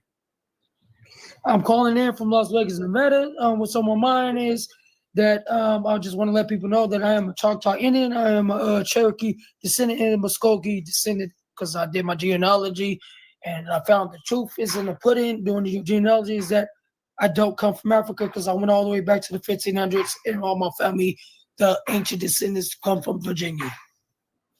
Hey now. And yeah, and I just was calling just to be on here to answer some of your questions. And I was reading it before I got accepted in here, and I just want to learn more. That's about it. Yeah, most def. Well, question number 1, go ahead and tackle it whenever you're ready. Give me 1 second. Oh, there it goes. Yeah, question number 1, why are so many people upset that Black Americans are acknowledging their indigenous American roots, but they had no issue when Black folks claim to be Moors, Hebrews, Nubians, etc.? Because I think I know why they're upset, because when we accept the fact that we're American Indians, it goes back to show that that's like one of the original states, even though they say Christopher Columbus said it was a misnomer. But when you do your research about India, the country India, it wasn't called India before we was called Indians in America. We was called Indians in America before they was called Indians in India. They was called Hindus in Hindi. And I can't even say it because it's so confusing sometimes when you say it clearly. Hindustan, yeah. Yeah, Yep. you know what I'm trying to say. I can't say it correctly. Oh, yeah, no, I feel you. I'm definitely picking up what you're putting down. You're right. But at that point in time, India was called Hindustan. So the whole, he called us Indians because he got lost. I mean, it makes no sense. It doesn't make sense when you actually calculate. And then when you find out about the small hat people, they wasn't called those small hat people until I think it was 1942 or 1949. One of those dates. It's one of that timeline of the 40s. That's when it was called that. But before then, it was called Palestine. Black people in America. Yep. That's what another confusion that rewrote history. I feel you. Well, how about the next question? Did you know that the Americas have more pyramids than Africa? Yeah, when I finally researched that, I found out, I was like, wow, it really did. But a lot of the ones that was more than Egypt is because they got destroyed. Yeah. But all of them that they know that these conquistadors and these YTs came over, they seen them and they was jealous, I guess, because they destroyed them all. Because I'm from Northern California and I researched my own city. They had shell mounds. The biggest shell mound over there was 60 feet tall, and they all got destroyed by the 1920s. That's how they got down. That's right. And actually, if you're from California, you should definitely look into the ancient history of the island of California. Back in the day, it used to be an island. If you get rid of all those man-made dams, all those hundreds of dams in California, then there would be an inland sea, right? It floods seasonally. That's why San Francisco is literally on the island, and they have over 1 million people now. But back 10 years ago, when I looked it up about the population, there was over 800,000 people that live on this island. That's why it's so compact on there. So if any big tsunami came, because they're right on the water, that makes sense. Because I've seen that post about California being an island. Yep. And like you said, they built those dams, and that's why we don't have so much water like it really was before. Yeah. Not only that, but there was a huge lake where Los Angeles was, and they drained it and gave some landowner the rights, and he basically used it for agriculture and stuff. So yeah. And if there's anybody who's just now learning about this whole island of California thing, here's some references for you. Give me just a second. We'll look up old Spanish map island California. Remember, California gets its name from the story of the Amazonian indigenous Black warrior Queen Califia of California, right? These are what the original Spanish maps depicted California as, an island with an inland sea. Now, of course, I seen that before. I didn't know Yep. that was a fact. Yeah. Now, of course, it wasn't actually ever really a full-on island like this, but you got to understand that if it wasn't for the dams, the Sierra Nevada mountain watershed from the snow melting, it does create what we call an inland sea. You know, it's not going to be as deep as the ocean. It's still going to be hundreds of feet and whatnot, but you would need like a boat to get from one side to the other. Now, where the Spanish got it wrong is they assumed that it was an island and that it went all the way out, but they never really, at that point in time, they never really got past like this area. So they're just kind of assuming that it's an island. And in actuality, it's more like this is still connected up here, but there's just a massive lake or inland sea, if you will. And I'm from Sacramento, California. There was a great flood in Sacramento where downtown, great flood of 1862, you had to get around in downtown Sacramento on canoes and stuff because Sacramento is a valley, it's flat. So wait, you're from Sacramento? I grew up in Stockton, California. I was born in Reno, Nevada. But I've been in Stockton since I was 2 years old, and I finally moved back. Yep. I moved to Las Vegas in 2017, but I never got to live in Reno. Yep. So I would never claim I'm from Reno, but I would tell people I'm born in Reno. And that's why I don't understand this new generation. They like to claim somewhere they're born, but they never grew up there and they don't know no neighborhoods. And I start researching California, where I grew up at in Northern California. Like if Stockton and Sacramento still had their shell mounts, it would be so beautiful today. Like the fact that we had those there and they destroyed them is like, that just shows you how much jealous and hate they had for us. And they was jealous of what we did. Oh yeah, most def. And it looks like we got some new people on the panel. Let's do some introductions. Unbelievable Truth. Go ahead, unmute yourself. Let us know where you're calling in from and what's on your mind. How y'all doing? I'm calling in from Atlanta, Georgia. Good evening. Thanks for tapping in, brother. And real quick, before you get started with the questions, Scoot on TikTok says the Mojave Desert used to be underwater. Yeah, and isn't there like the salt plains? And I think that's the salt plains because it used to be like an ocean of some sort. I don't know. I haven't looked into it. But Ill Will says Mike Lake Tulare was drained to make the valley area of Cali. Yeah, you're there in Central Cali. Nice. But yeah, Unbelievable Truth. Go ahead and tackle these questions, if you will. Okay. I'm trying to see what's the first question. How many?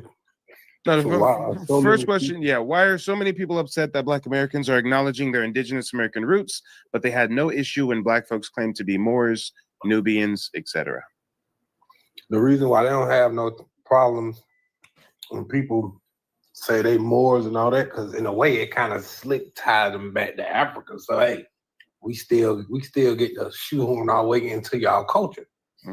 So that's why they have no problems with it. But the problem is, I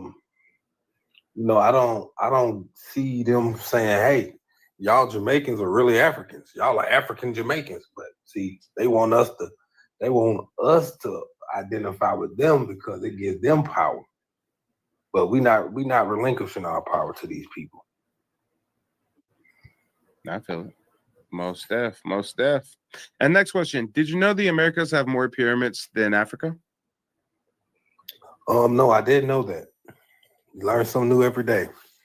No, but I'm not surprised. And shout out to Hammer on YouTube. Hammer says, Mike, I got your service last year.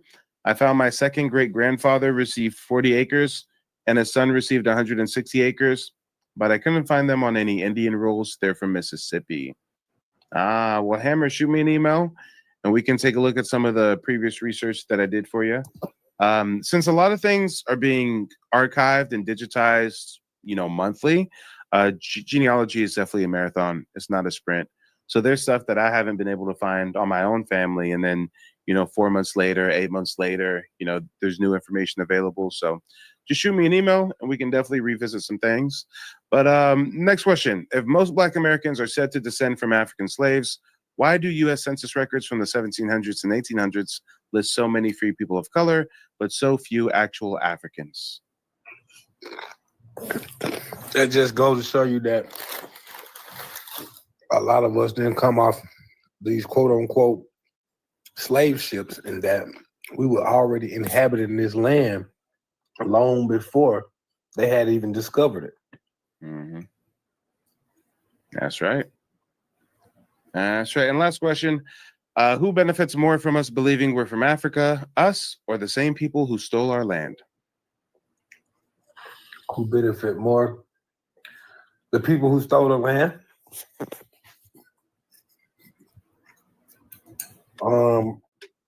Just based off the fact that at the end of the day, you know, they still control a lot of things, whether it's over there or over here. But the problem that we run into with these people is that they sit around and regurgitate our same talking points when we was trying to get these folks on code with us to come over here and be riders, but they decided to side with the white man. Mm-hmm. So now they use the same talking points. Oh, you niggas, if they pull me over, they're not going to see that I'm African. They know the difference between the Johnson and the Alpha Tunde. They know the difference. Facts. even YT people can tell the difference between native black people who from America and people who came from across the pond. And guess what? They feel much more comfortable with us than a monkey eater. Wait, hold on. I'm on TikTok. I'm not just on YouTube right now. I gotta watch what I say. Okay, I gotta watch what I say. Normally, I'm just on YouTube, but I'm on TikTok and YouTube right now, so I gotta. Well, actually, speaking of TikTok, they on some bullshit because as soon as I started the broadcast, we're not even 30 minutes in, and they already restricted the visibility of my live stream. So for everybody watching on TikTok, please help me out. You can help me by sharing this with as many people as you can. Just take a moment, share the stream with a few of your friends. They're messing with my visibility. They're restricting my stream, but we still gonna give you the content that you need. And let's segue to our next guest real quick. What is this? Akasa? Go ahead, unmute yourself, where you're calling in from and what's on your mind. Akasa going once. Akasa going twice. Yes, yeah, I can hear you now. I'm calling from London. Yes, I just want to point out very clearly that oh wait, you need to real quick. When you say you're calling in from London, by way of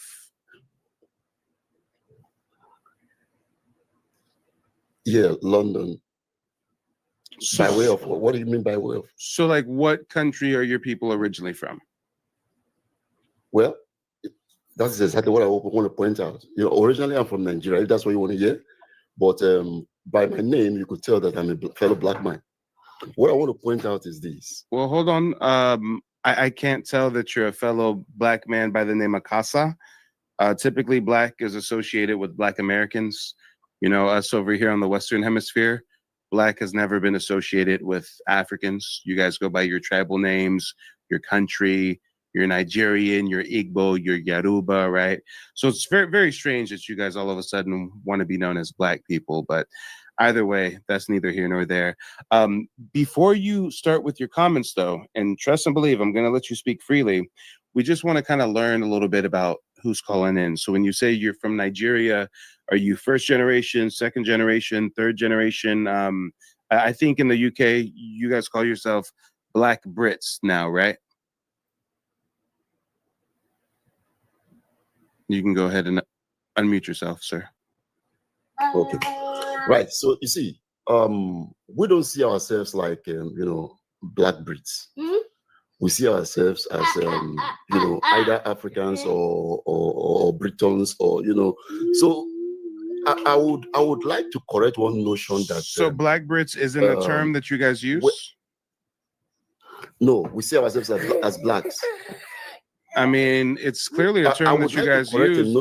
Well, hold on, sir. I said that you guys use the term Black Brits.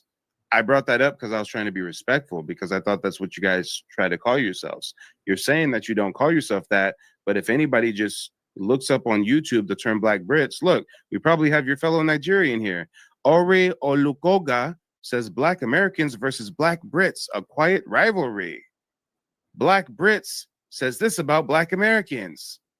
Black Americans versus Black Britain. My observation of Black British women. So yeah, you guys are calling yourself Black Brits.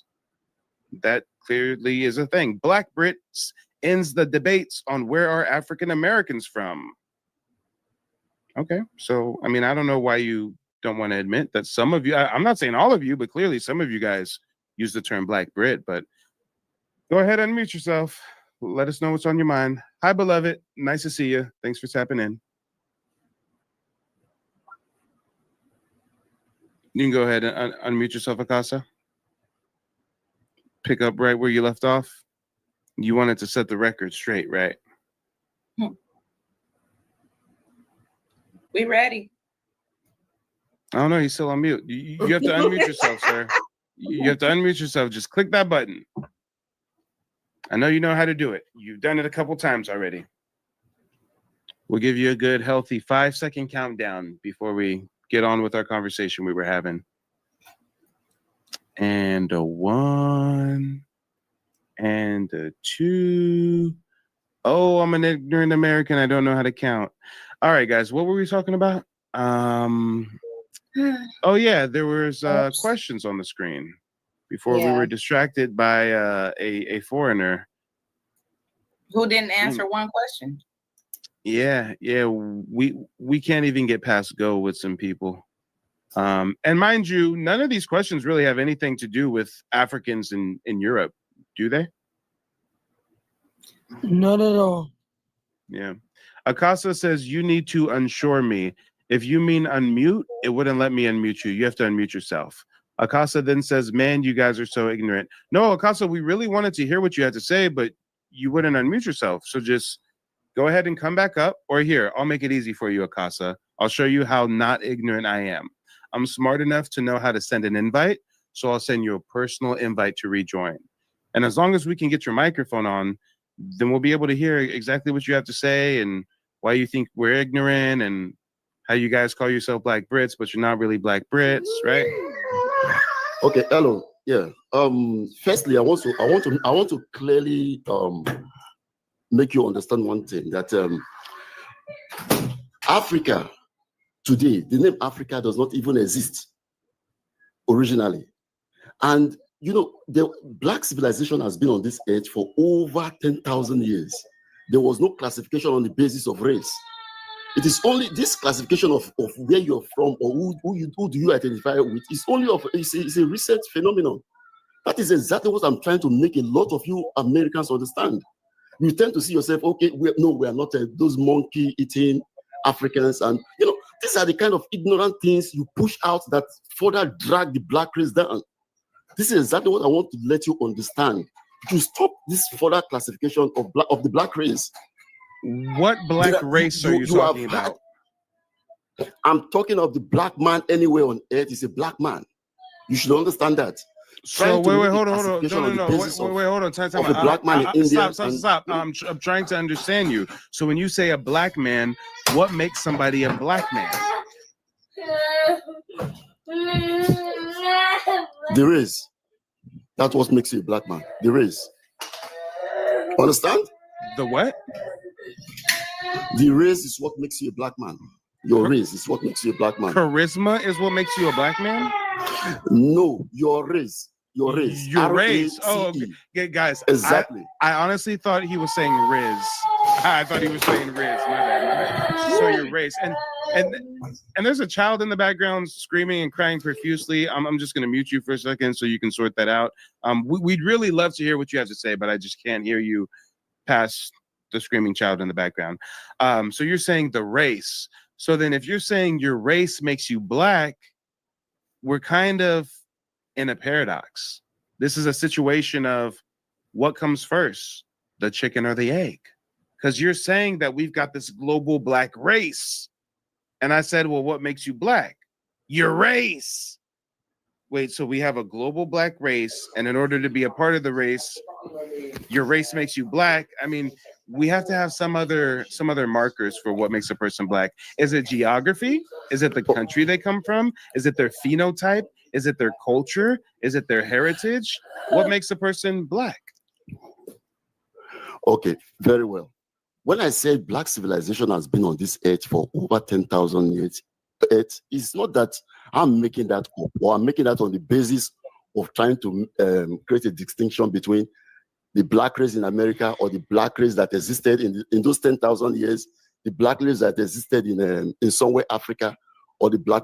They all existed on this earth, and they were trading even before the emergence of other races. Sir, I don't think you They were understand my trading question. and they were living together. My question is, Yeah. what makes someone Black? The same reason, it's like you're asking a man what makes somebody white.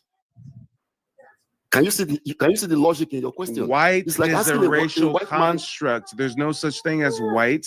There's French, there's German, there's Spanish, there's Portuguese. What makes somebody those are you see, those are the ethnicity. You understand? Sir, I'm gonna make it simple for you because you're not understanding. Would you say that a man from India is a Black man? Yes or no? Unmute yourself. Let us know. There's a difference between ethnicity or nationality from race. I want you to understand this. And I want you to understand, I just asked you a yes or no question. So give me a yes or no answer. Unmute yourself again. Give me a yes or a no. Is a man from India a Black man to you? Indian is a national construct. Nationality and ethnicity are Last chance. I asked you a yes or no question. Give me a yes or no answer. Go back. This is your final opportunity, Bush baby. I'm trying. You are an illiterate. Race and ethnicity is different. You are an Okay. Sir, maybe you should take care of your screaming child in the background instead of calling in to speak to people who don't give a damn about you. Take care of your kids. What do you guys think about our resident African in the UK neglecting his child to call in and tell us how we're all some global Black race, but he can't even define who gets to be a member of this global Black race? I mean, what's on your mind, guys? Can I speak on that? Worried about the wrong thing. Well, first, we'll give the ladies the room to speak, and then we'll segue to our people on TikTok. Go ahead, ladies. First of all, I'll go first, sis, okay? First things first, he's worried about the wrong thing, obviously. He started speaking about, when he first started, he said we were talking about some monkey eating or some stuff like that. And we ain't even saying nothing. That's his insecurity. We didn't say anything like that. None of that came out of our mouths. The only thing we've been speaking about is genealogy and delineating. And when we say we delineating, it doesn't mean we're coming for you or worried about you in any kind of way. This is something that we're doing for ourselves. And I don't understand why Africans have such a big problem with us delineating and acknowledging our ancestry, which is Native Black American, when you guys have tons of different tribes over in Africa and nobody's worried about you and your tribe or where you come from and what region you come from. Just like you shouldn't be worried about what region and what tribe we come from. And it shouldn't bother you one bit about us, Native Black Americans, acknowledging where we come from in our tribe and being proud of our genealogy and our history and our ancestors. You guys are proud of your ancestors. What is the problem with us being proud of our ancestors and where we come from and honoring this land? I don't understand what's the big deal. And then again, I do. It's a tether problem. And I noticed how he tried to group us all in and saying the Black race. But they're not in Africa calling themselves all Black people. There's no Pan-African. There's no we're all Black in Africa. We do that in America, though. I don't care if it's my first time in Philly. If I come to Philly and it's a fellow Black person, we gonna nod to each other. We gonna acknowledge one another. I just moved to Oklahoma in January. There's a bunch of African migrants out here. I don't drive. I get chauffeured everywhere. Uber Black cars, right? If the Bush baby's driving me, I already know the car gonna be a little musty. They're gonna be weird, antisocial, right? If one of my people is driving me, as soon as they see me get in the car, as soon as they see my phenotype and see I'm one of them, they breaking out the old school, they playing the rap music. They know what's up because we're the same people. Africans don't have any sense of unity. They don't all call themselves black, but those Africans that are lucky enough to flee the continent of Africa, well, they now want to get adopted into this black thing we created. So now they want to, oh, we're all a black race. We're all a black. Motherfuckers even started using terms like global south. We're all this global south. Like, all right. All right. Yeah, I feel the same way. It's all a umbrella scheme. They're trying to put us all in one group, just like the government, and we're not having that. We standing alone, and we standing on ours, all 10. Yeah, and let's go ahead and segue to Mars real quick. Mars, you can go ahead and unmute yourself. What's on your mind, Mars? Okay. Oh, nothing. I just found that pretty funny. God is from London. Well, probably living in London, but he said he's from Nigeria. And then why couldn't he answer your question? He never even answered. He never even answered the question of whether he's a first, second, or third generation immigrant. Like he really couldn't get past go.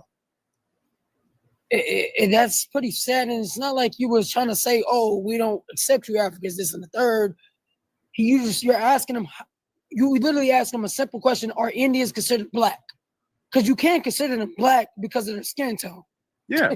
So why he didn't answer that yes or no? Exactly. And if he gave us like a yes or a no, then we could actually have a conversation. Because if he says yes, and I say, okay, I do know that Indians, red dot on the forehead, of course, red dot on the forehead Indians, we know that some of them have dark skin, melanated phenotype, right? So does that mean you're saying that you're black based on phenotype? And if you're black based on phenotype, well, that doesn't really make sense because the ones who are the globalist elite dominating the world, they don't go by those phenotypical rules. They don't say we're all pale, so we're all one big family. No. They do have a sense of with other pale people too. They do have a sense of familial unity, but it's because they're all inbred cousins, right? You know. Yep. If we really want to go there, World War I, World War II, these are just cousins having a family feud, right? Come on. Yeah, it sure is. Because I just didn't understand why he came on here and then he called us ignorant on the comments. But yet you can't answer a simple question the man is asking you. A simple question about where you're from. He asked you about Black Brits. Is that a thing? And then you didn't really answer that either. No, he did answer. He lied to us. Say yes or no, really. He lied to us. He said it's not a thing. He said nobody calls himself Black Brits over there. And then you just showed us he had a good point about we have a problem with on here on this TikTok that I finally. Hold on. So it's not my first time. Wait, hold on. So when people are on the TikTok panel, they can't hear the ladies. So Mars, hold on for just a second. There's a lady who has a comment, and then I'll cue you when it's your turn again. The only part that he had good, in anything he was saying is about when he said Black people need to come together, but he's saying it to the wrong group. He need to be saying it to his people that they need to cut out what they doing and stop with all the bashing and being mad about what we doing and sit back and respect it. Respect what we got going on up over here because we not messing with y'all. So that's the only good point he had, but he was saying it to the wrong people. You get what I'm saying? He needed to be talking to his. He need to get on live and do a call in all Africans from around the world and talk to them about their mouths and all the stuff they've been spewing out and saying about us. And they need to just do this right here, zip it, and just watch.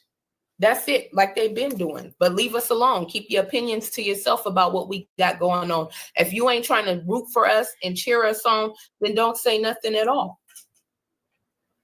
Facts. And Hammer on YouTube says he needs to knock it off. Africans used to call American Indians a dog without a home. Damn. Hammer then went on to say, Africans uppity asses. They think they're better than us. Facts. Beloved says, I didn't agree with anything he said. There is an agenda to Africanize us.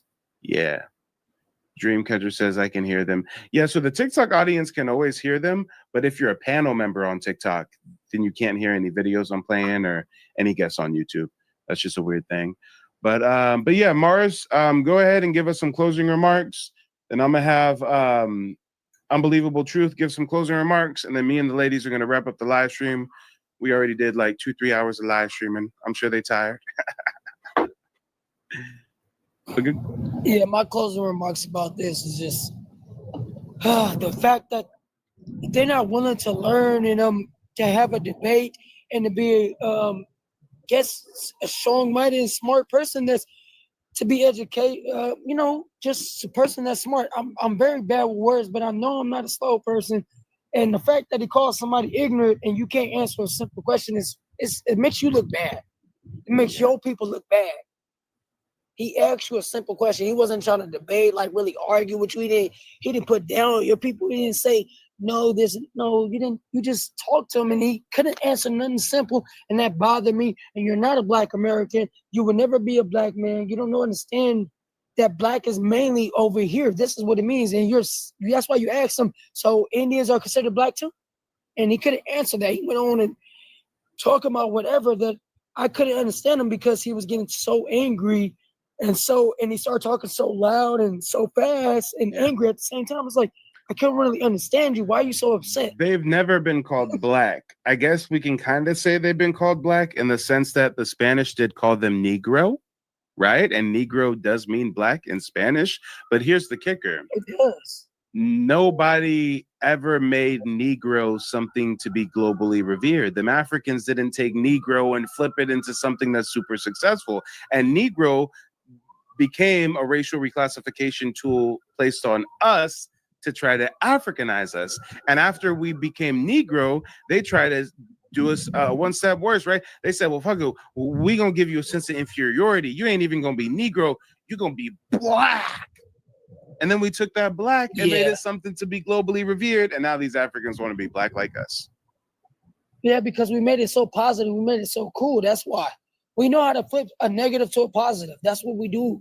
That's what us chosen people, the American Indian people, do. We know how to flip anything negative. You took our land, we made it still positive, and then we built a whole nother city that y'all didn't like. Y'all had to burn that down. Several of the cities that we made, y'all had to burn that down, that y'all was jealous. Don't matter how many years it's been, we keep doing it. And every time a Black man invents something in America, they don't give us fully credit. They say he didn't invent that. He had partnership in it. He had something to do with it, but he didn't invent that. No, because I researched this Black man invented the first electric car. They said he didn't do it, but there was several other partners with him that was Black too, Black American, that invented it. They invented the first trolley that had no wires on it. It was an electric trolley, but that went away because we invented it. That's why they had to destroy it. Actually, before the Wright brothers, there was a Black man who created the first plane. And he went to go send it to a fair. He had to send it by train, and it went missing. It got destroyed. It got sabotaged. And then shortly thereafter, the Wright brothers come out with their shit. Wow. Hennessy was really created by a Black Indigenous American man. The credit was stolen Wonder from why him. Black people like Hennessy. Jack Daniels, the recipe was from a Black Indigenous man. He taught the white boy how to brew the beer or the liquor, the whiskey. Yeah. Distill the whiskey, I guess we should say. I'm sorry, I had a long Can't day. forget about the Patterson Car Company. Yeah, Patterson Car Company. That's right. Oh, and for anybody, GM came along. For anybody who wants to honor the story of the true arbiter of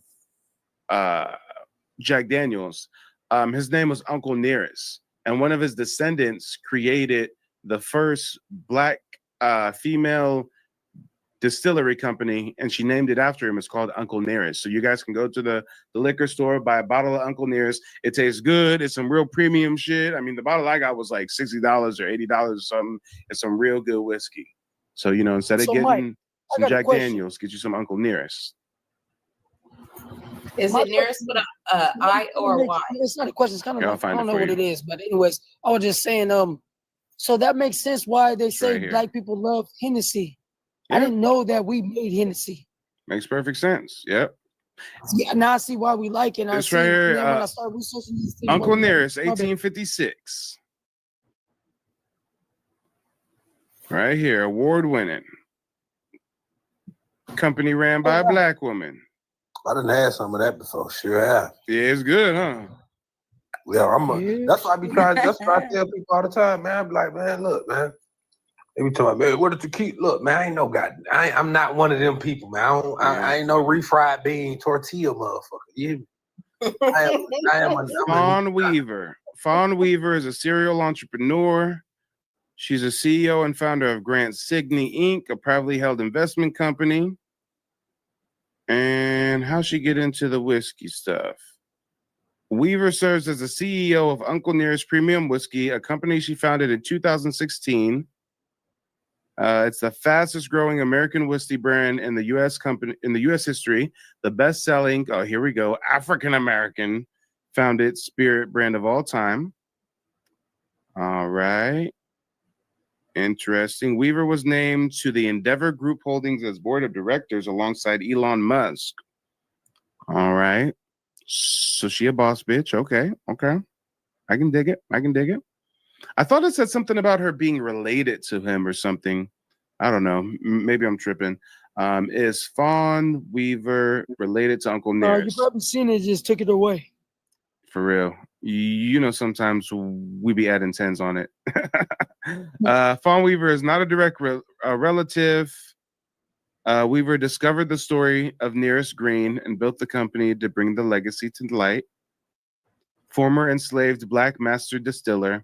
And you know, damn well he was no African. Ain't no African, no master distiller. Come on now. Come on. You know, damn well he was indigenous to these here lands. I was But thinking yeah, the same thing. Uncle Nearest, y'all make sure to check it out. What about Jack Johnson invented the Allen Ranch, aka the Monkey Ranch? Yep. That's why they call it the Monkey Ranch, because it was a black man that invented it. Damn. Oh, something I discovered the other day. I did a broadcast about it. Black men invented the ambulance system. Oh yeah, I could believe that, because it was a black woman that invented the cell phone. And then And a who security invented the cell phone bill? The YTs. Yeah, we invented the cell phone and they invented the bill, huh? Yeah, they've been in the bill for everything. That's why I got Nevada Energy right now. But if they didn't do that, like Nikola Tesla was trying to do for all of us, that the black man invented first, and he tried to reinvent, J.P. Morgan, aka Chase Bank, they said no, this is free. Oh no, we're not doing that. Make him go crazy. He went crazy and he was feeding pigeons and he died.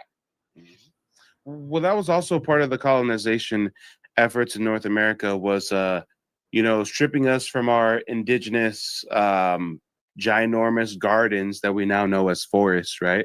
Back then, those were huge gardens that we tended to, and we had food in abundance. So how did they strip us of that? Well, destroy the land, convert it into plantations, over-farm it, mechanize it, parcel it, survey it, tax it, distribute it, right? That's how they get down. But we got to wrap up this broadcast. Go ahead, give us some closing remarks, Mars, and then we're going to hear some closing remarks from Unbelievable Truth, and then the ladies will have the last word. Okay. What I was going to say was, I want people to know plantation is not just always means where people were slaved on. Plantation means land and fields that they worked on, that they made crops and everything growing. Because if you look up the definition of plantation, you'll find out the true definition. Then most of those plantations that you cheering about, saying, yes, was it burning them down? No, that is your grandmother's house. That's your great-grandfather's house, that they made them be in prisoners of war of that land, of their own house. Yep. That was ours, because when you do the research, you find out these mounds, that was ours. And when they dig them up, they find melanated men and women underneath there. So that's what I want to let people know. That's my closing argument. And I want people to do their own research. When you find something on TikTok, Instagram, YouTube, and you see it, go research it yourself and you'll find the truth. Mm-hmm. Well, thanks for stopping by and dropping some gems, brother. Don't hesitate to click that button in the future. Till next time. All right, unbelievable truth. Lay it on us. No Diddy. Right. Okay. I just want to say this, man. We can't be sitting right here letting these folks get in our way. You know, they didn't even become a country. Some of these countries, they love to brag about them become countries to 1960. My daddy was born in 1954. My daddy was 6 years old when Nigeria was existed. And you know what else? Georgia was a state in 1788. So we got states over here older than they dang on countries where they like to brag they come from, and then they want to keep tying us into their Africanism. And I at this point, I'm willing to say, hey, Pan-Africanism is a COINTELPRO creation at this point. Like, I'm just sick of it, man. Like, oh no, it absolutely is. Yeah, come on. It was pushed by black boule elitists, spearheaded by the government, to redirect our scholarship, our scholarly energy towards another continent. Imagine if during the 80s and the 90s, all that shit we was researching about gods and queens and Nubians and Mayad and ancient Egypt, right? Imagine if we were directing that towards our genealogy.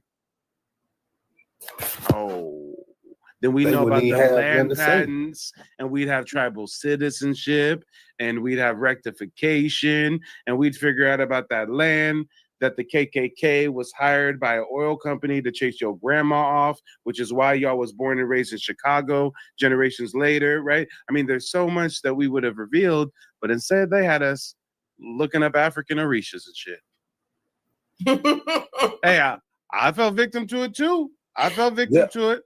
Hey, and that's what make you. That's what give you so much disdain. Yep. That's why these niggas had me wearing a dashiki for it. These niggas had me in a dashiki, goddammit, in February. And then the same guy who was talking about Americans don't have no culture. He did an interview years ago where he was talking about how influential Black Americans is and how they didn't even like to wear dashikis themselves until we start wearing them over here. So we popularized dashikis for them in their own country, and they're supposed to be their garments. Mm-hmm.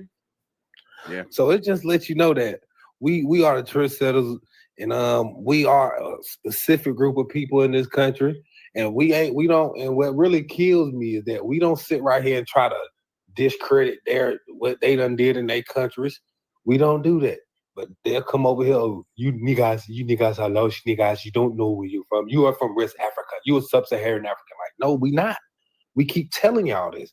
But y'all continue to just let it fall on deaf ears, and y'all want to keep forcing Africanism down our throats. And now we at the point where the line in the sand have been drawn, and hey, we mean them with the same disrespectful energy they've been throwing out here for years, and we've been letting it slide. All in the name of just, he African. You know what I mean? We black. We all get treated the same under this system, but they still don't get that. And now that we delineate, they trying to get it now. It's too late. The ship has sailed. And see, and they don't understand that I'm so advanced with it. It's like the Matrix, right? Imagine Neo in the first movie when he go to fight the agent and he getting his ass whooped, almost dying. Versus like the third movie, he fighting like 30 agents with one hand behind his back type shit, right? This is how I am with these Africans at this point. I ain't got to get rah-rah. I ain't got to debate with them. I just simply ask them some juvenile ass questions, and they short circuit, call us ignorant, and I just kind of reveal what the situation is. These motherfuckers are so obsessed with us. He's neglecting his child in the background who's screaming helter-skelter bloody murder so that he can tell us how he really thinks that we should accept him in the black race and we're really stupid. He became incoherent. Look, man, like we said, man, we done have been extending the olive branch to these people, but they done broke the branch, they done stumped on it, they done burned it. They done used it for fire to start the fire on their bush meat. And we just different people, man. We don't eat primates, you know what I'm saying? We don't eat that. And then if you go to Africa, you go to the airport, man, there's people out there, they got little orphan kids out there with mice on the skewer. Not Like, on come the on, man. skewer. Come out on the skewer. You know how you got you know how we got the squish kebabs, you know, with the bell pepper, the onion, and the piece of the steak. You know what I mean? They got wraps on the skewer like that. You know what I'm saying? Like, come on, man, we don't eat that stuff. Like goat, they eating stew, primate meat. Like it's just wild out there, man. They got mud cookies. Like it's just crazy, man. Like they gotta do better. Mud cookies, man. How can we listen to a person who eat mud cookies anyway and eat primate meat? Yeah, I don't know about that. Now, mind you, in my research, I did find that in the Amazon and certain remote places, you know, Taino might ritualistically eat monkeys or things of that nature, but not in 2025. Not no 2025, about to be 2026. No. Can't be. These motherfuckers are going to be the year 2082, and they still going to be in the bush somewhere eating monkeys. So do they eat it because it's a delicacy, or is that the only meat for them to eat? Yeah, I was in one panel, man. They be out here trying to eat. Well, hold on, brother. The ladies just had a question. Since you can't hear them, I'm gonna repeat it. They said, do the Africans eat the monkeys because it's a delicacy, or because that's just the only thing they have to eat? Oh no, I think they go out of their way to do that. All the ladies are laughing. And they go out their way for that. Hey, man. And you know what else I forgot? You know what else a delicacy to them people over there? Mosquito burgers. Yeah, mosquito burgers. I've seen that.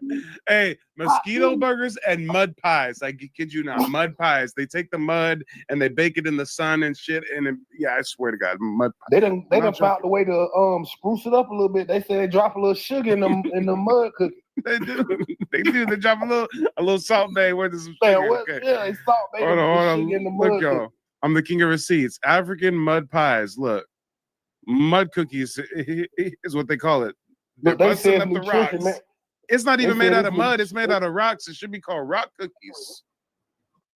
And they say it got nutritional value, man. And they're doing it in Haiti too. That's how you know they came from Africa. Oh no, it's a worldwide. It's a worldwide thing for these people from the diaspora, man. Hold on. Y'all are in the Western Hemisphere. I don't want to watch nobody in the Americas doing that. It's at least more distant if I see an African do it. Hold on. Mud cookies. More Haitians eating dirt in Madagascar to survive. Damn. Hold on. I want to see the Africans eating mud cookies. African mud cookies. Damn, it looks like it's mostly a Haitian thing, actually. Everything for the mud cookies is popping up Haitian. Well, this is Africa. Oh, is that a rat? Oh, damn, I think that's a rat. Oh, Lord, I can't do that. I can't do that. Oh, Lord, he dipping that motherfucker. He dipped it and licked the palm with special sauce right there. Oh, man. shit. Oh, damn. God, oh, damn. That's roguish behavior. Damn. No, that's a delicacy to them. That got to be a delicacy for them. Yeah, that is something. Only thing Here we go. Here's the Africans eating the mud. Only thing missing is some fufu on the side. I'm just saying, like, it's 2025 and you got to eat mud? Like, what is going on? And they want us to be with these niggas. These niggas don't have no home training. Where did you come from? Hold on. They got flies in the mud, y'all. They got flies in the mud. And them titties is sagging, my nigga or female. I can't even tell if that's a man or a woman right there. You know what, man? I got to tell my dad. I got to tell my pops, man. He got to stop giving to these people, man. My dad been giving to these folks for 20 plus years, man. We done with these people. Yeah, you gotta stop saving the children, having pen pals. Yeah, man. You know, we used to feel sad for them with their little bloated stomachs, and they had their own little personal flies on them. You know what I mean? Diamond day. About 2 flies a piece. And again, it's not that we're like bashing these folks because they're poor. It's just so asinine that they have such grave issues to worry about, and they're concerned about us. And they got that part. You know, I'm not trying to dig at somebody else's over there. Man, like, come on, man. They use the word insecurity to describe the famine. Hold over there. on, real quick, brother. Lady's trying to jump in. What I Go was for saying it. is, you know, we're not trying to bash nobody about being poor or their pain or how they have to live.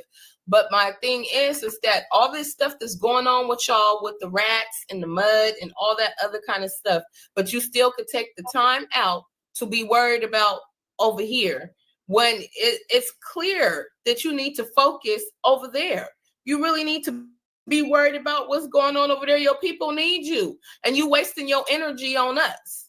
Your people need you to focus on them and help them. That is insane right there. The rats catching mosquitoes with a pan. eating rats. They're catching the mosquitoes with a frying pan to turn them into mosquito burgers. I'm Do done. you know how desperate you have to be out there trying to catch mosquitoes to collect enough to make into a patty? No. Oh man, it's not burn. It's just a mosquito burger. No. And they wonder why they got malaria and all these other diseases. Man, and you know what? Mars must really have something to say because Mars is back. Mars, what's on your mind, Mars? What's up? Oh no.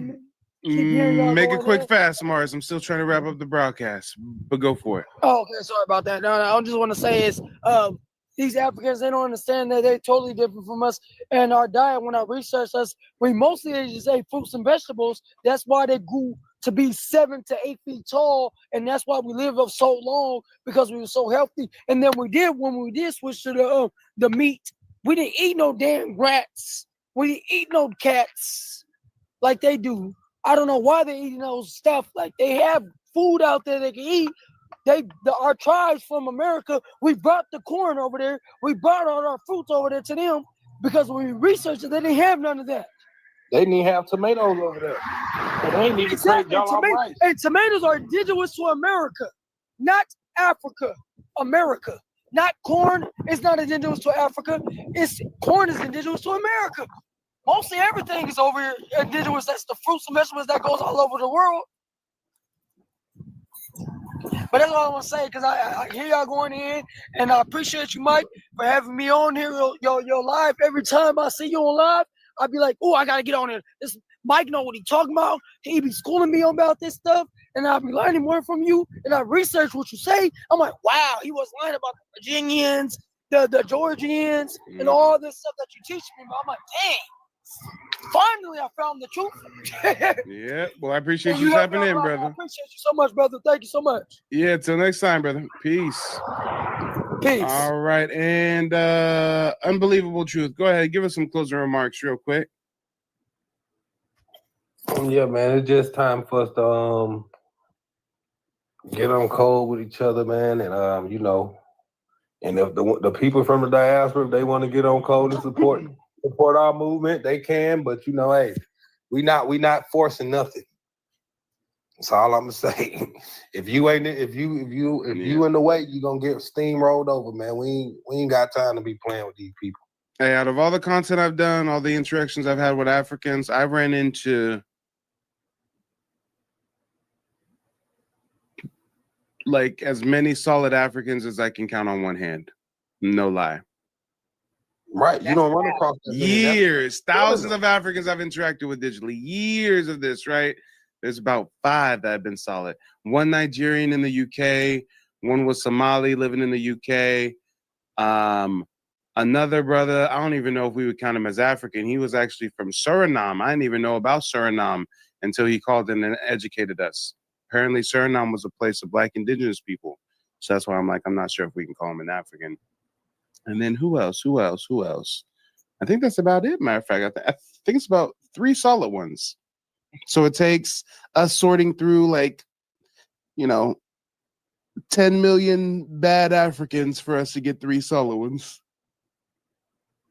That's for sure. And I always like to tell them, y'all are not the same class of people who was coming over here in the early civil rights movement, who was over here, who was riders. Y'all not that same group of people. Y'all are a far cry from them. Y'all not riders. Y'all very subservient to white people in America and in y'all country. Not only that, y'all over there getting whooped on by Chinese and Arabs with broomsticks, and y'all just docile over there. Then they come over here and have all the smoke for Black Americans. Like, go get that Asian man who beating your homeboy with that stick up off of him. That's what you do. Go back home, get that Asian man and the Pakistani man and the Indian man out your country who draining y'all the resources.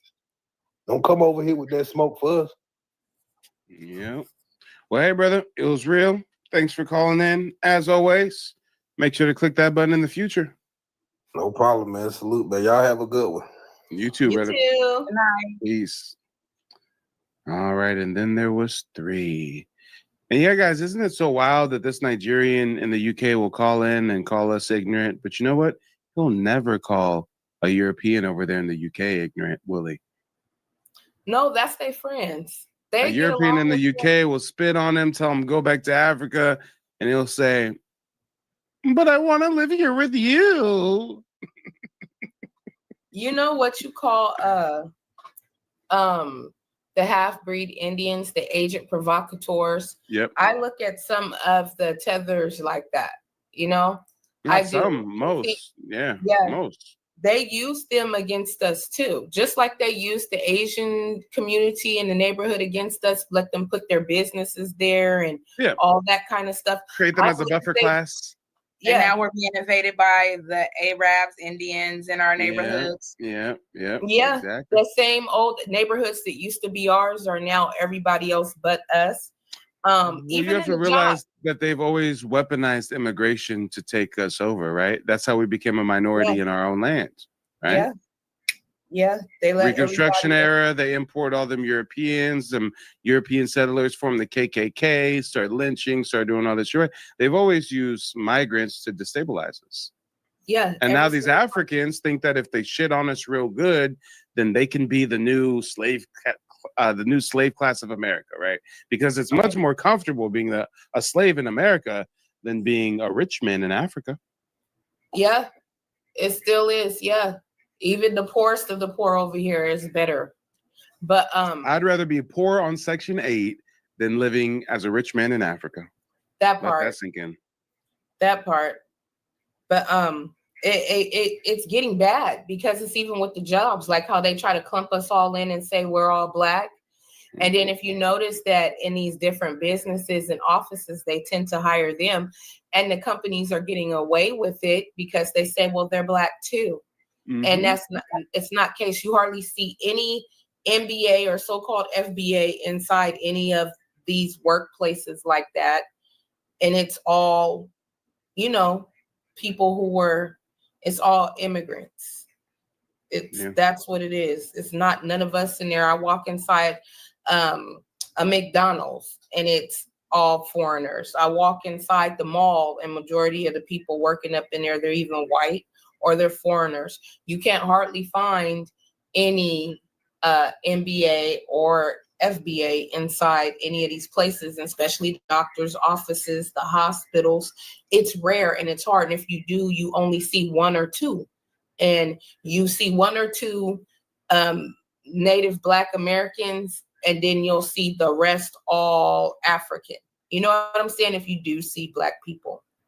But that's our that's what we see majority more on the West Coast. East Coast, it's more people of color over there. So it's a bigger population, like in Atlanta, Georgia, things like that. The population is bigger. We're scattered over here, more like in the West, but out there it's a bigger population of the people. Yeah. You know what? Is Beloved still here on TikTok? Post a message in the chat if you're still here, Beloved. I know you had a question earlier, or rather a comment I wanted to address.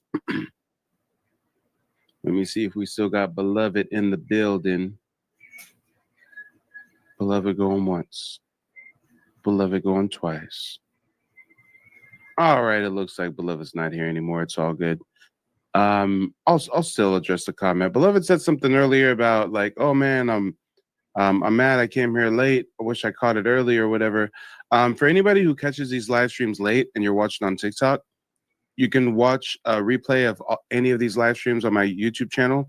Just go to Mike TV on YouTube. We're live right now on YouTube, so you guys can be able to catch the replay if there's any part that you missed. But yeah, thank everybody for tuning in, showing up, and showing out. Let's go ahead and wrap up this broadcast. I gotta give me some rest, y'all. And I know I done got y'all live streaming for a few hours tonight, huh? Oh, it was fun, Mike. I loved it. It was. I didn't even notice how long, so we're good. There you go, for sure. Well, everybody, thank you for tuning in. I will be live next week. Make sure to check out the website, nativeblackancestry.com. And until next time. They don't want you to remember this. You not no slave, you indigenous. Fuck how they painted them Indians. You went to war with the French and the British men. Quite frankly, you was kings Merovingians. They took the women and men, made them prisoners, raised up the children to worship their images, set up a lab to the genes and they mixed them. And this shit get way deeper than your pigment.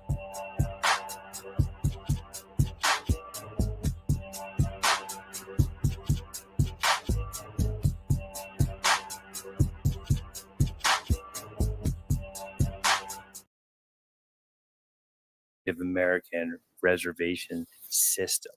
Let's look at how the Northern Unionist, evangelical, Protestant, abolitionist, capitalist banking clique performed this confiscation. First of all, let's make sure most people understand that the Aboriginal Indians were experts at farming and agriculture, especially in the Southeast. They'd been there for generations, thousands of years. And contrary to popular opinion, slaves were valued as assets. So therefore, they're often paid in cash. They're also allowed to sell plantation product for their own profit. And they even inherited parts of the plantations when masters died. So there's plenty of wealth accumulated over many generations. Okay, so here we are. It's 1865. They've decimated the South. There's a bunch of Union Army soldiers on all the plantations. They've created this Freedmen's Bureau that you see here, okay? And look what this bureau, these agents are allowed to do, okay? They're able to control access to food, education, legal aid, all right? The South was literally starving. They destroyed the plantations at the end of the war. Had to, be agreeable to these Union military officers as well as the agents of the new regime, the Freedmen's Bureau. The first way they funnel them into the Freedmen's Bank is they pretty much exclude them from the new national banking system that this Congress, this abolitionist Congress created in 1864. And that national banking system actually had some deposit insurance plus serious oversight by the federal government through the United States Treasury. As a matter of fact, I've looked at the legislation. It actually had a very high capital reserve requirement of basically like 30%. They had to purchase treasury bonds for the United States Treasury, all right, and then keep 30% of those bonds. So in layman terms, what he's saying is the Freedmen's Bank was set up to fail before it even began. And one of the telltale signs are the fact that any other bank in the U.S. has to meet a certain reserve requirement. They have to buy a certain amount of U.S. bonds because it's a secure long-term investment, whereas this bank didn't have any of those parameters in place. Furthermore, these recently emancipated people were basically segregated from the U.S. main banking system and forced into this Freedman Bank model. So they had really no option but to go for the ploy, right? But when we talk about the Freedman Bank and the lasting effects, I'm not sure if either of you guys have heard this statistic before, but I recently found out that the Freedman Bank scam was responsible for destroying $1 to $2 billion in generational wealth from those families who descend from emancipated people in the Southeast. Wow, no, I hadn't heard that. Yeah, I never knew any of that. Kind of expected. Mm-hmm. Yeah, I don't put it past them. It's like nothing surprised me with these people nowadays. Nothing surprises me at all. That's really drastic. And it's just downright dirty and evil. Really. It is. Mm-hmm. Really, I know that we said it at first when we couldn't hear, but it's the great setup. They basically wanted them to funnel their money through a bank that didn't have no protections. Mm-hmm. Exactly. And they stole from me. And the way how it's like, trust me,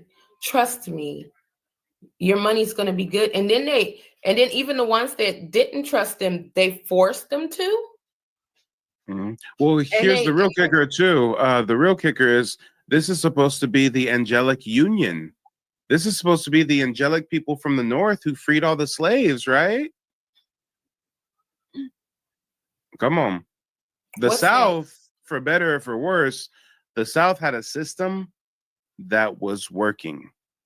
And those slaves in that system that were being treated harshly, that were being treated wrongly, they rebelled, and they had slave rebellions and Indian wars.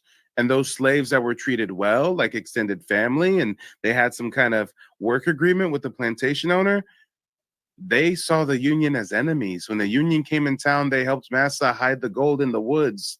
I mean, if you actually read firsthand accounts of ex-plantation slaves, they did not look at the Union. Not all of them. It depends. This is where slavery is nuanced. Some of them are like, yeah, the Union's here. We're free. Let's go join the Union. A lot of them were like, oh, no, those Union people are coming here to burn down the town and cause havoc, because at a certain point in time, there was a certain order. I forget which general, but he did just go through the South and just steal a bunch of stuff, burn a bunch of plantations, just destroy everything. That was a kind of scorched earth tactic that the Union employed at a certain point in time during the Civil War. So you got to realize slavery is much more nuanced than they'll ever teach us in school. Yeah. There was a lot of slaves that had that mentality is we sick, boss sick, we sick, boss. So they still boss gold, they still in massa gold, they still in our gold. Well, see, it's still more nuanced than that, though. You do have your like Samuel and Django types, right? And then you have those who are blood family members of the plantation owner. You have those that are treated just like modern employees. I mean, not every slave master was whipping and beating and lynching and all this stuff. If that was happening, then they would not have a productive workforce. Nobody would work under that system, right? You have to do something like Haiti, where you're just working them to death and constantly having to import slaves. But remember, North America received less than 4% of all of the slaves trafficked during the transatlantic slave trade. Right. States Treasury. Meanwhile, they create the Freedmen's Bank that has none of these protections, none of them. So the next thing is that the Freedmen banks are located in strategic places where the big plantations were and where there were clusters of these Aboriginal communities that had been, quote unquote, set free. Really what had happened is their land and their jobs have been destroyed. And he's basically saying we're a descendant from reclassified Black Indians without saying it, right? He said these freedmen were really living in their indigenous ancestral homeland, and they were set free, and now they're forced into the Freedmen's Bank. Yeah. You just heard it from a resident white man. He said Black Indians, okay. Banks, the Freedmen banks, are located in strategic places where the big plantations were and where there were clusters of these Aboriginal communities that have been, quote unquote, set free. Really what had happened is their land and their jobs have been destroyed by, the burning through of the South. So what kind of assets did these Aboriginal Indians possess? Well, they still actually had land, or they had work land, and under their tribal systems or under the old Confederate state systems, they would have had titles and deeds. Here, your only option is to give us the titles to your land, and we'll put them in our safety deposit boxes, right? And we're going to use your land as collateral to make loans and investments. But of course, they weren't making loans and investments to the Southern freedmen, to this class of people that was depositing with them. They were taking this money, all right, and investing it in railroad stocks and steamboat shipping company stocks. So they're basically gambling with these Black Indigenous folks' money. And as you can see from the words in the back, in many cases, bureau agent officials handling payrolls and titles directly transferred funds from freedmen's bank accounts without informed consent. I actually have a lot of genealogy clients where we find their ancestors with labor contracts negotiated through the Freedmen's Bureau, Freedmen's bank records. So a lot of our ancestors actually were victims of this Freedman scam.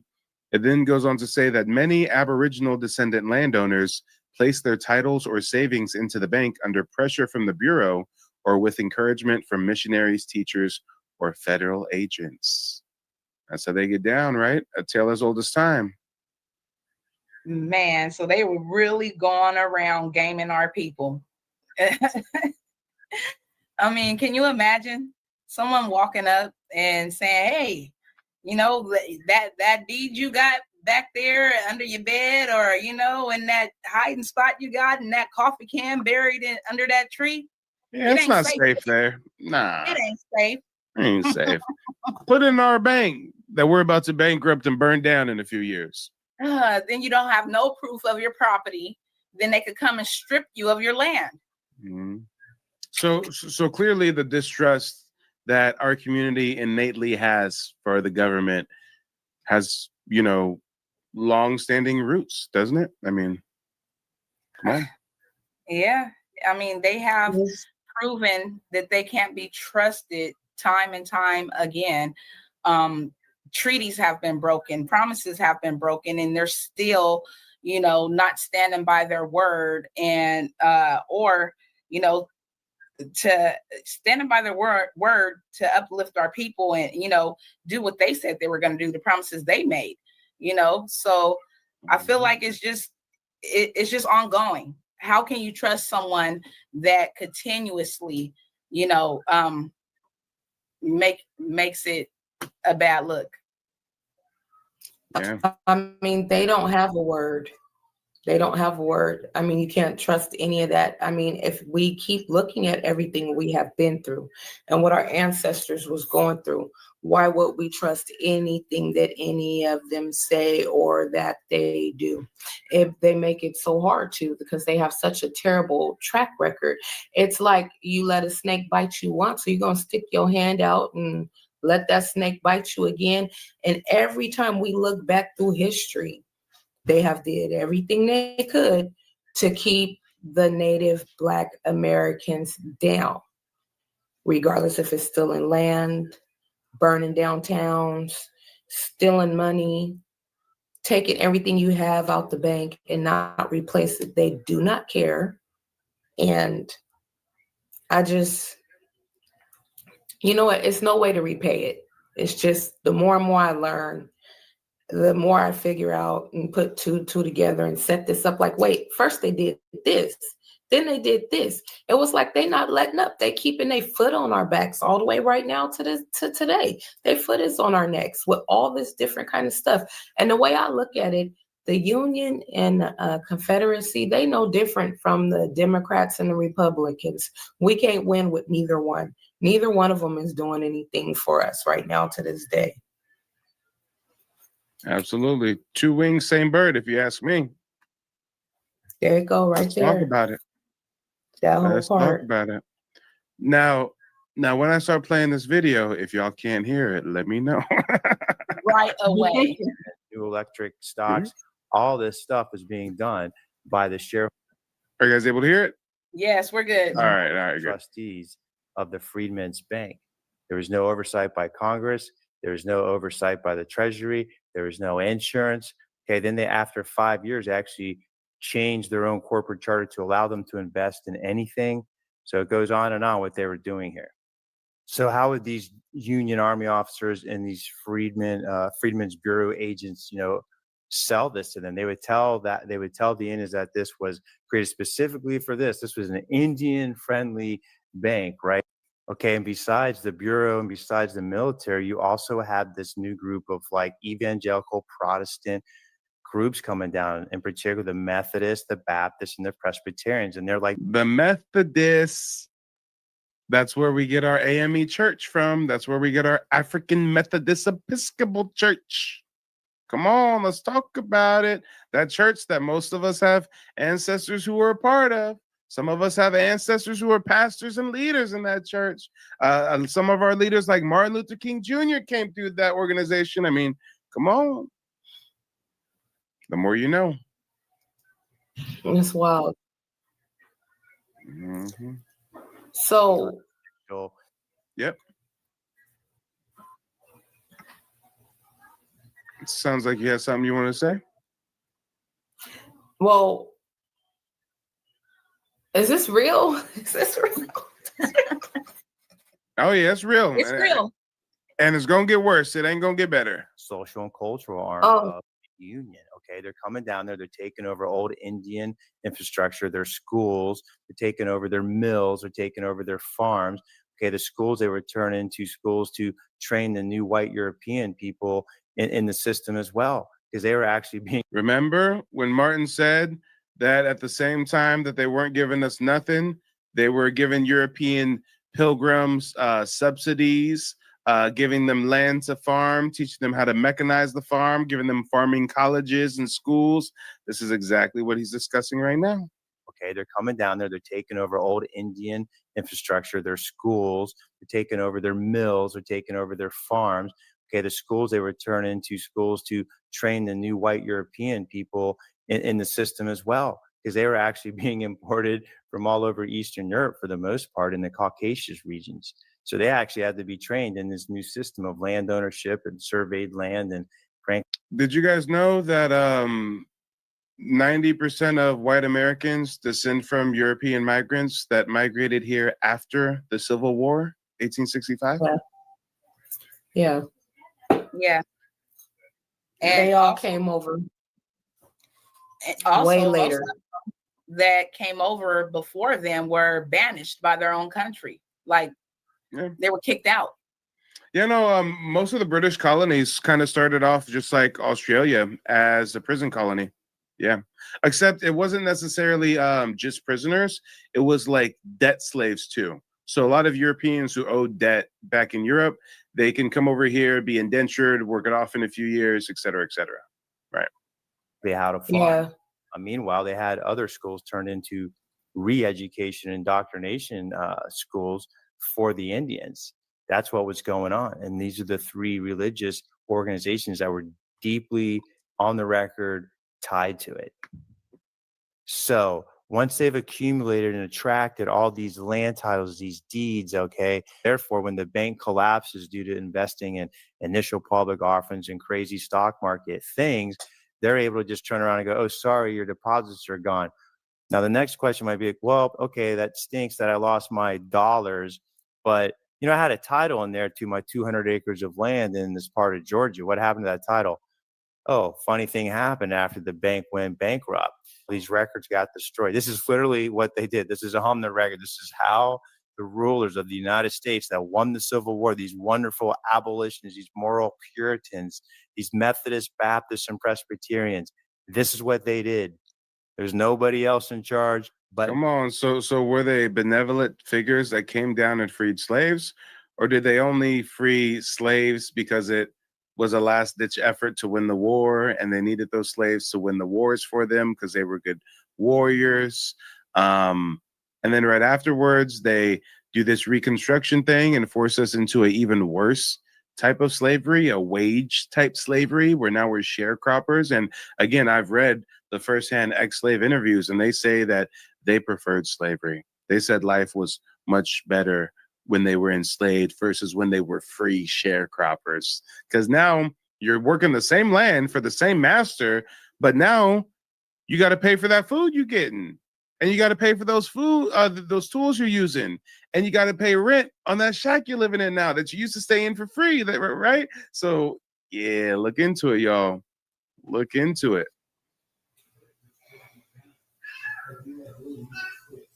Yeah, it was coming from all sides at that point. It's like it's like you can't win for losing. That part right there, sis. There was no winning in that game. And they always set the game up like that. The game is always set up for them to win and everyone else to lose. Absolutely. And before we continue with the video, let's cut to a quick commercial break.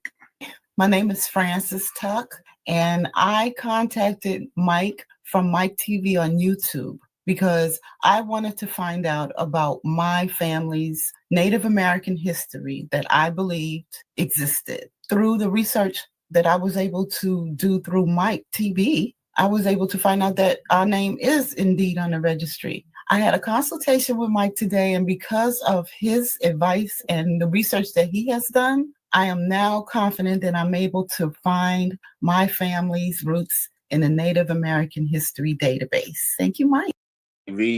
He's knowledgeable about his information, about the American Indians, and how we change our classification over time and the different types of mounds and different rules from the French, from the British. If you want viable information, you want to really find out who in your lineage and who are the people you come from, I suggest going with Mike TV. His prices are affordable. He's not like some of these other people out here. I urge, go with Mike TV.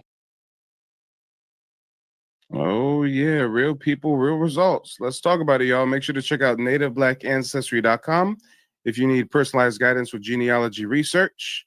Let's get back to the video. Them. Just read this one. It speaks for itself.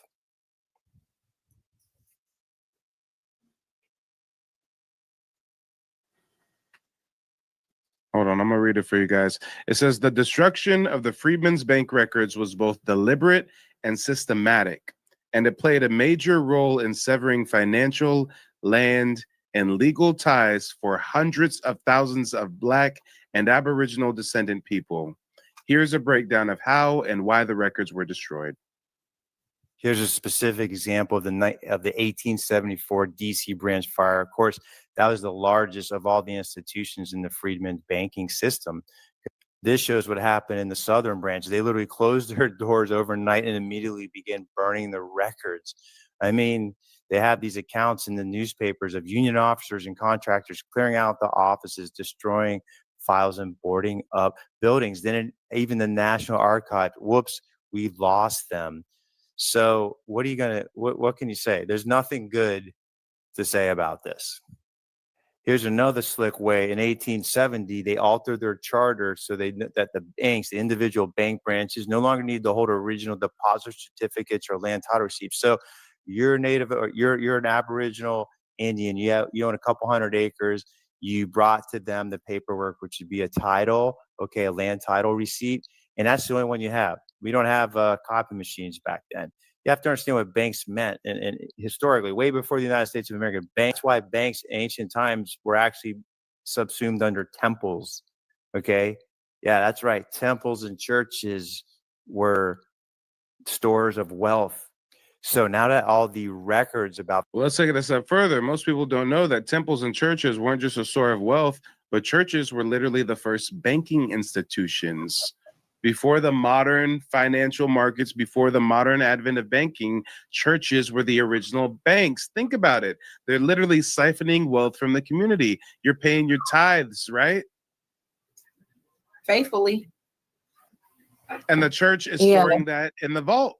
They've got a church vault, and they're using the funds to do things like hire conquistadors to go colonize and destroy savage communities, right? So, you know, the churches and the financial institutions, you have to understand the point of intersection there. The property tiles are destroyed. They now have an excuse to resurvey the land. The county government takes control of it, and then they conduct property sales to two types of people: very wealthy northern banks who are buying up large tracts. Example of Sanford, Florida, a unionist general, rich guy named Sanford, buys 12,000 acres and starts to colonize it with poor people from Sweden to start a celery farm. Yes, that is true. No, it did not succeed. Okay, so now you see the setup, right? They've confiscated their money wealth through the bankruptcy. But the way to confiscate the land wealth is they have to lose the titles, right? So then they burn all the information after the bankruptcy. Now you have the excuse to resurvey, reorganize the land into parcels, smaller parcels, and now start to sell it off. Selling it off to the big banks to start new plantations and colonies, and selling it off to this new group of imported, pauperish, Caucasian, Eastern European, white people that they're flooding the country with at the tune of about 500,000 people a year from 1880 to 1920. Thank you for listening. I hope you found this enjoyable.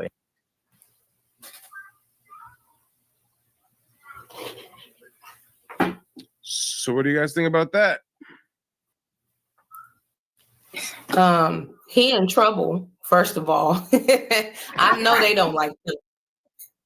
I know they don't like him at all. But like I said, the more and more I learn, the more and more I get disgusted with everything. This is sad.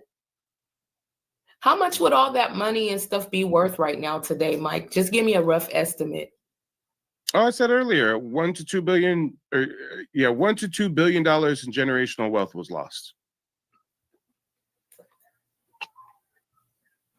And that's with today's currency conversion.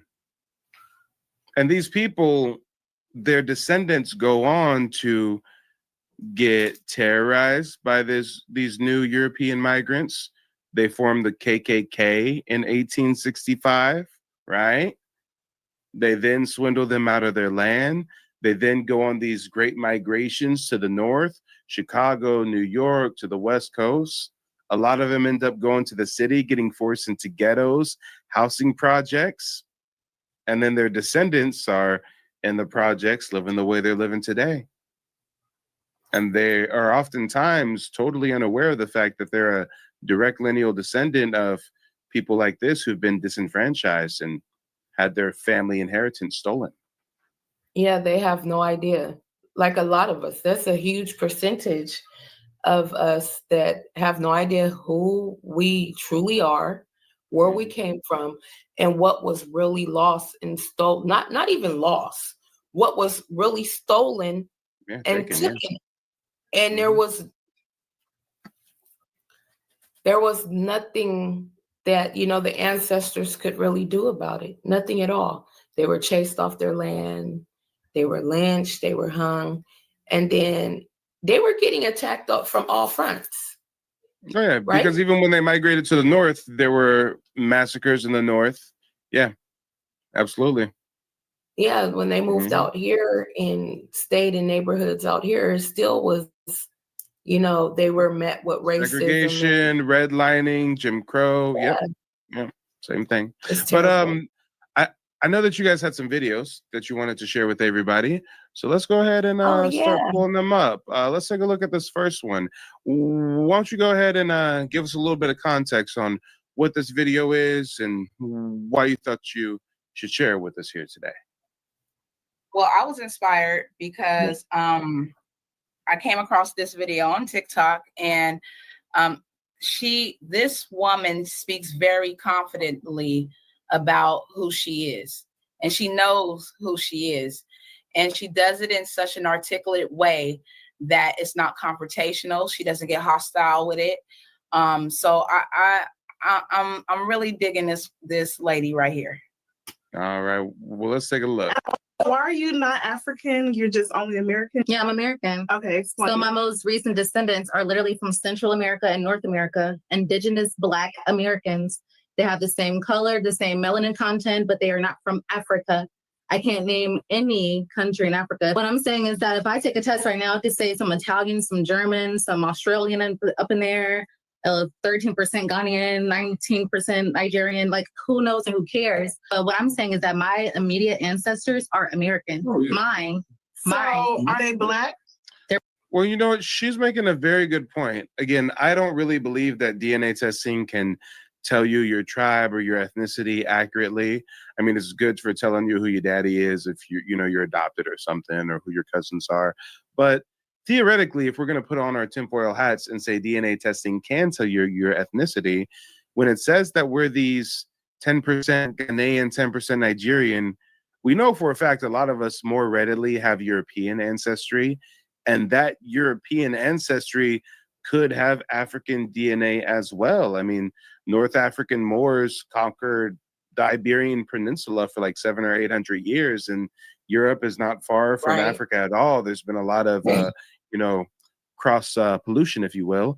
But let's see what else she has for us. They're Black, but they're not African. It's a difference. The whole thing about African booty scratchers, and even why Black Americans have been called African booty scratchers, is because the white people have classified us all as coming from Africa because we're all Black. And that's where the whole falsified information has come, where we all come from the Atlantic slave trade and all the Black people were just shipped here to this country and all over. That's not true. We were already here. We were already here lining up every part of the world. But if what you're saying is true, then you are more Hispanic or Asian than you are Black, because that makes absolutely no sense. What kind of weird these Pangu? Oh man, and I can tell he's a foreigner. I can tell. Wait, so if what you're saying is true, that you descend from indigenous Black Americans, really you're Asian or Hispanic? Gotcha. Like, bro, Right.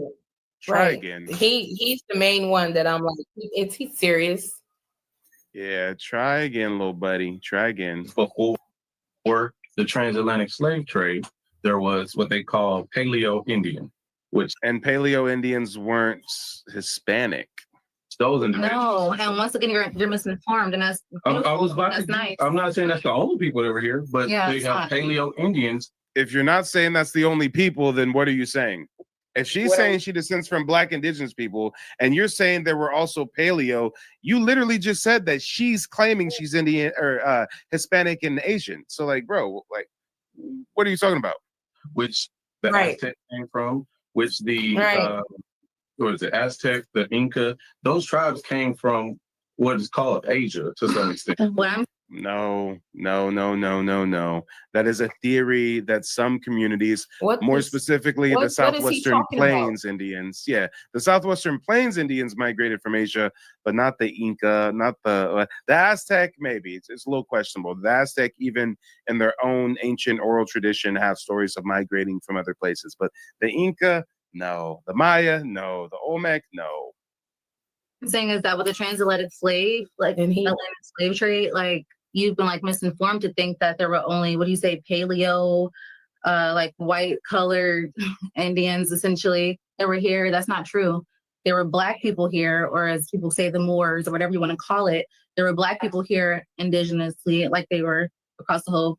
And see, and this is why I really have such disdain for the American Moorish community, if you will, because they really muddied the water so much. The only reason why she mentioned the Moors is because oftentimes, like the Moorish Science Temple and these fools will kind of try to insert themselves into the indigenous stuff, and they'll even sell these status correction packages to identify as a Native American, pay us $800 and stuff. Like, no, the Moors were Spanish conquistadors. They were African colonizers working on behalf of Europeans. Let's talk about it. But this was an excellent video. Yeah, I wouldn't even be in the same room with all them Africans. I mean, it's probably a bit musty in there. I'm just gonna say, probably a little bit musty. Did you see how loud and wrong? Yeah, it was her against everybody though. Like it really was. Like, even though she's misinformed on some things, also, I feel like she stood her ground. Hey, and this is how I know it must have been musty. I seen this video the other day. It's a flight from Nigeria. This is a flight from Nigeria, and this is how the airline staff is doing them Africans on a flight from Nigeria. Nothing beats a Jet2 holiday. That's Air France. You can save £50 per person. Them French people ain't playing. For a family of 4. Do you see what they got in their hands? We've got millions of free. Because they don't do the deodorant. Why? Come on. I ain't never been on a flight where the stewardess had to walk away. Double. They got double cans in both hands. Everybody got double cans walking down the 2, 4, 6, 8 cans for the flight. That's how stinky it was. Oh my God. That's how feel stinky it them was. though. And the French are kind of stinky people. They don't use deodorant and shit neither. So if a French person think you stink, you really stink. You It's really, bad. really It's stink. really bad. Yeah. But let's check out this next video. What's this next video that you want to present? Sis, you want to take this one? This is the one about the 5,000 year old DNA melanated found, I think. So this is a mummy with the afro intact. Yeah. That's wild. Do you see the man in the picture above me here? And before you go and say, oh no, he's African, let me tell you, he's not. This mummy is over 5,000 years old, and he's actually indigenous to the Americas. But we're going to take a closer look at him. So as you can see, he is highly melanated which probably helped keep him well preserved, and his hair is coarse or coily, like some people like to say. And again, he is over 5,000 years old, and he was found recently right here in the Americas. This guy actually proves that we were here before slavery ever began. So for all you pan goofies that say, where's the archaeological evidence? There's a 5,000-year-old black mummy with an afro. All right. They only brought 82 Africans to the U.S. So we were definitely here before the 1700s when they brought the first African. Hey, nice. That one was solid right there. I didn't even know about the mummy. How recent was this discovery? Yeah. This was 2 months ago, if I'm not mistaken. 2 months? Okay. That's what's up. That's what's up. And then how about this next video? What's up with this video that you want to present? It looks like we have an elder here. Yes. Okay. yes. So this one here, it's an elder's testimony. Basically, her grandchild is questioning her about their lineage and their genealogy, and she goes in deep about where they came from, who they are, and it's just how it explains and it shows how our oral and verbal history is handed down to us. And a lot of us don't believe it. But fortunately, this young lady, she believes her Meemaw, her grandma, and, she's passing this information on to her other family members and everyone else too. Nice. Well, let's get into it. Our people want from no Africa, they didn't tell that damn lie. Nowhere else. She said, our people ain't from no Africa. They told us a damn lie. Okay. We starting out strong, aren't we? Our people want from no Africa, they didn't tell that damn lie. Nowhere else. And my dear, okay then, so we wasn't in slavery like they were saying, was it? No. Because Grandma Ann was in the 1800s, so we can go almost 4 or 5 generations back. So Grandma Ann was from our land is our land, 900 acres of land, right? Because Blue Family Road, then they took his son down there. But it's exactly. And our grandma Hester and our grandpa Al was Albert, Grandpa Albert.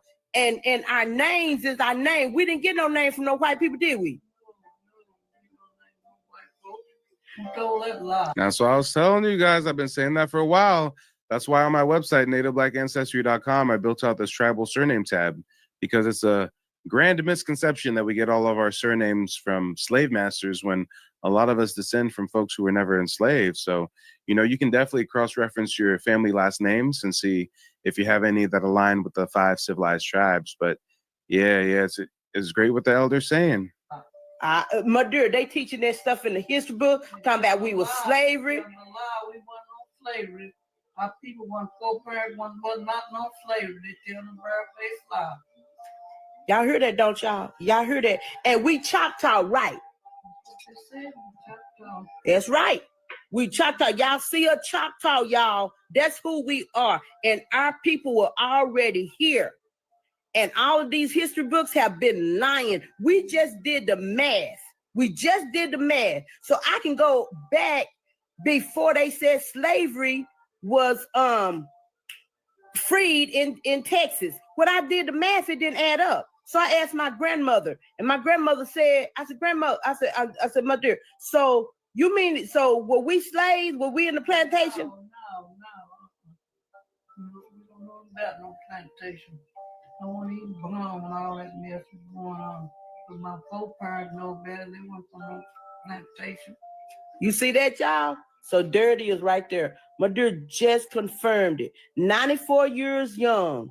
We were not from no darn slavery like they're saying. And we want people to stop saying them lies. And she said that granddad them had their own land, and we didn't have to work like that. We didn't have to work ourselves to death from sun up to sundown. They lying. Come on, y'all. Come on. Just like we watched that Freedman video and it was talking about how they were working for wages and getting land and getting tricked out of deeds, right? Mm-hmm.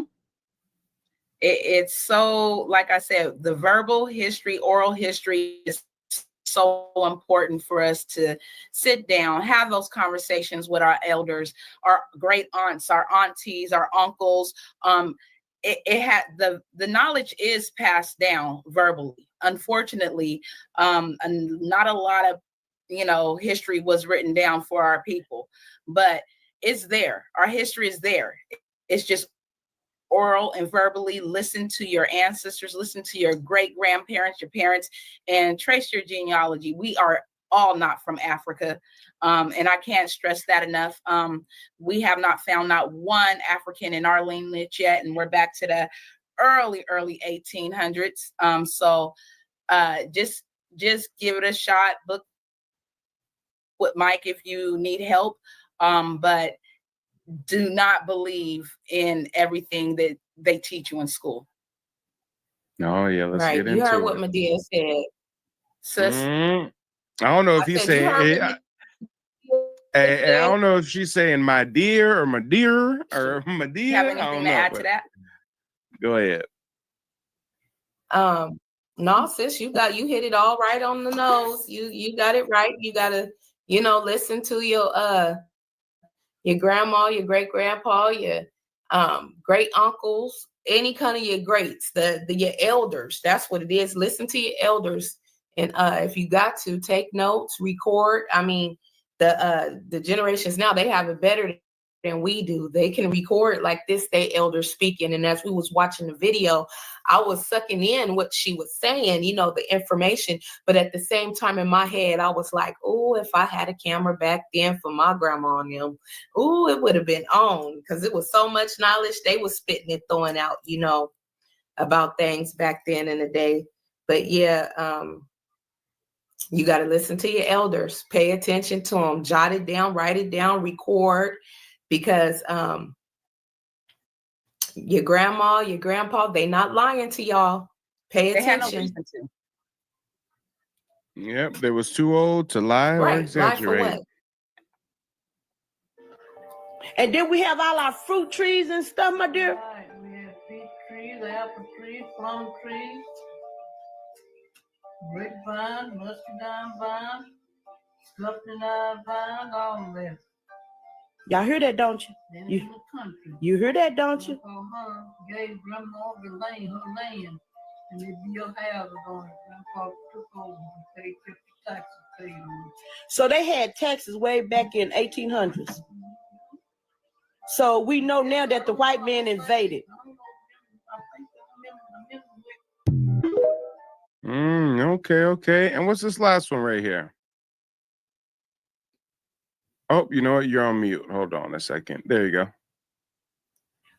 So this is something that I just came across, and they were showing us some recent pictures of some Black natives. So I thought we just, go ahead and take a look and see how we looking today.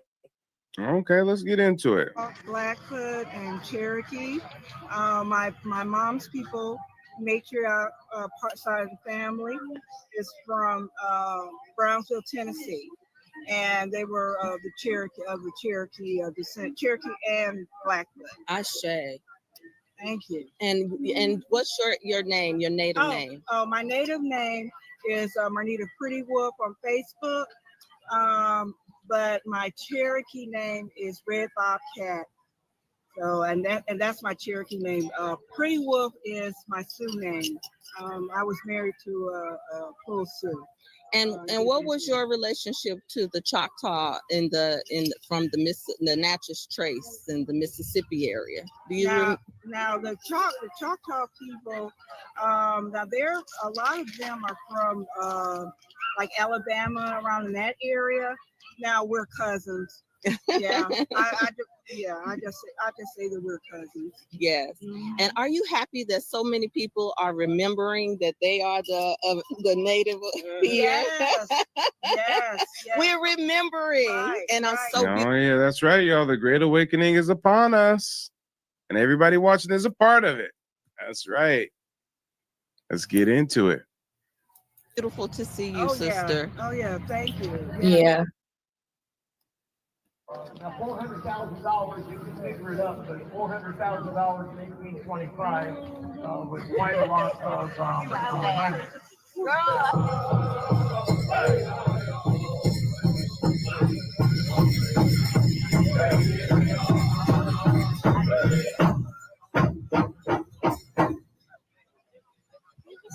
All right, you can clear the arena.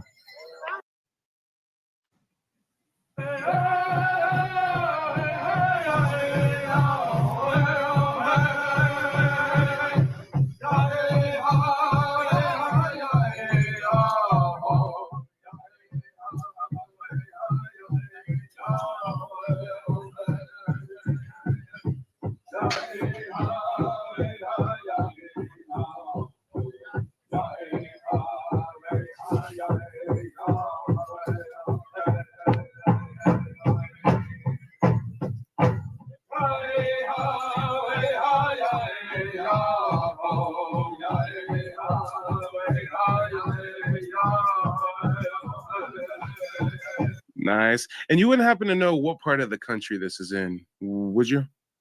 No, I didn't have time to do that research. All right. Yeah, I might have to look into it. Yeah.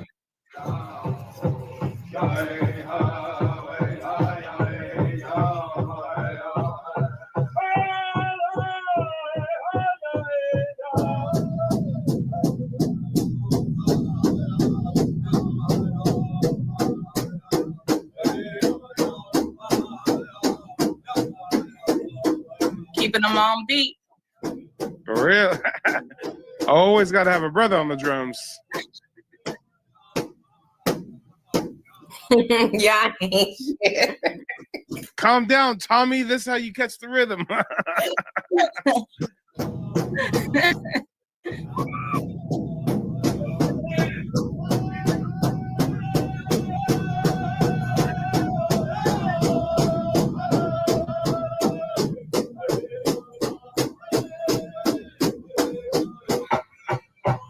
She's 82. My aunt right here, she's 82 years old. She's been coming here. How long have you been coming this way? How long have you been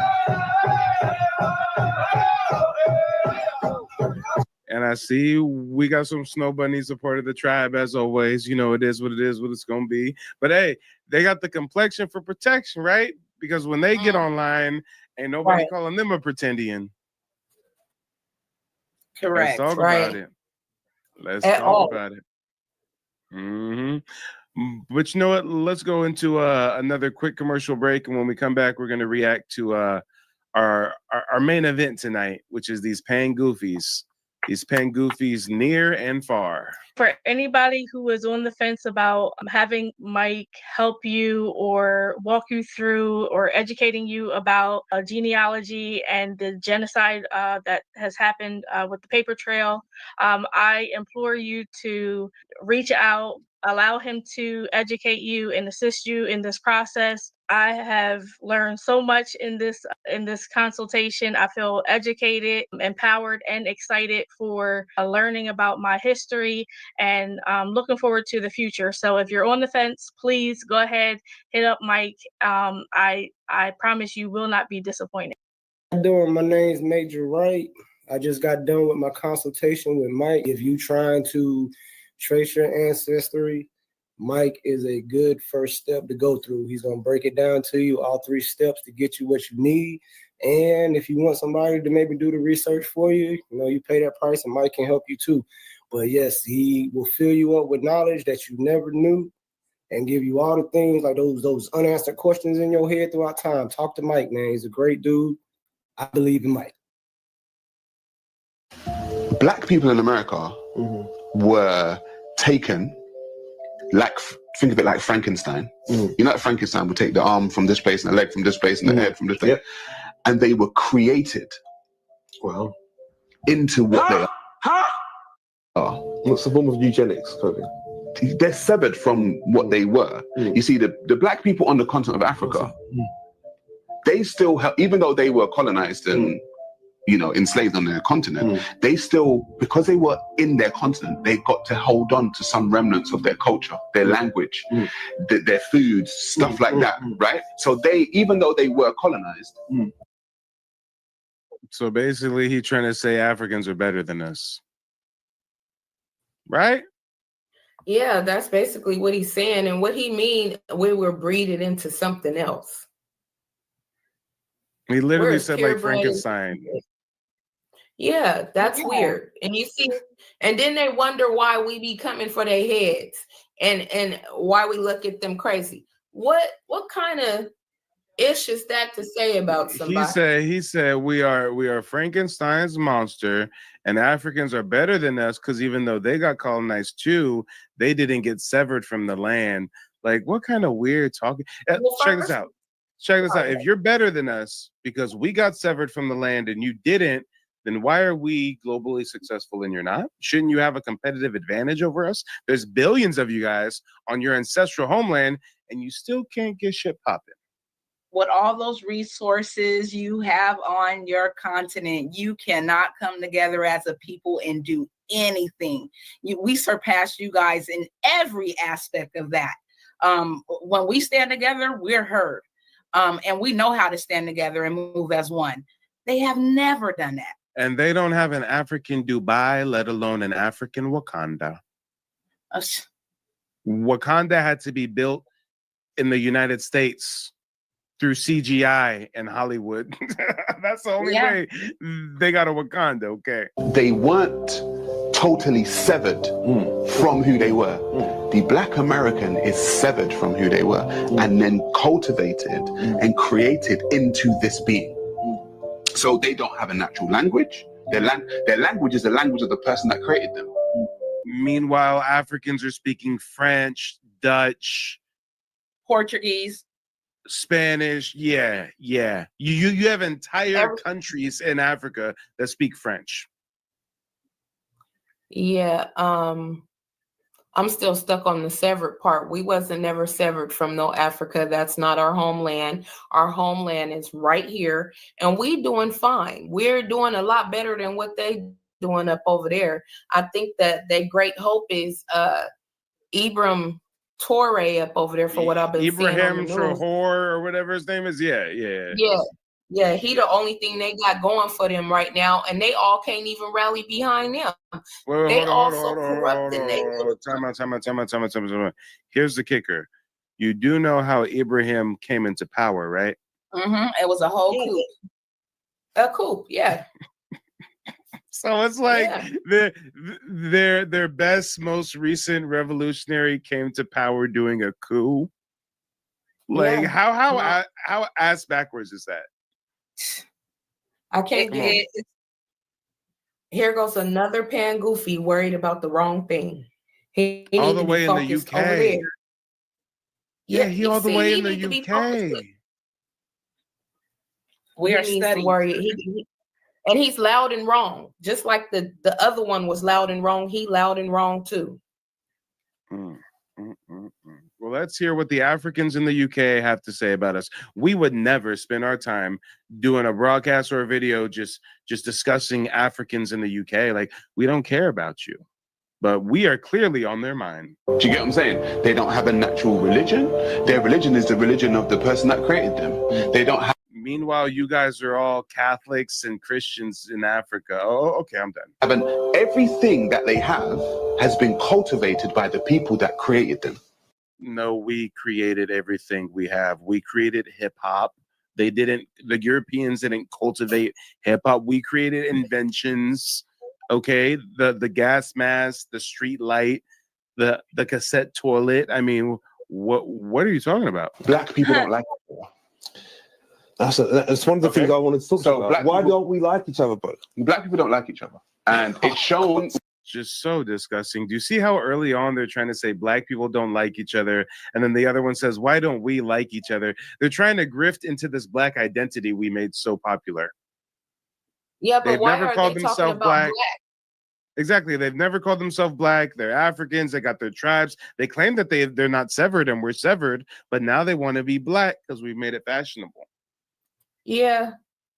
They're no different from, like I said before, they're no different from the YT man always trying to take and make it their own. From who? From us. Take it, study it, and try to make it their own. They're literally trying to take our culture while telling us we don't have a culture and we're a Frankenstein monster created by Europeans. Okay. It's shown within the attitudes and the behaviors that we act out towards each other. Generally, I would say in the West. So honest, man. I love that about you. Man speaking English with a British accent telling us we ain't got no culture. Listen, black people don't like each other, right? Black people generally don't like each other. I said some of the worst, let's say some of the worst people that have looked at me on the street have been from black people. And I'm like, I don't even know you. You mean from African people? From your fellow Africans in the UK? Because you're in the United Kingdom. We're not looking at you crazy in the street. Your fellow African migrants are. But see how he's not going to say the craziest looks I get are from my fellow African migrants. No, that's too specific. He has said black people, right? Black people. So y'all think it might be us? It might be who? I mean, who? Black people. They use that word black to try to group us all together. And we're a people of our own. It is, like you said, we made the word fashionable, that we made the word likable, we made the word appealing to some people. We're mimicked all across the world as Black Americans. So they will do anything. At first, it was doing anything to separate themselves from being Black. Now they're doing anything to coexist and steal from our culture. And claim it for their own. Their parents told them to stay away from the Akatas. Their parents said, stay away from the Akatas, stay away from black people. But now it's in reverse, and they've grown up to want to grift into our culture, grift into what we've created. And it's just so disgusting. What is this disdain that you got in your heart for me? And so when you look at, you know, some of the crime and stuff and what happens with the crime, you say to yourself, intraracial. Intraracial. Yeah, nearly 90% of crime is intraracial, meaning that it's white on white, Chinese on Chinese, black on black. The highest number in the black community. Yeah, because black people don't like it, but black people have been taught to hate each other. They've been taught to. You don't think we can end that conditioning? Because look, brother, I can show you something right now, whereas I kind of say black people, the nature of black people. I'm going to read something out very quickly. This is from Up From Slavery. So this, I find it really important to understand. This is kind of I kind of read, and you know, so what people talk about slavery, there are very different stories of slavery and ideas around slavery. Booker T. Washington is saying they were anxious. I'll give you a bit of a scenario. This is when Africans in the UK are reading and quoting Booker T. Washington. Wow, you don't say. Because they don't have nothing else to hold on to. What black person over there in the UK? I didn't mean black. No. What African? What African migrant revolutionary in the UK can you name? None. Yeah, that's what I'm gonna say. They ain't got nobody to turn to but us. But it's awfully funny how it is two Africans sitting here. It looked like a mixed African. Yeah. And another African sitting here still talking about us way across the water, worried about what's going up over here, and finna pull up a book by Booker T. Washington. Where they do that at? What's wrong with these people? What is wrong with them? This is so weird. It's just it's giving obsessed. It's definitely giving obsessed. Yeah, very obsessed. You know, the war, and we don't care, Mike. Like you said, the war to free the slaves, like the war. Yes. Do you mean the civil? Yeah, civil war. Okay. They were just to talk about. He didn't even know the name of the war to free the slaves. He didn't even know it was called the Civil War. Oh Lord! They were just as anxious to assist in the nursing of the family relatives of the wounded. So black slaves were just as anxious to assist in the nursing of the